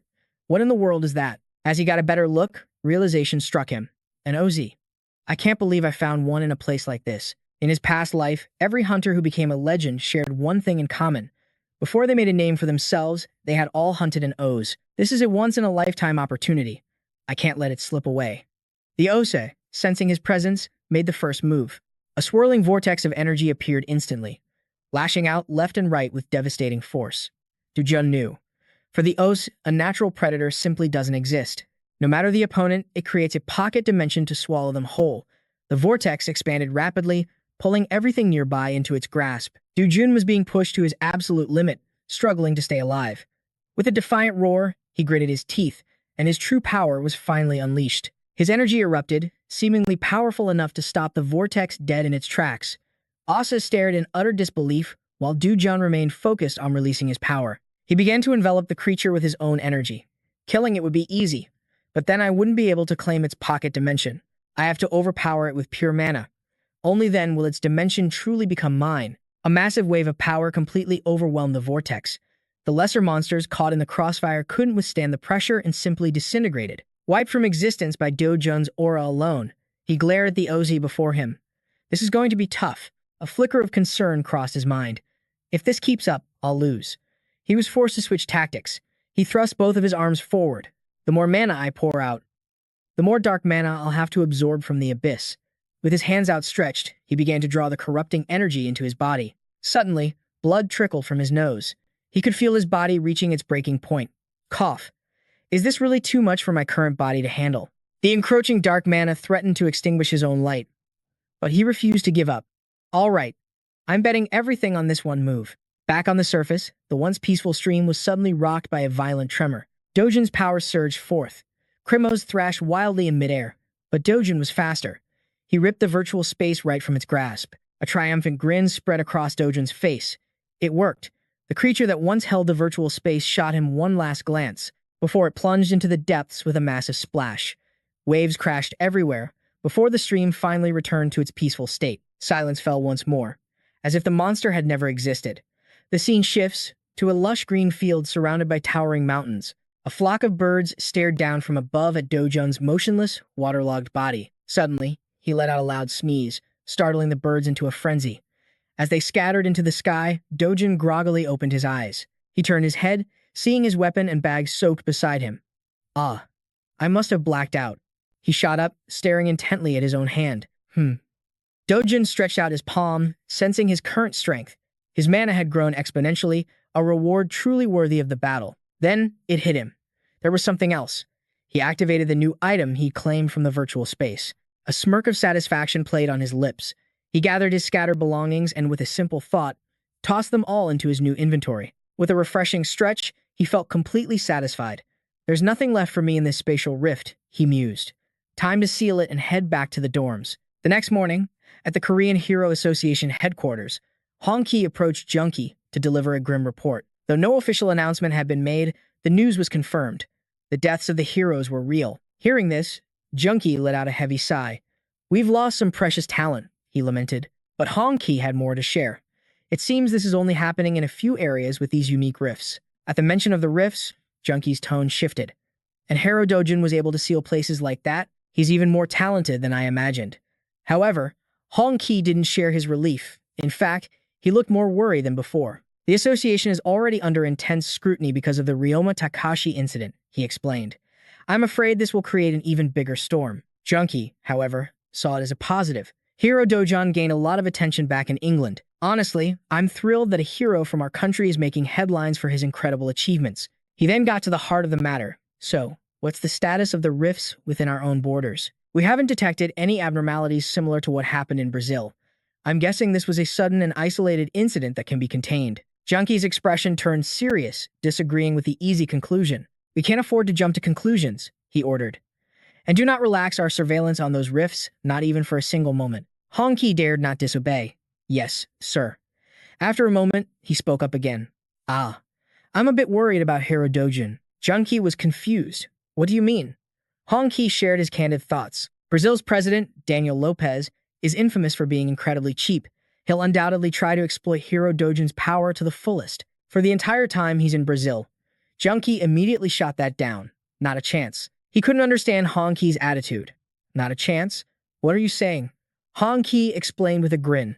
I think it's more likely that President Lopez will have every last one of his resources completely drained by Hero Dojin. That response earned a bewildered huh from Junki.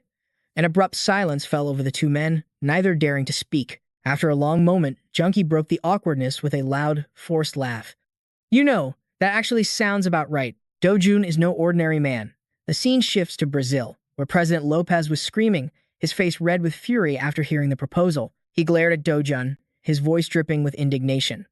Aren't your demands a bit too excessive? But the hero was unfazed. Excessive, you say?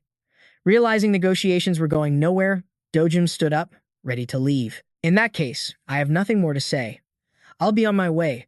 Seeing him walk toward the door, President Lopez shouted, Wait, think about the safety of Brazil. Isn't that the responsibility of an S-rank hero? Dojun's reply was sharp and cold. Responsibility? I've already sealed 2 incredibly dangerous rifts all by myself. What more do I owe you? You should be saying that to the Brazilian heroes who haven't fulfilled their duties. His words left the president utterly speechless. Furthermore, Dojun wasn't afraid to challenge President Lopez directly. Don't misunderstand. Brazil's safety has nothing to do with me. Conversely, if the rifts in Korea started mutating like they are here, would you willingly send your heroes to help us? The logic was flawless and left no room for argument. The president stammered, completely cornered. Seeing his boss struggling, Brian quickly interjected. Hero Dojun, the situation is extremely critical. All rift zones within a 500-kilometer radius of Satarem have become completely inaccessible. Lopez immediately jumped on the chance. That's right. The areas where these incidents occurred are already beyond saving. And because of that, as the monsters grew stronger, the situation became more desperate, and Lopez completely lost his composure, screaming in absolute panic. If another crisis of this magnitude occurred, Brazil would face total annihilation. At that moment, Dujun, John, and Inju all wore expressions of grave concern. A few minutes later, she stepped forward, voicing the thoughts of all three. Mr. President, if that's the case, the answer you're looking for is actually quite simple. Hearing this, he looked at John with a puzzled expression. She just smiled and replied, Please, just accept Dujun's request. Compared to the safety of the entire nation of Brazil, his demands are hardly unreasonable. Lopez was torn, finding it difficult to make a final decision. But with no other options left on the table, He had no choice but to concede, hesitantly saying, I agree. From now on, for every rift you successfully close, I will pay you $50 million. Hearing this, Du-jun gave a reluctant, chiding smile. See, wouldn't it have been better if you had agreed to this sooner? But even with the president's promise, Du-jun wasn't fully convinced, so he made another demand. First, for the two rifts that have already been closed, transfer $100 million to my account now. Hearing this, John worried about his reputation, thinking to herself, if this gets out, he'll definitely be branded as a money grubber. But the Brazilian Hunters Association has far too much pride. They would never let that kind of information leak. With that thought, she glanced over at Du-jun. By pure chance, he was already looking her way, and their eyes met. Suddenly, another thought crossed John's mind. Besides, he's not the type of person to care about that kind of gossip anyway. This is a win-win situation for him. At the same time, Inju watched Du-jun with a confused look, wondering why he was suddenly smiling. Du-jun's gaze remained fixed on her. After a few seconds, he closed his eyes and said to himself, Du-jun, this money is enough to buy it. The safest house you've always dreamed of. I've kept my promise. Are you satisfied now? Although the Brazilian government was stunned by Du-jun's demands, they had no other choice but to finally accept. At the same time, they required Du-jun to first sign a non-disclosure agreement. Because of this, Du-jun's public image remained untarnished. Scene change. Ipio, crushed by his own failure, was trying to drink his sorrows away. Meanwhile, Hyen was hospitalized, covered in wounds. Scene change. The casualties from the last battle were being loaded onto a plane to be sent home for their final rites. The faces of everyone present were etched with sorrow as they paid their respects. Du-jun was also there to send off the heroes who had fought so bravely. He bowed his head, bidding them farewell with all his heart. The scene shifts to a hotel somewhere in Brazil. After hearing Du-jun's next plan, Inju spoke with a shocked voice. You're coming with us to the next rift, right? He remained silent in thought, which only confused her more. Huh? You don't look very excited about it. Du-jun decided to be honest. I'm just considering which option is more beneficial. Curious, Inju asked, beneficial? Du-jun began to lay out his strategy. While I am sealing one rift, your guild should move to the entrance of the next one. Hearing his proposal, she seriously considered it. Inju quickly understood the true meaning behind his words. And then we'll close that rift together. At this, he couldn't help but praise her. You're a sharp one. As the two of them spoke, everyone else turned to watch. Wanting to know the full details, she asked him directly. So while we're clearing out the aftermath of the rift we just closed, Mr. Du-jun will go and seal another one by himself. Du-jun confirmed her theory. Exactly. By doing this, we can clear up to 3 locations in a single day. I'll even share a portion of my reward from the rift we cooperate on. This revelation shocked Aeon, Minun, and Du-ho, who all gasped in unison. Du-jun then leaned in and whispered to John, before I arrive at that rift, don't push yourself too hard.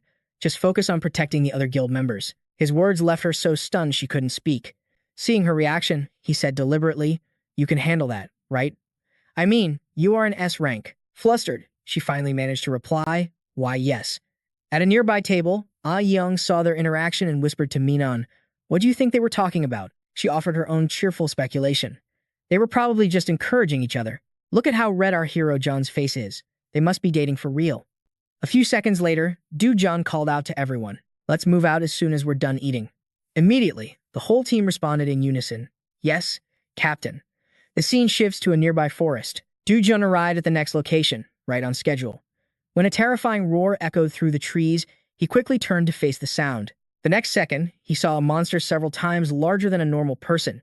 Du-jun instantly dropped into a combat stance and said, a Cyclops-type monster. All right, let's see. Suddenly attacked, the beast seemed both confused and surprised. With unwavering fighting spirit, Du-jun declared loudly, time to take this thing down and earn some spending money. A moment ago, the forest was peaceful. The next, that tranquility was utterly shattered, birds scattered in a panic. Right now, Do-yun was locked in combat with a Cyclops-class monster. So far, the beast had completely neutralized his attacks. Still, the Cyclops couldn't hide its irritation from the gash on its shoulder. Unable to land a decisive blow, Do-yun grunted. This thing's hide is like solid steel. Guess it's time to test out a new skill. Before making his move, he let out a loud laugh, taunting the beast. The taunt worked. The enraged Cyclops charged Do-yun, who dodged with lightning speed. Seizing the opening, Do-yun landed a powerful kick, sending the monster staggering back, coughing up blood. Wounded, the beast let out a furious roar. Its single eye blazed with pure, murderous intent. Its skin turned crimson, steam pouring from its body in a fit of rage. Seeing this, a flicker of tension crossed Do-yoon's eyes. Before he became its prey, Do-yoon decided to unleash his special ability. A spatial vortex began to form, slowly engulfing the Cyclops' arm. Having never faced anything like this, the monster began to panic. While the Cyclops was distracted, Do-yoon seized the moment, creating another spatial vortex directly above the enemy's head. And from that portal, its own arm suddenly emerged, smashing straight into its own face. Even with the hit, Do-yoon couldn't relax. Its practical application in a real fight wasn't very efficient. The mana consumption was just astronomical. Meanwhile, in the command center, everyone watched the monitor. The rift in the southern Moru region had finally been cleared. Chairman Lopez was there, overseeing the operation. He mused to himself, clearing a rift in a mere 8 hours. A moment later, Chairman Lopez gave the order. Brian, process their payment immediately. Yes, sir, he replied instantly. Following orders, Brian quickly transferred $50 million to Do-yoon's account. Worried about their rapidly dwindling budget, he turned to remind the chairman. Sir, at this rate, our expenses will hit the billions mark in just a few days. Hearing this, Lopez stated flatly, there's no way I'm letting him walk away with that much. Brian was stunned. He'd never heard the chairman speak like this before. A beat later, Brian asked, so, are you suggesting we delay his payments? Lopez snapped back. You fool. What happens if we do that and Do-yoon just quits? Brian pressed on. Then what do you propose, sir? The chairman immediately issued a new directive. Summon every international A and S rank hunter currently at the resort. Form a special task force to compete directly with Do-yoon. The prize for this team is $10 million. Motivate them with money and whatever else it takes, and force them to close the rift gates before Do-yoon. Brian quickly moved to carry out the order and replied, as you command. Lopez was completely confident in his plan, thinking to himself, all right, let the race begin. Between Do-yoon and the International Hunters Alliance, let's see which side can clear more gates. The scene shifts as Lopez quickly sends a message to Yuno. Upon receiving the message, Yuno smirked.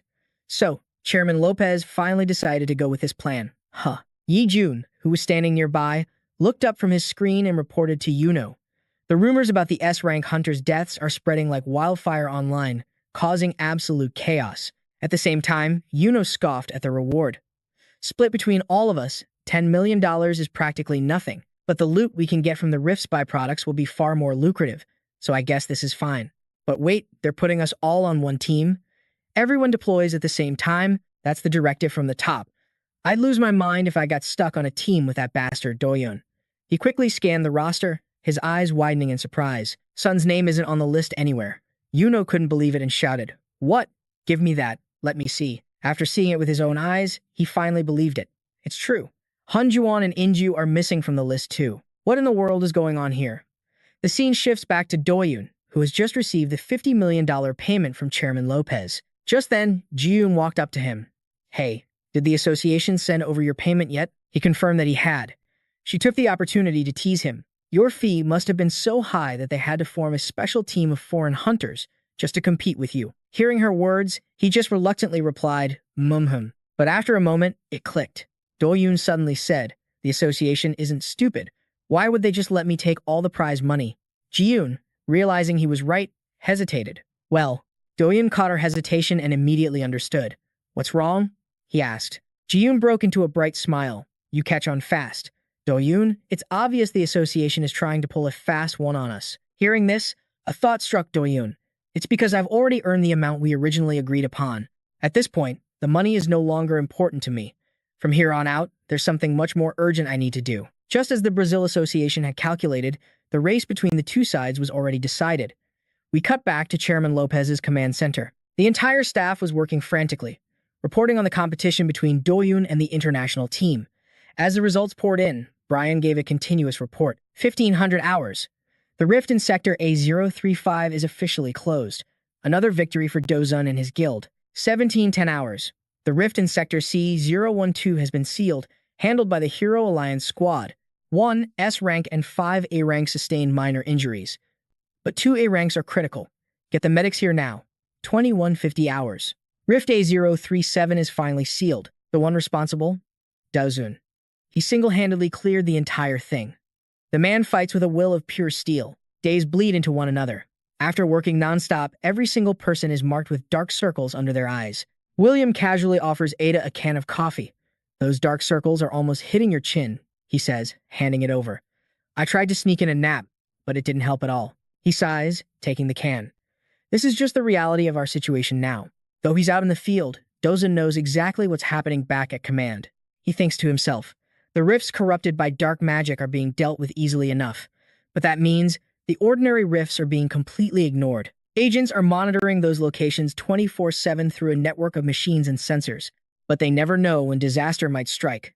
So they must remain ready for battle at a moment's notice. For now, William's coffee gives Ada a jolt of energy to continue her watch. A single rift remains on the main screen, but just a second later, it completely vanishes from the radar. William and Ada stare at the screen in utter disbelief. A moment passes. Before the entire command center erupts in cheers, they have to admit it. Dozan and the other heroes. They actually manage to close every single gate. The command room staff goes wild with celebration. The rift in Sector B41 is completely sealed. It's finally over. Tears of joy stream down their faces. All those sleepless nights of hard work paid off.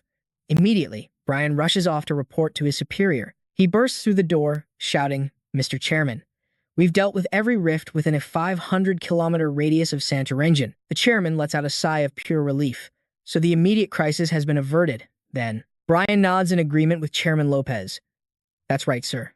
Every rift tainted with dark magic has been sealed. A smile breaks out on the chairman's face. I see. You have all worked incredibly hard. As Brian turns to leave, Lopez suddenly stops him, leaving Brian confused. Wait a moment. While a few rifts remain, taking a single day to rest won't hurt anyone. Brian immediately questions him. Sir, what do you mean by that? Lopez states his plan plainly. I'm throwing a banquet to show our gratitude for the hunters' and agents' recent efforts. And true to his word, a grand party is held for everyone. Every single member of the staff is in attendance. Lopez even hired a live band to add to the celebration. And of course, Dozan's team was invited. As soon as they arrive, they go to greet the chairman. John is the first to speak. Mr. Chairman, we've come to say our goodbyes. Lopez looks stunned. Goodbyes? Injun speaks up next. Our team is preparing to return to our home country. Return home? The chairman is clearly taken aback by their plan. But why so suddenly? Noticing Dozan's silence, Lopez's gaze locks onto him. Dozan, however, refuses to meet his eyes. Lopez presses them urgently. There are still countless areas with rifts. At the very least, you must see this campaign through to the end before you leave. Dozan finally breaks his silence.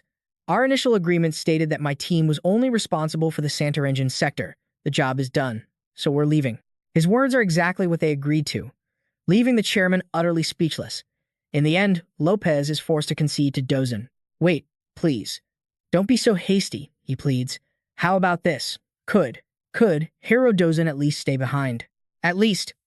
Ina's face falls, realizing how little they matter to him. It's obvious the old man is only after Dozan. So, she deliberately asks Dozan, what do you think? He remains completely silent. Lopez takes the initiative, slinging an arm over Dozan's shoulder with a laugh. Hey now, this isn't the right place for such a serious discussion. I'd like to have a private word with you. Dozan goes with him. Meanwhile, the girls start speculating. Do you think Dozan will actually stay? He's already made enough money, and he gathered a ton of rare materials, like those elite crocodile hearts. He's probably going to leave, Diane says. Ina reads her friend's mind and starts to tease her. You silly girl. You just can't bear to part with him, can you? Diane immediately fires back. No way. You're just making things up. The two of them find a quiet corner to talk. When she sees Dozan suddenly turn away from the chairman, she offers her own guess. Looks like he's decided to leave after all. Well, isn't that a good thing? Diane just shrugs. I don't know. But then, Ina spots Dozan talking to another woman and gasps. Is that Gloria Taylor? Come on, let's go see what they're talking about. But John disagrees. Why would we do that? She insists, grabbing her friend's arm.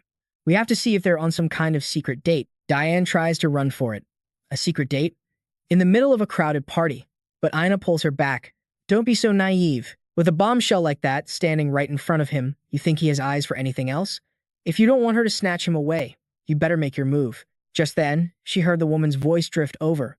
You should consider this very carefully, because this is a fantastic opportunity for you. Jun lowered his head. A sad silence is only answer. His reaction only sent John's mind racing with wild theories. An opportunity? What did she just say? Could it be some kind of indecent proposal, like asking him to live with her? Seeing Jun start to leave, Gloria Taylor quickly called out, I'll be waiting for your answer.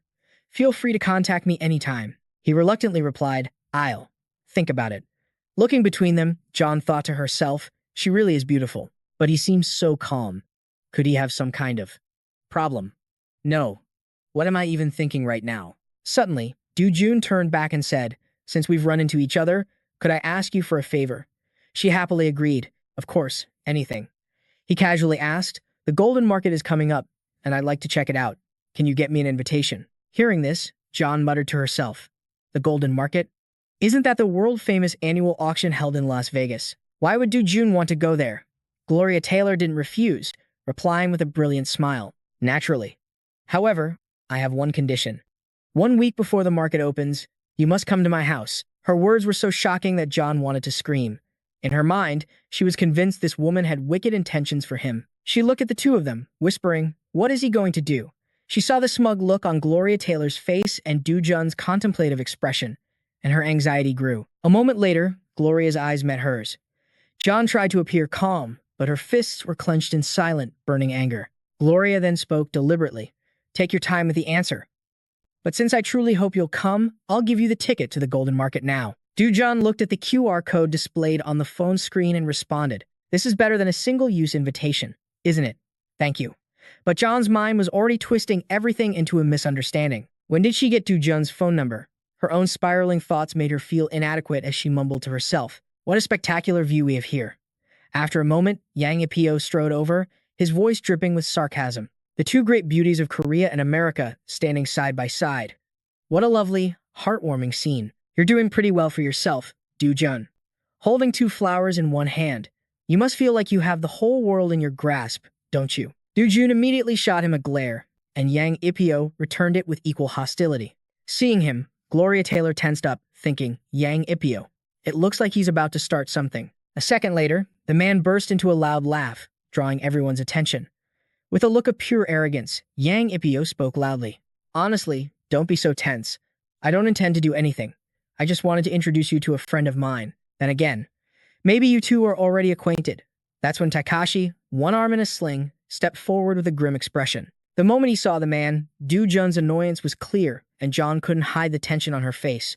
The newcomer, meanwhile, spoke with pure arrogance. With Takashi's arrival, the atmosphere became dangerously strained. John stared at him, thinking to herself, Takashi, you're already out of the hospital. Even Lopez felt a surge of anxiety seeing Takashi here. To be honest, I didn't invite Hiro Takashi. This is exactly what I was afraid would happen. Why did they have to run into each other at this exact moment? Jun had never liked Takashi, and the feeling was mutual. But out of courtesy, Jun still offered a greeting. It seems your body has fully recovered, hasn't it? Takashi shot back with sarcasm. Thanks to you, I had a truly memorable experience. Jun didn't hesitate to fire back. As long as you feel it's all settled, then that's fine. To prevent a brutal fight from breaking out, Lopez immediately intervened. Hiro Takashi, you've recovered a great deal. I didn't invite you to this event because I feared you would exhaust yourself. But seeing you like this, my worries are eased. Come, there's a very comfortable sofa over there. Please, make yourself comfortable and rest. Yang Ipio was furious that Lopez was leading the man away, cursing him under his breath. Damn it, that old man can't ruin the opportunity I worked so hard to create. With that thought, he rushed to block their path, feigning concern. Yes, you should rest. The wound that Jun gave you must still be aching, right? Oh, and I wonder, have you received an apology yet? After all, you were the one who got hit. You deserve an apology. Isn't that right? His words made Takashi's blood boil, his fists clenching tightly at his sides. Hearing this, both Lopez and Gloria couldn't hide the intense strain on their faces. Jun had never been afraid of a direct confrontation, so he deliberately provoked him. Hey, Takashi, the Yakuza are just a bunch of scum, aren't they? His words were the final straw, pushing the man's simmering rage to its breaking point. Meanwhile, she was in complete shock, wondering to herself, what is happening? After a moment, Takashi hesitated. Can we really discuss that here? Jun repeated his claim once more. Of course, they are nothing but scum. Takashi's brow furrowed as he angrily snapped back. What did you just say? Jun then casually continued his rant. They're just useless trash that provide no benefit to society, aren't they? Takashi was quick to agree. Absolutely, they're complete garbage. John, standing in the back, felt a sense of unease. This scene, I feel like I've seen it somewhere before. Yang Pio, confused by Takashi's behavior, whispered into his ear, Takashi, what in the world are you doing right now? Takashi shot him a death glare that left Yang Pio stunned. Immediately after, he pulled out a recording device and pressed play for everyone to hear. Just like that, the entire crowd focused their attention on the recording. Takashi, about that matter I mentioned before. He needs to handle it quickly. What matter was that? Have you already forgotten? There's a target in Brazil who needs to be eliminated. Oh, right. I've just been so busy lately. What was his name again? Dojun. Just take care of him inside a rift, correct? More talk is just tiring. Is there anything else in Brazil? If there is. Perhaps a date with some of the ladies. I was hoping to try my luck with Roria, or maybe even John. I don't believe she has a boyfriend. Well then, I'll see you in Brazil. Yang Pio knew exactly who was behind this recording and turned to face his opponent. He stared into Dojun's eyes, thinking to himself, I never imagined Lin's eye could be this powerful. He then glared at Yang Pio, making a silent vow. Yang Pio, you picked a fight with the wrong person. From this moment on, I will make you suffer until you beg for death. A few moments later, Yang Pio quickly bowed his head, trying to avoid the piercing stares of the crowd. A few seconds later, sweat beaded on Yang Pio's forehead. He knew there was no way he would escape this safely. With no other options, he decided to go all in, letting out a loud, defiant laugh. Yang Pio looked directly at Takashi and Dojun and cursed. Damn it. That idiotic Yakuza ruined everything. After speaking, he strode forward to confront the man face to face. The crowd immediately erupted into whispers. That's right, he's already caused enough trouble. If he keeps this up, something terrible is bound to happen. As the crowd chattered, he made his move. Yang Pio lunged toward Takashi, aiming a strike at his chest. The blow landed, causing him to cough up blood. Takashi roared in fury, screaming relentlessly. Seizing the opportunity, Yang Pio made a break for it. Just then, Lopez shouted a command. Now, seize him. His subordinates rushed to follow his order. Yes, sir. A horde of his men began chasing Yang Pio. However, they were no match for him. Seeing this, John urgently turned to Dojun. Dojun, hurry and catch him. A second later, she was stunned into silence when she saw that Dojun hadn't moved an inch. He just stared forward, leaving John utterly bewildered. Isn't he going to go after him? In that moment, Dojun could have easily stopped him. Overcome with curiosity, she approached Dojun to ask why he didn't intervene. But Dojun offered her no explanation. After everything, it was a truly earth-shattering night. News of the incident spread across the globe like wildfire, and the shock that hit both Korea and Japan was beyond imagination. Both governments and their hero associations did everything they could to dodge the public backlash. The media relentlessly exposed the past crimes of both Kang Yang Pio and Takashi. Heiju, watching the news, flew into a rage and started smashing things. She clenched her fists and cursed, "You incompetent morons! You wretched bastards! You're all damned." As the news spread, Heiju lost all composure, continuing to destroy everything around her to vent her rage. She showed no mercy. Director Lai, afraid of being caught in the fallout, didn't dare go inside, but his face turned pale when Heiju screamed, "Director Lai, get in here now." The room was in absolute shambles, with nothing left intact. Heiju collapsed onto the sofa and demanded, "What is Yang Pio's current status?" Director Lai answered nervously, "We've heard the Interpol and the World Hero Alliance are hunting him down, but there's been no word of his capture yet." She cursed him again. That despicable bastard. I hope he resists and gets himself killed. Hearing this, the director dared not say another word. She continued her questioning. "And the loose ends? Have they been dealt with?" He quickly reported, "Yes, I've already deployed all necessary countermeasures. From our exposed accounts to the compromised communication networks and even the security cameras, everything has been taken care of. Is there something worrying you, madam?" Heiju didn't answer. A few seconds later, she tossed a phone to Director Lai. He caught it with incredibly tense hands. Director Lai stared down at it and stammered. "Wait, is this a phone?" She asked him pointedly. "Can't you recognize it? It's the one I use for personal matters. You know this number is restricted to family only. Now, read the new message you just received." As ordered, Director Lai quickly unlocked the phone and read the message. "Cooperate, partner. If you refuse, I will leak the evidence. I will contact you again later." After reviewing the report, Director Lai offered his assessment. "What is this? You expect us to partner with that piece of trash?" Heiju shot up, screaming in fury. Why does that even matter? Just being associated with him is enough to cause a massive problem. He was completely flustered, unable to find the right words. For this attitude, Director Lai was met with a barrage of thrown objects and curses. "You're all a bunch of useless, incompetent freeloaders. Get out of my sight." The director scrambled out of the room, thinking to himself that if he stayed a second longer, he'd be in serious danger. He had to find a way to save his own skin.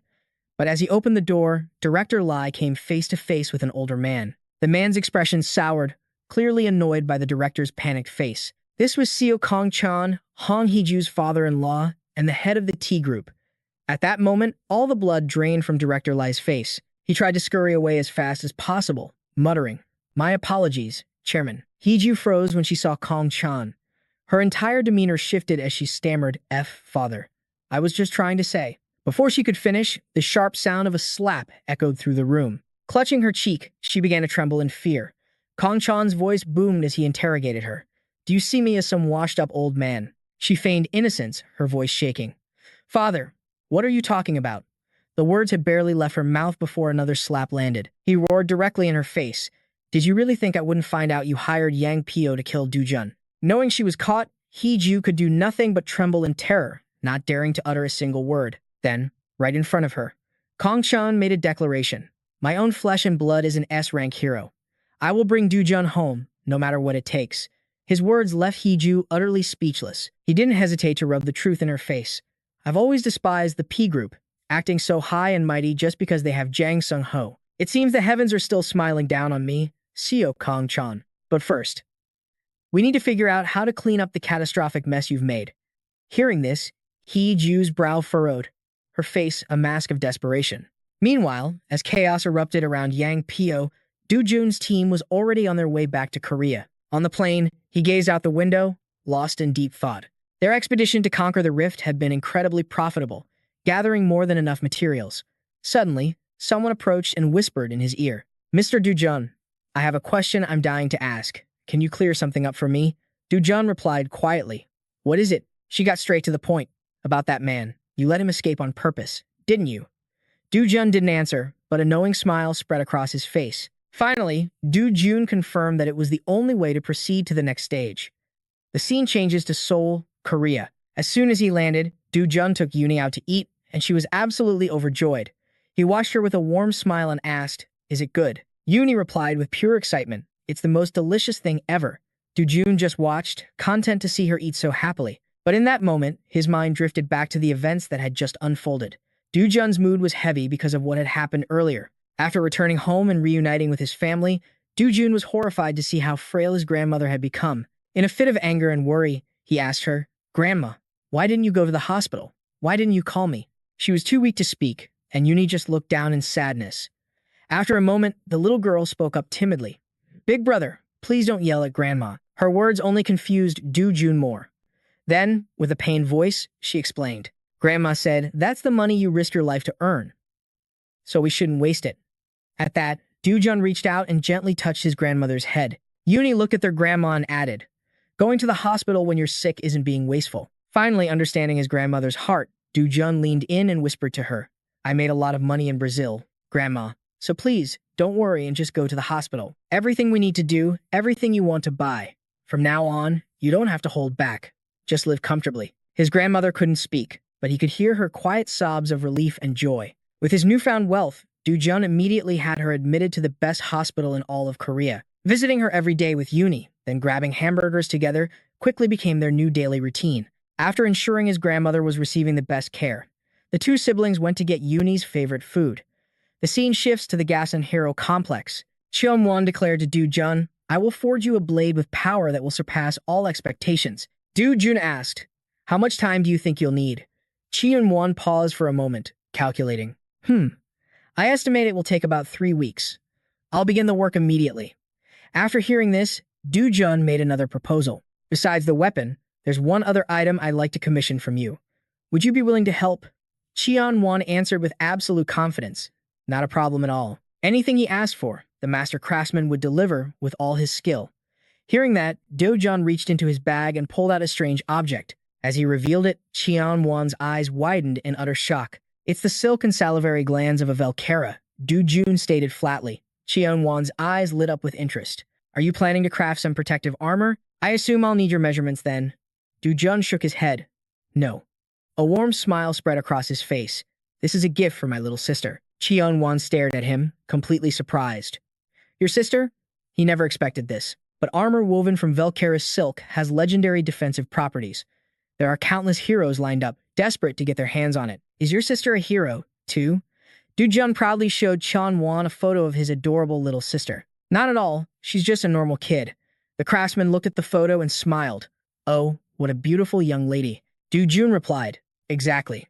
That's why I need you to design it like regular clothing, not combat gear. Cheon Wan let out a hearty laugh. I understand. Haha. But then, a thoughtful expression crossed his face. However, there is one small problem. Du Jun raised an eyebrow, wondering what the issue could be. Cheon Wan explained, kids grow up in the blink of an eye. I'm afraid she'll outgrow this outfit in just a year or two. Hearing this, Du Jun just smiled. That's not a big deal. He took out a vial, stunning Cheon Wan once again. What is that now? He explained. This is resin from a teiyu tree. If you mix it with the fibers, the elasticity will increase tenfold. Struck by one surprise after another, Cheon Wan gasped in astonishment. Are you serious? He couldn't believe it. Taiyu are just considered low-level monster plants. Du Jun turned to leave, entrusting the task to the craftsman. So please, go ahead and use it for this project. Chan Wan stared after him, still reeling in utter disbelief. It was the same with the Cyclops' blood last time. Just where in the world are you finding these priceless materials? Seeing the craftsman's shock, he paused. Du Jun looked back over his shoulder and replied, because this is my second life.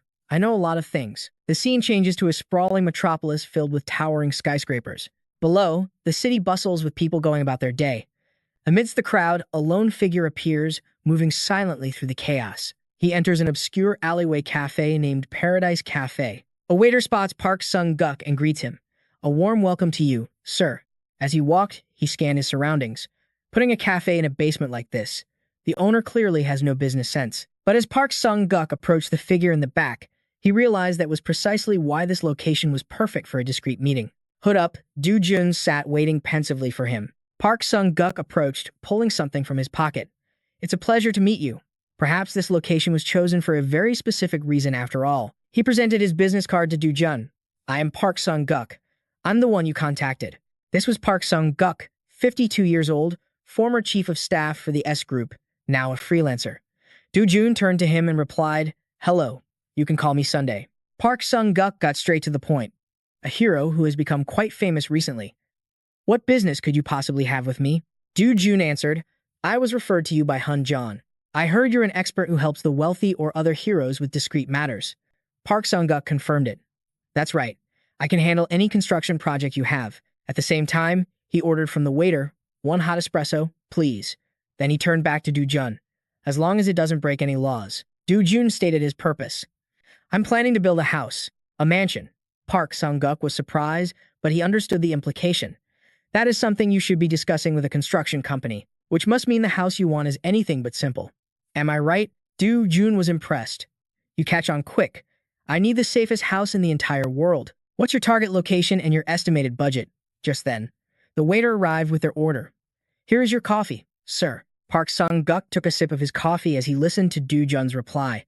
The ideal location is in Seoul. The budget is around 500 billion. Hearing that astronomical figure, Park Sung-guk was so shocked he spat his coffee out all over the table. Despite getting sprayed right in the face, Du Jun calmly continued. Is this the first time you've handled a project of this financial scale? Park Sung-guk scrambled to explain. No, not at all. That's not what I meant. He quickly grabbed a napkin and started dabbing at Du Jun's face. Sweating and panting, he struggled to regain his composure. It seems what you want to build isn't a house, but a fortress. Du Jun seemed intrigued. A fortress? Building it like a fortress. That's actually a great idea. In that case, the budget? Du Jun asked, would another 1,000 billion be enough? Sung-guk broke out in a cold sweat. This hero, Co Du Jun, I have to wonder. Are you aware of where the safest house in Korea is currently located? Model. He answered, I'm aware of it. That's the private estate of the Sanggun Group's chairman in Gangnam. Sung-guk confirmed, yes, that is correct. Chairman Oh's mansion is currently valued at around 17 billion, but the cost for the land and construction alone was closer to 80 billion. Considering your budget, Hero Du Jun could easily create a home that surpasses that one by leaps and bounds. Even so, the Gangnam district is out of the question. You won't be able to purchase any land there. The reason is simple. Not a single dimensional rift has ever opened in Gangnam, making it the safest place in all of South Korea. Because of that, property values there only ever climb, they have never once dropped. So, I've come to a conclusion. Building the best possible home is well within your reach, but finding the safest land to build it on is no simple task. What do you plan to do?